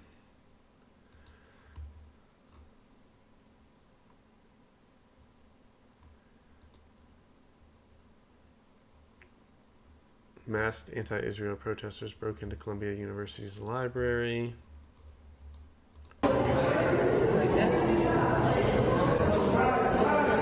Broke in.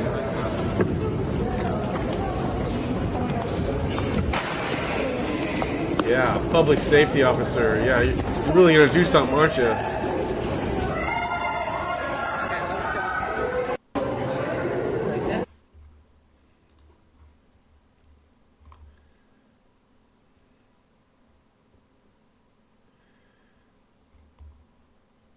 Philadelphia police officer was shot outside of Overbrook High School responding to a dispute Officer is currently in hospital, condition unknown. A suspect is in custody.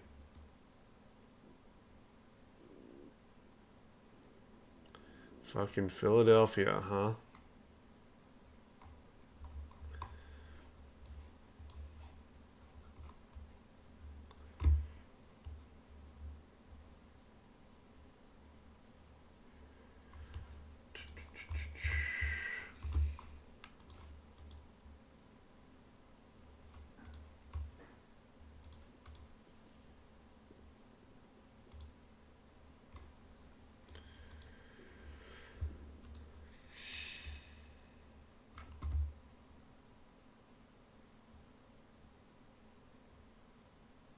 You've got to be fucking kidding me on this.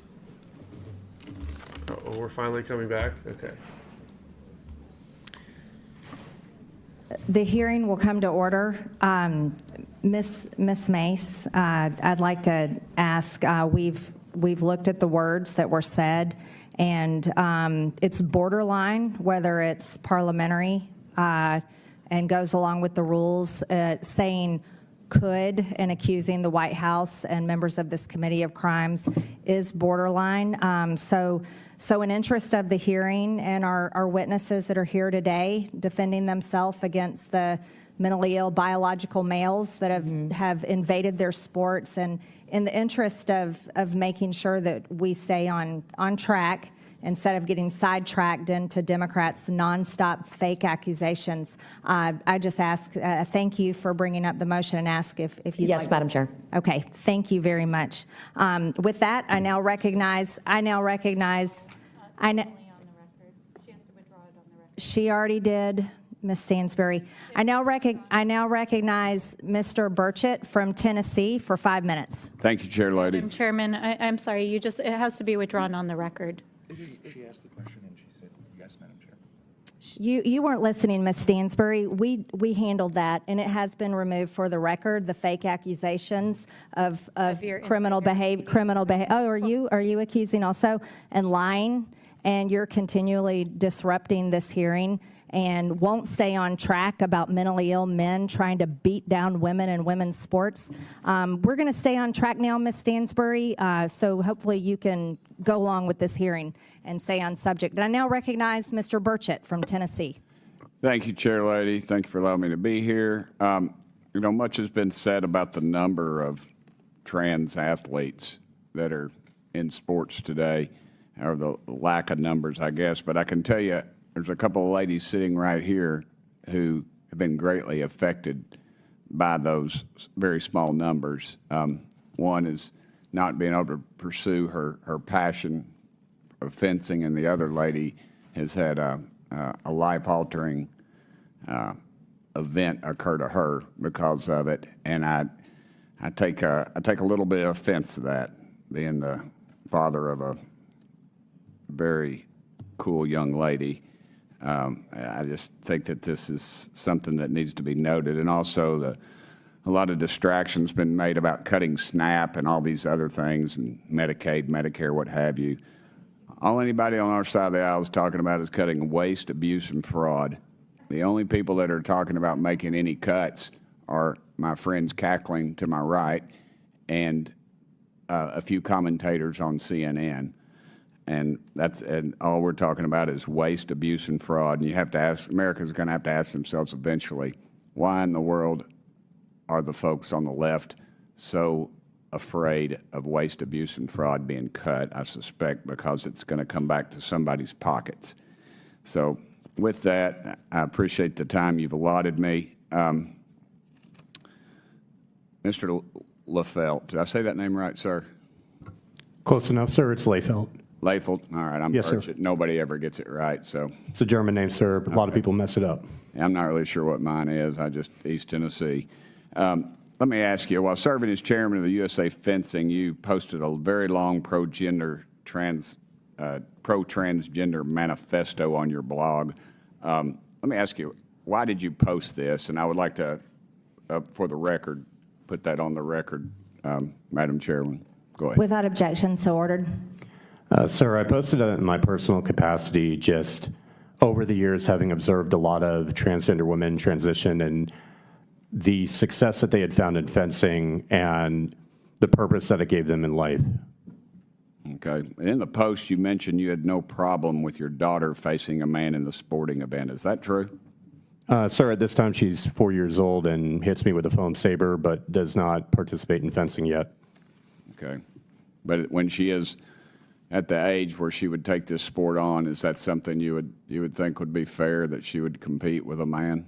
Sir, we are one of the safest sports in the Olympic movements, and 34% of our events are mixed gendered. I'm not talking about the safety issue. I'm just talking about the fairness issue, sir. I realize you cover up, and I realize nobody gets poked in the face anymore. I get that, but do you think that's fair? That's just a simple yes or no. So long as the competitor has met all the hormonal requirements and complies with the policy, I would be okay with it, sir. Okay. On Instagram, a commenter asked, are you okay with a cis female? And I don't like these terms. I had to look it up. A cis female is someone who's born a female, I believe is correct, meaning women. Are you okay with them being at a disadvantage? To which you replied, yeah. And to be clear, let's be clear, you'd be okay with a young lady or young woman being at a disadvantage or at a higher risk of being injured in any of these other sports? Sir, thank you for giving me the opportunity to address that question. That was a question that required a far more nuanced answer than what I gave, and I appreciate having the opportunity on the committee to address that question. I want to be clear in saying that I expect anybody that is competing as a woman, as a transgender woman, that they meet the requirements as set forth in USA Fencing's policy. Okay. Well, I hate to say I reclaim my time. That sounds like being a jerk, but I'm going to do that if that's all right with you, brother. Is it true that USA Fencing created an equality map? I know it was referred to either of states not to have events in because of what the democratically elected representative of those states voted for. So there was a MAP policy that a few of your colleagues have referenced that was passed before I joined the board. It does exist, and it does not exclude any states from selection. To be crystal clear, we have had tournaments in numerous states that are listed in there, including Texas, Ohio, Florida, Missouri, et cetera. It does not exclude any states from selection, and we proudly host tournaments in those states. Okay, well, I'm out of time. I apologize. Thank you, Chair Lady. Thanks, sir. The gentleman's time has expired. I now recognize Ms. Simon from California. Thank you, Madam Chair, and thank you, all of you all, for coming today. There's so much to say, but I have such a limited time, and I actually have a question. But we'll also want to refer back historically. We've been having these conversations for quite some time. Ms. Gross, do you recall in 2000, and I believe it was 2009, the Castor Simayenya case? Correct, yes.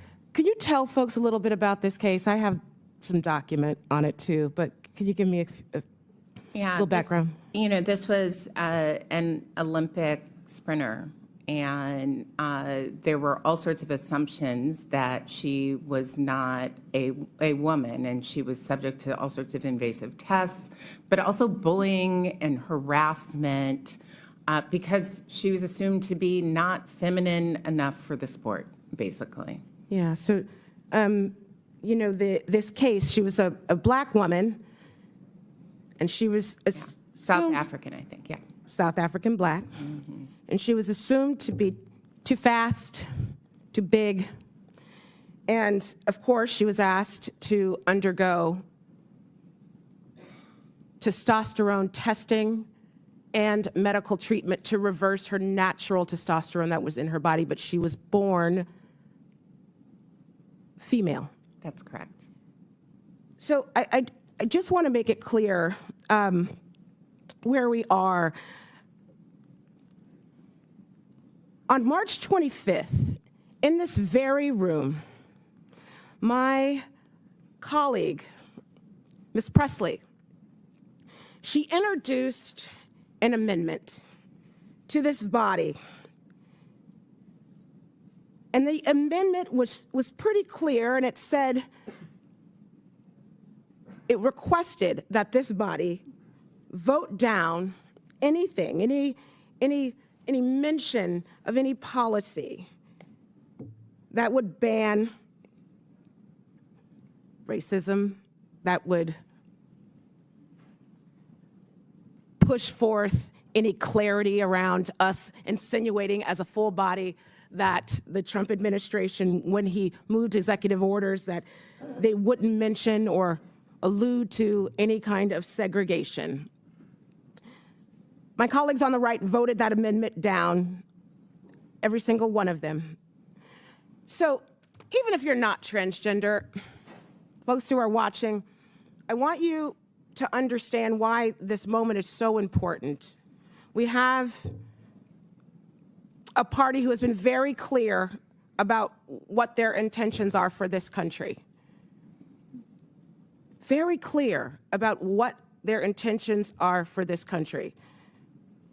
I think it's bringing us back to a 1950s America where segregation was legal. Who is to say that your African-American daughter, because of her BMI, will be subject to the same kind of conversation? Who is to say, if we move forth in this conversation, that your daughter, who was born a female, would be subjugated and subject, I should say, to inspection of her genitals when she went up to the mount to play t-ball because she looked a little bit different from other folk? There's a slippery slope here. I definitely want to talk about race, fraud, and abuse. Race, fraud, and in abuse? the 119th Congress. It's important. Did you say and race or waste? It's also important for us to realize that the cruelty of not centering all Americans, how difficult that is. The cruelty. But it is ingrained in who we are to figure out how we love and support and not pathologize anyone. Oh, sure. So just let women get beat up. Let's be careful. Because that's not cruel. Ms. Gross, I wanted to give you an opportunity while my time is limited to share anything else about really what we're seeing here and how the slippery slope can maybe go a little bit farther and more horrific than it already is. Well, I'd say it's already happening. We're already seeing girls being challenged for not being feminine enough, for being too tall, too fast, too good at what they do. What are you talking about? By other parents, by school officials. Discrimination never begins and ends with the small group of people who are initially targeted. It will extend and harm all girls. Thank you. Thank you so much. And I yield my time, Madam Chair. The gentlelady's time has expired. I now recognize Mr. Burleson from Missouri. Thank you, Madam Chair. And thank you to our two witnesses for confronting the assault on women's sports. Men and women's sports is absolutely nonsense, no matter how you spin it. It's shameful to look at the women that have been hurt from these men and tell them that they need to be silent in the name of inclusion.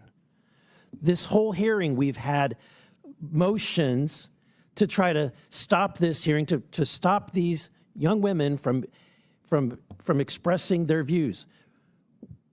It's almost as if we have nothing to see here. We don't want to hear what you have to say.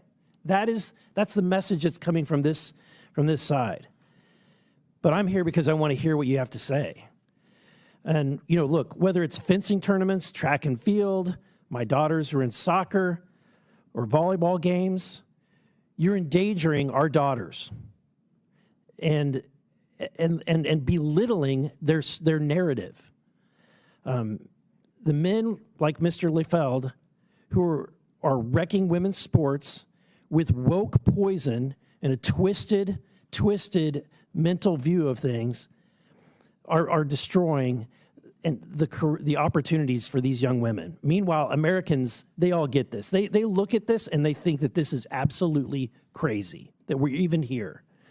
And so we're here to obliterate this insanity and fight for our girls and their safety and their fairness in their athletic endeavors. And I've got to tell you, Ms. Graves, I was shocked to read your testimony where you belittled the experience of Miss Turner. In your testimony, you said that that her experience is part of a larger scheme to attack young trans people.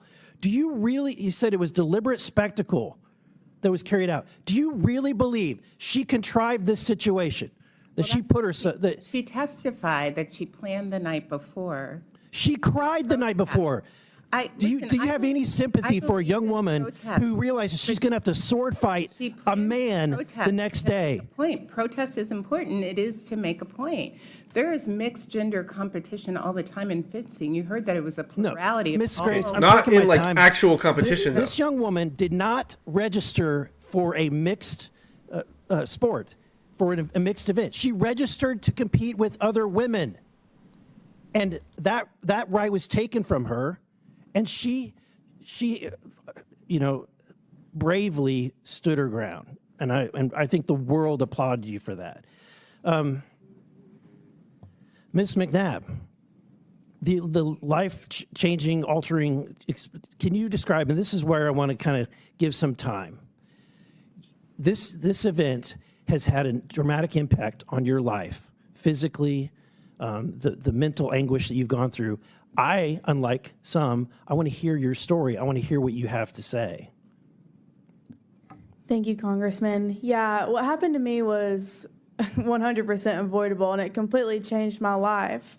I never played volleyball again that day. That was the last day.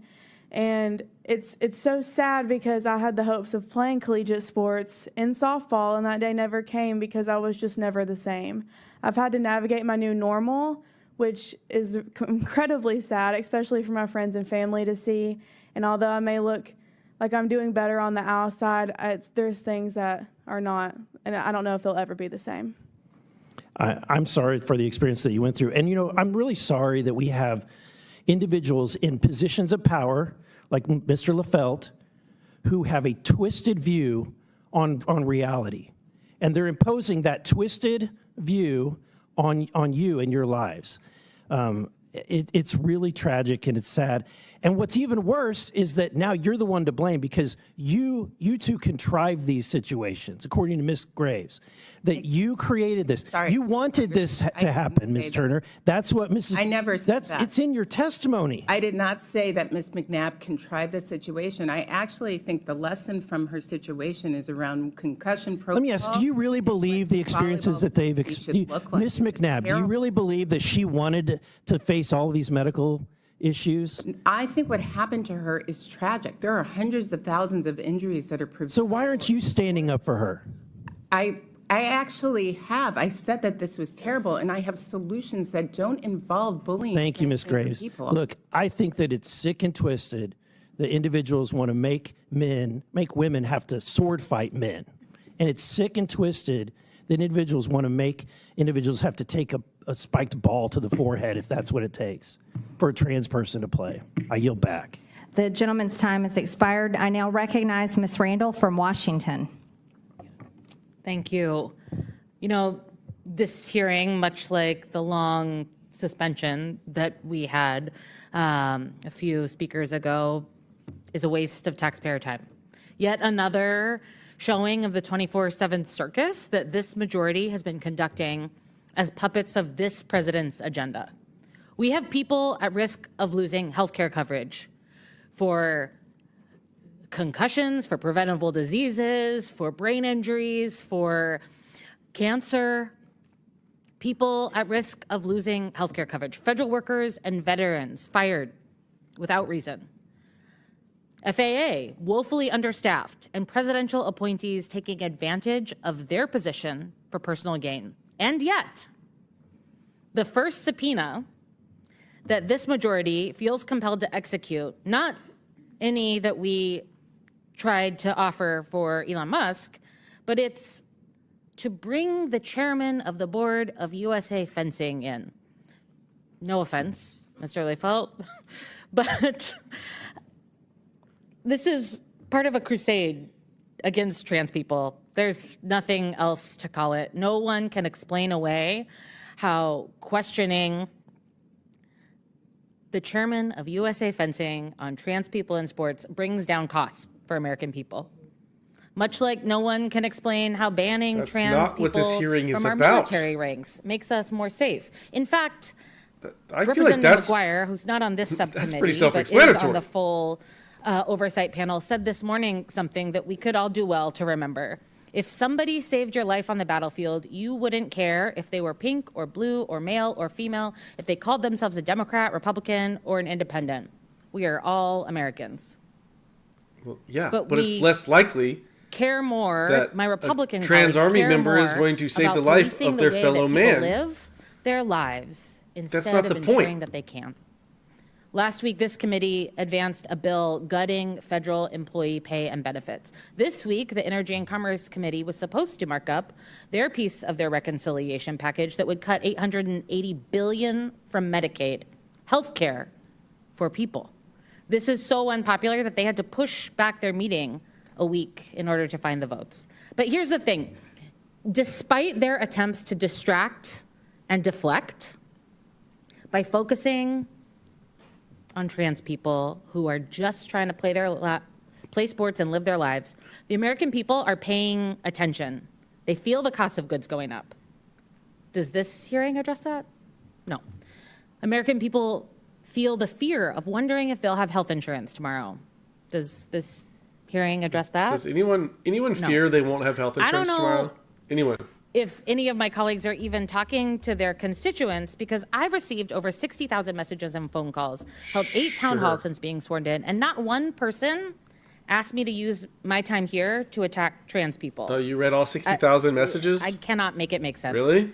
In fact, Madam Chair, as I think we heard earlier, 155,000 people in your district are at risk of losing their health care under the Republican Party's budget plan, including 111,143 children and 20,000 seniors.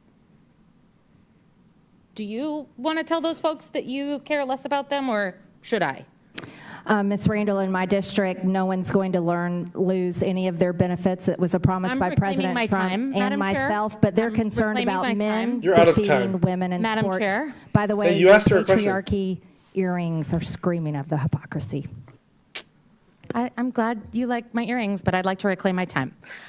I'm here today on behalf of my sister, Olivia, who would have been unable to live with her complex disabilities for 19 years without Medicaid. And I'm here on behalf of the 72 million families and seniors who rely on Medicaid. I'm here to tell the American people that while this might be a scary time, a time where we are feeling attacks on our most vulnerable communities every day, where the instances of suicidal ideation amongst LGBTQ folks is rising, and this administration is cutting the very lifeline of the LGBTQ suicide hotline, there are people who see you and celebrate your humanity and who care about you. Ms. Graves, I wasted all my time, but I am grateful that you're here and we're able to share about the real ways that we could support women across the country. What were those real ways? She didn't say The shit. gentlelady's time has expired. I now recognize Mr. Jack from Georgia. Well, thank you, Madam Chairwoman, and thank you for convening this hearing. Under your leadership, the DOJ Subcommittee has been one of the most active subcommittees across Congress, and my constituents are proud of our work to eliminate waste, fraud, and abuse of taxpayer dollars across the federal government. And today, it is no surprise that our colleagues on the other side of the aisle have spent a majority of their time desperately avoiding the issue before us, because 80% of Americans, Republicans and Democrats alike, believe biological men should never compete in women's sports. Mr. Layfelt, as Mr. Fallon noted, you are testifying today under subpoena because you refused to appear before us voluntarily. Why did you refuse our initial invitation to testify? Congressman, thank you for giving me the opportunity to address that. Our CEO of the organization, Phil Andrews, was offered as a witness, and we felt, given his full-time capacity that he operates in this role, that he would be able to answer the questions more thoroughly than I can. However, since I'm here, I'm happy to be here and answer your questions. Thank you. And as chairman of USA Fencing, how many members of USA Fencing are biological men who have participated in women's competitions? Rough estimate. Rough estimate, sir. I believe that it's roughly 200 total, with I think 39 that are transgender women. And of that group of Weren't they biological earlier saying men, they how were just many 10 have in won all of sports? championships in women's competitions? Rough estimate. I couldn't tell you the specific number, sir. 5, more than 10. I'm honestly not sure, sir. I mean, I have the data on how often cisgender women prevail against transgender women, but specifically the number of medals, et cetera, I'm not sure off the top of my head, sir. And conversely, how many biological women are participating in men's competitions within USA Fencing? 34% of our events are mixed, sir, and so it's fairly not the regular for that fucking kind of question. event to happen. There are a plurality of our events. And again, I'm just referring to specifically male, non-mixed competitions, specifically male competitions. How many biological women are participating in those, to the best of your knowledge? So just so I understand your question, sir, biological women competing in the men's division, sir? Yes. I'm not sure, sir. Okay. Well, I think the disparity alone, as we've seen, confirms that this approach is inequitable. The data across other sports affirms it. In recent years, over 600 female athletes have lost more than 900 medals to biological men and women's sports. And again, over 80% of Americans, Republicans and Democrats alike, agree that biological men should never compete in women's sports. Mr. Layfelt, and I mean this with respect, in your capacity as a representative of USA Fencing, have you ever impersonated a woman? No, I have not, sir, not to my knowledge. I ask because We I can knock to understand your you have a knowledge. history of creating fictitious female personas. In one instance, you impersonated a woman named Dorothy, What? and wrote an email to yourself, which you then published on social media for all your followers to see along with You your did what response. now? Do you want to comment on that? Yeah, I do, sir. Thank you for giving me the opportunity to address that. It was a poor attempt at humor. It was unbecoming of me as a leader of this organization to What? post that as I did. And quite frankly, moving forward, that's not something that's going to happen again. It's unacceptable. And it's not something that should happen with any human-to-human interaction, period. Thank you. Ms. Turner, Ms. McNabb, I want to commend both of you. You are both very brave women. And Ms. Turner, your courage that you displayed on March 30th galvanized millions of Americans in support of the simple truth that biological men should never compete in women's sports. And with my remaining time, Madam Chairwoman, I'd like to learn a little bit more about the culture within USA Fencing. Specifically, Ms. Turner, reporting suggests that you previously raised your concerns of the policies with which you have to face to USA Fencing officials. What was the response when you did so?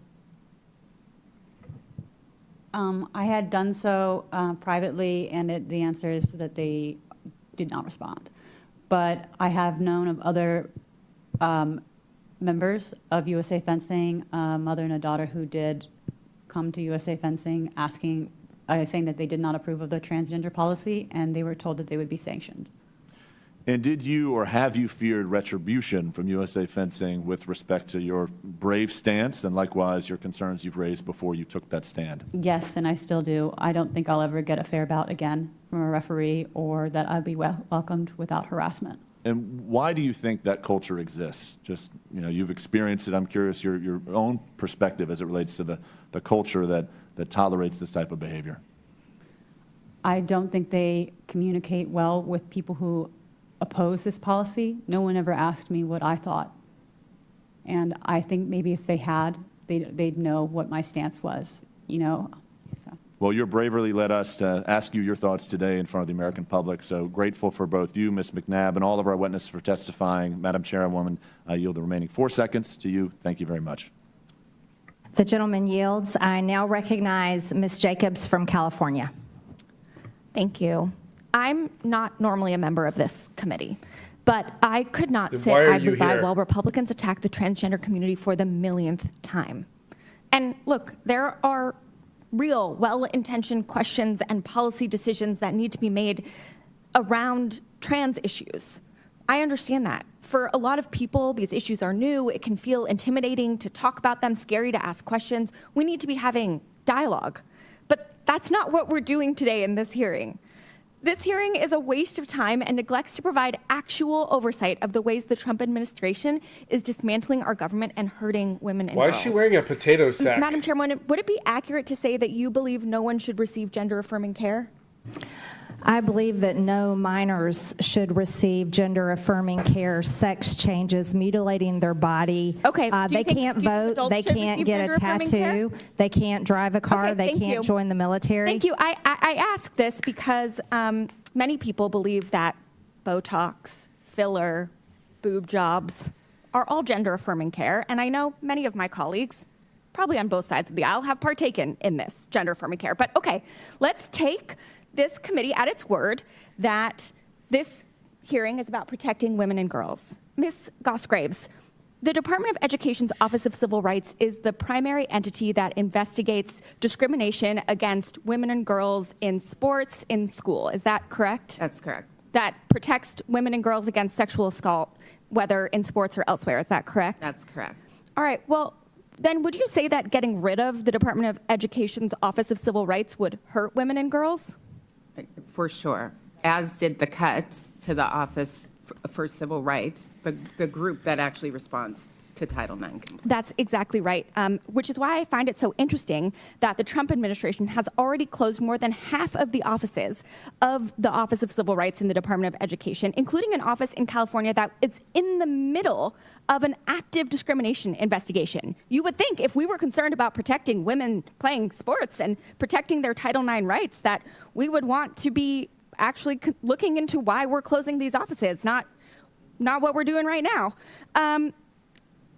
For the record, for folks watching, this is also the office that investigates anti-Semitism, incidents of anti-Semitism on college campuses. So remember that when my colleagues try and tell you that they're standing up for Jewish students. But wow.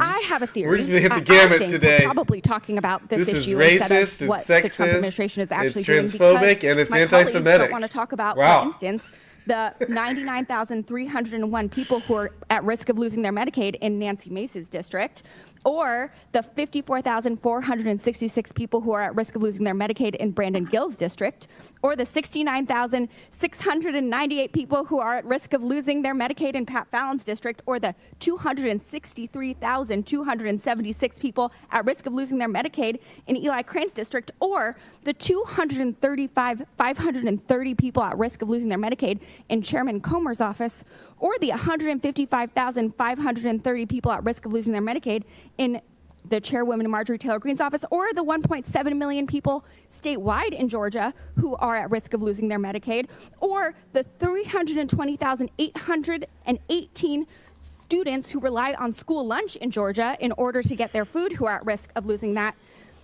Maybe it's because the Atlanta Journal-Constitution has already ranked the chairwoman as last in a poll of potential candidates for the United States Senate in the Georgia seat. And she thinks that attacking trans kids will help her poll numbers. But I'm here to tell you that attacking trans kids is not going to launch a Senate campaign. Attacking trans kid is not good politics, not for the right, not for the left.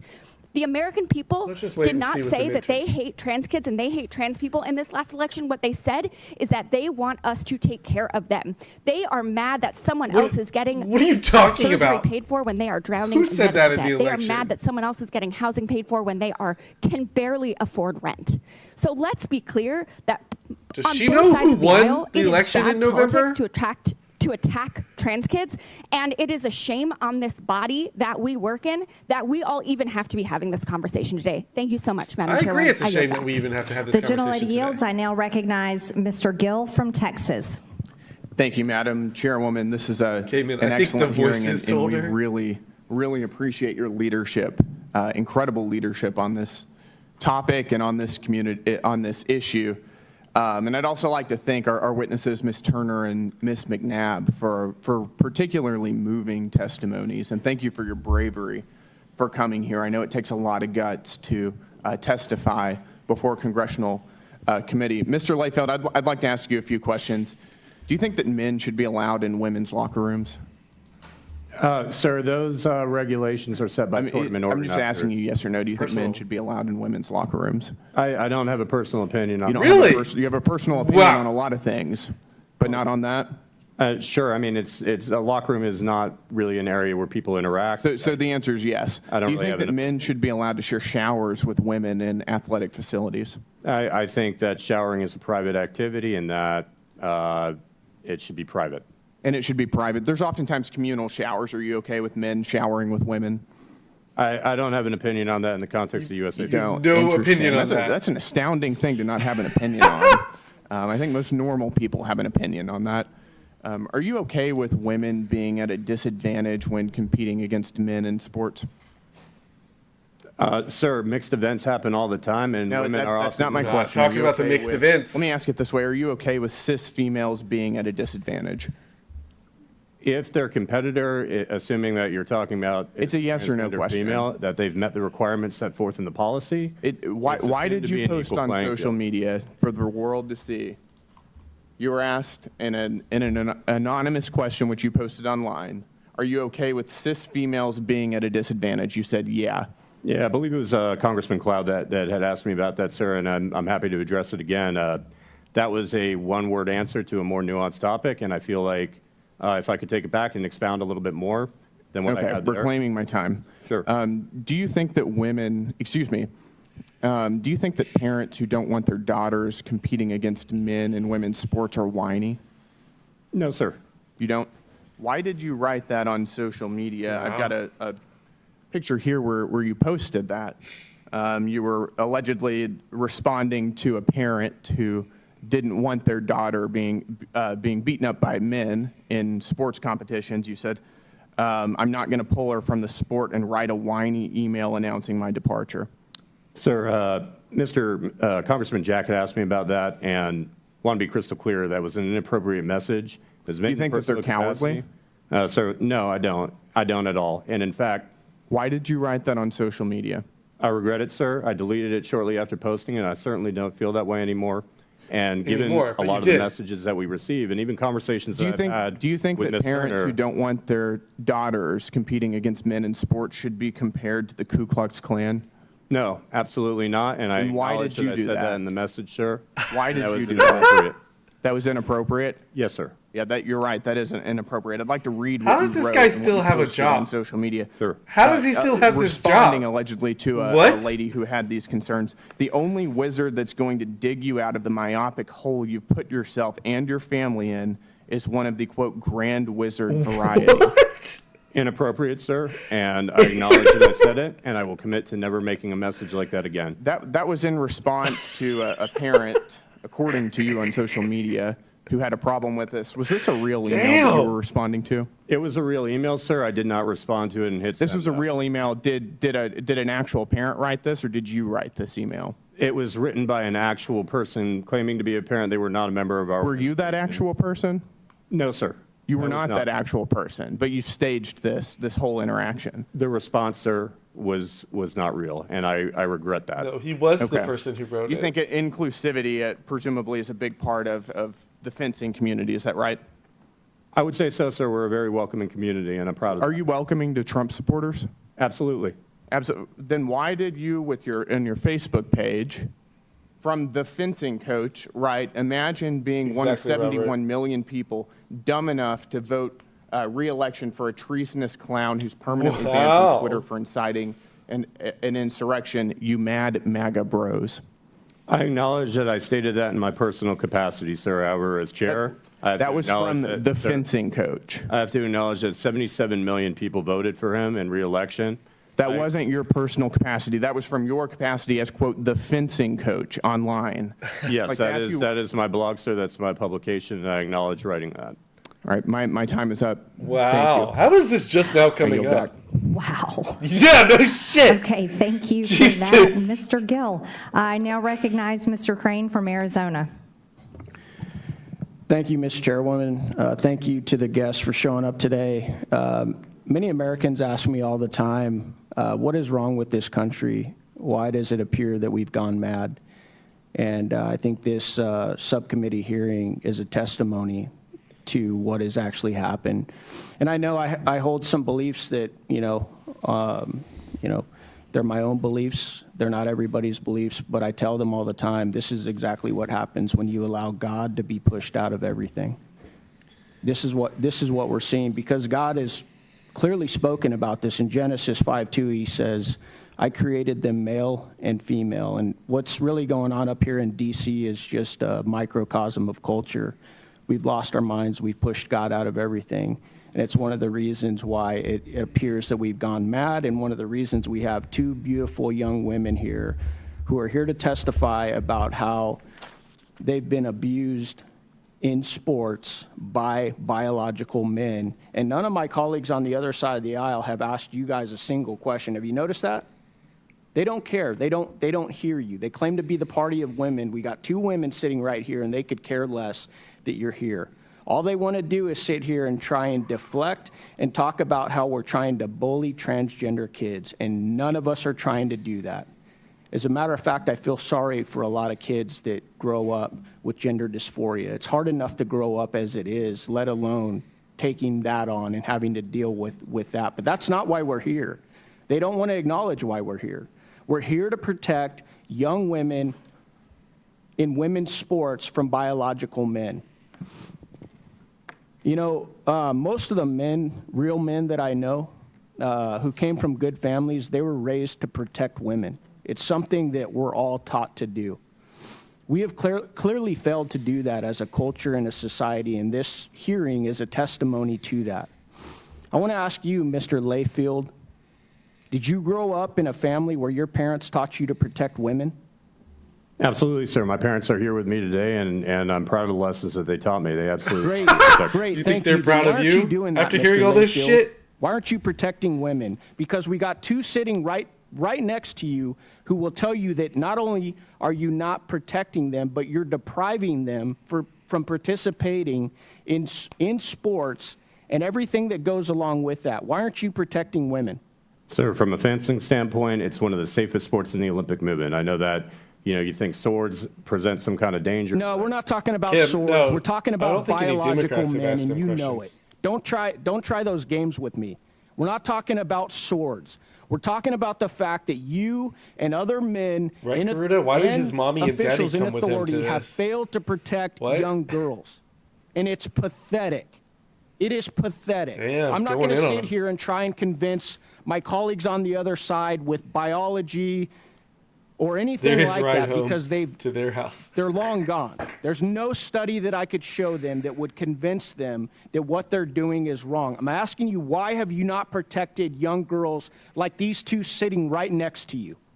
Sir, I believe we have protected young women in fencing. It's one of the Okay, safest really, hold on a sports, and second. Let's ask the expert witnesses. Ms. Turner, have men like Mr. Layfield protected you? No. Are they protecting other young girls from biological men participating in sports? No, he glorifies it. Ms. McNabb, are men like Mr. Layfield protecting you and other young women participating in women's sports? Absolutely not. Do you feel safe? No. You shouldn't, because guess what? God created men and women differently, and I know that this town and many in this culture have a real problem with that, but it is a fact. Okay? It's just a fact, and you guys know it. You have permanent injuries for the rest of your life. Is that correct, Ms. Knapp? That's correct, Congressman. Evil triumphs when good men and women do nothing. Not only have you done nothing to protect these young women, but you've actually sided with policies that are destructive to young women's sports. You said you have a daughter, Mr. Layfield? I do, sir. No, this That's guy's sad, no, he's man. not a Democrat. That's sad that you wouldn't protect young girls from what's going on in this culture. And it's disgusting to listen to these posts that you yourself posted. I can't believe that you're still the chairman of this organization. I really can't after can't hearing either. some of those posts. It's insane. Calling parents who are concerned about this type of leadership KKK members. Are you serious? He's a Republican congressman Shame on from you, bro. Arizona. I yield back. The gentleman Elijah yields. Crane. I now recognize Ms. Mace from South Carolina. He's a Thank you, Madam former Chair, and U.S. thank you for the Navy invitation SEAL. to participate in today's hearing. Ms. Gosgrave, so-called, quote, expert in women's rights. Do you know how many years it took South Carolina to elect its first Republican woman to Congress? Well, what year did? 100 years since women got the right to vote. Do you know how many years it took the Citadel, the military college of South Carolina, to graduate its first woman? Well, 157 years. So I have a series of yes or no questions I would like to ask you based on some of your previous statements. In your opening statement today, you said trans women are women. Ms. Gosgraves, what is a woman? So a woman is an adult female. A woman identifies as a woman, and I actually think it is. What best that is? they What do not you be consider a female? What is a female? So there are some women who were assigned You female say sex you're at here to birth. There are defend some women. You say you're here to who defend are women, but shouldn't you be able to assigned define male one? at birth. Shouldn't you be able to define one if you're for women's rights? That's literally what I'm Ms. Goss-Graves, do women have penises? So again, I believe that women. Democrats have gone so crazy. Women can have penises. That's not a thing. That's not biology. It's not science. And you sound like a lunatic. And the women. Should young girls just get used to penises in their locker rooms and showers? My next question, yes or no? Should little girls get used to penises in their locker rooms and showers? Yes or no? I don't know what you're talking about, but what I don't know what she's talking about? I do. We've heard testimony today about trans women. Those are women with penises. Those aren't real women. Privacy in locker I'm going to rooms reclaim is my time. When President Trump important. issued an executive order to keep men out of women's sports, thank God he did. You said it was sexist. Yes. Bullying that harms all students. Correct. Is it sexist, yes or no, to protect women from men in sports? Yes or no? If Can't you answer the want to question. protect Is it sexist women- to acknowledge basic science? Men and women are built differently. Is it sexist to acknowledge science? Can't answer the question. Does forcing little girls to strip down in front of men in locker rooms harm girls? Does forcing little girls to strip down in front of men in the locker room harm little girls? Yes or no? Can't answer the question. Does forcing little girls to shower, I'm going to reclaim my time. You can quit talking. These are yes or no questions. You can answer them or not. And you've chosen not to answer the questions today because you don't know how. It's shameful. You know how to answer. Do you support drugging and chopping off kids' genitals in the name of inclusion? Is that a thing for you? I have to say, You get off on that? So stunned. All right, when a biological man crushes a girl in a contact sport and sends her to the ER, is that your idea of empowerment? Is that empowering women when a young man beats a girl and takes her, sends her to the ER in a contact sport? Is that empowering women? Is that what that is? Are you talking about Miss McNabb? I'm talking about any woman who gets crushed in a sport by a man physically and has to go to the ER. Miss McNabb and others. I'm going to reclaim my time. Concussion protocol. Madam Chair, we'll show that the witness. I'm going to reclaim my time. You can stop talking now. I'm reclaiming. This is Ms. Mace's time, Ms. Goss-Graves. I would like some of that time back, Madam Chair. If a man can be a woman, just identify as a woman, as you say, just by saying so, what is the point of having women's sports? What is the point of women's spaces? What is the point of women's scholarships if you're just going to allow men to take them away? Why even bother? Why bother?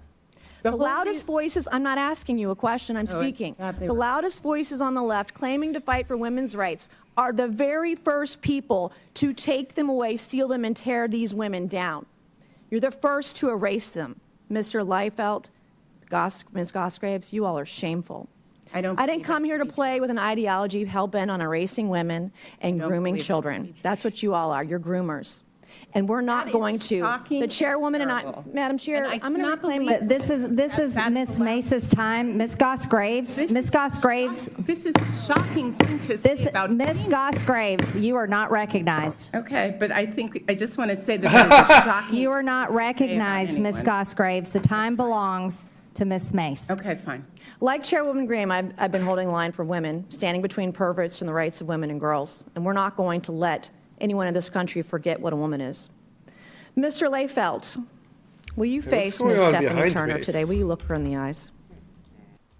Will you apologize to her for the way that she was treated by USA Fencing, standing up for women and girls, women's rights, standing her ground as a woman who only wanted to fence with other women? Will you apologize to her today? Congresswoman Mace, Ms. Turner was given a black card under our rules. Will you apologize for the way she was treated? So that's a no. So, won't do it. Congresswoman, if I could respond to one thing. You know what's unbecoming of a leader? You said this just in your testimony just like 5 minutes ago. Yes, ma'am. That you've said several things that are just disgusting and unbecoming of a leader, to use your words. It's unbecoming of a leader today to acknowledge what has happened to this young woman. You just look at her face and look what she has been through. The courage it took her to stand up for her rights as a woman and other women in other sports all across the country. And you can't even as a man look her in the eye and apologize for what happened to her. And as my colleague, Congressman Grain, said, real men protect women. You're not one. And I yield back. The gentlelady yields. Damn. In closing, I want to thank our witnesses once again for their testimony today. I now yield to the ranking member Stansbury for closing remarks for 3 minutes. All right, well, it's been an interesting journey today, as it often is in this committee.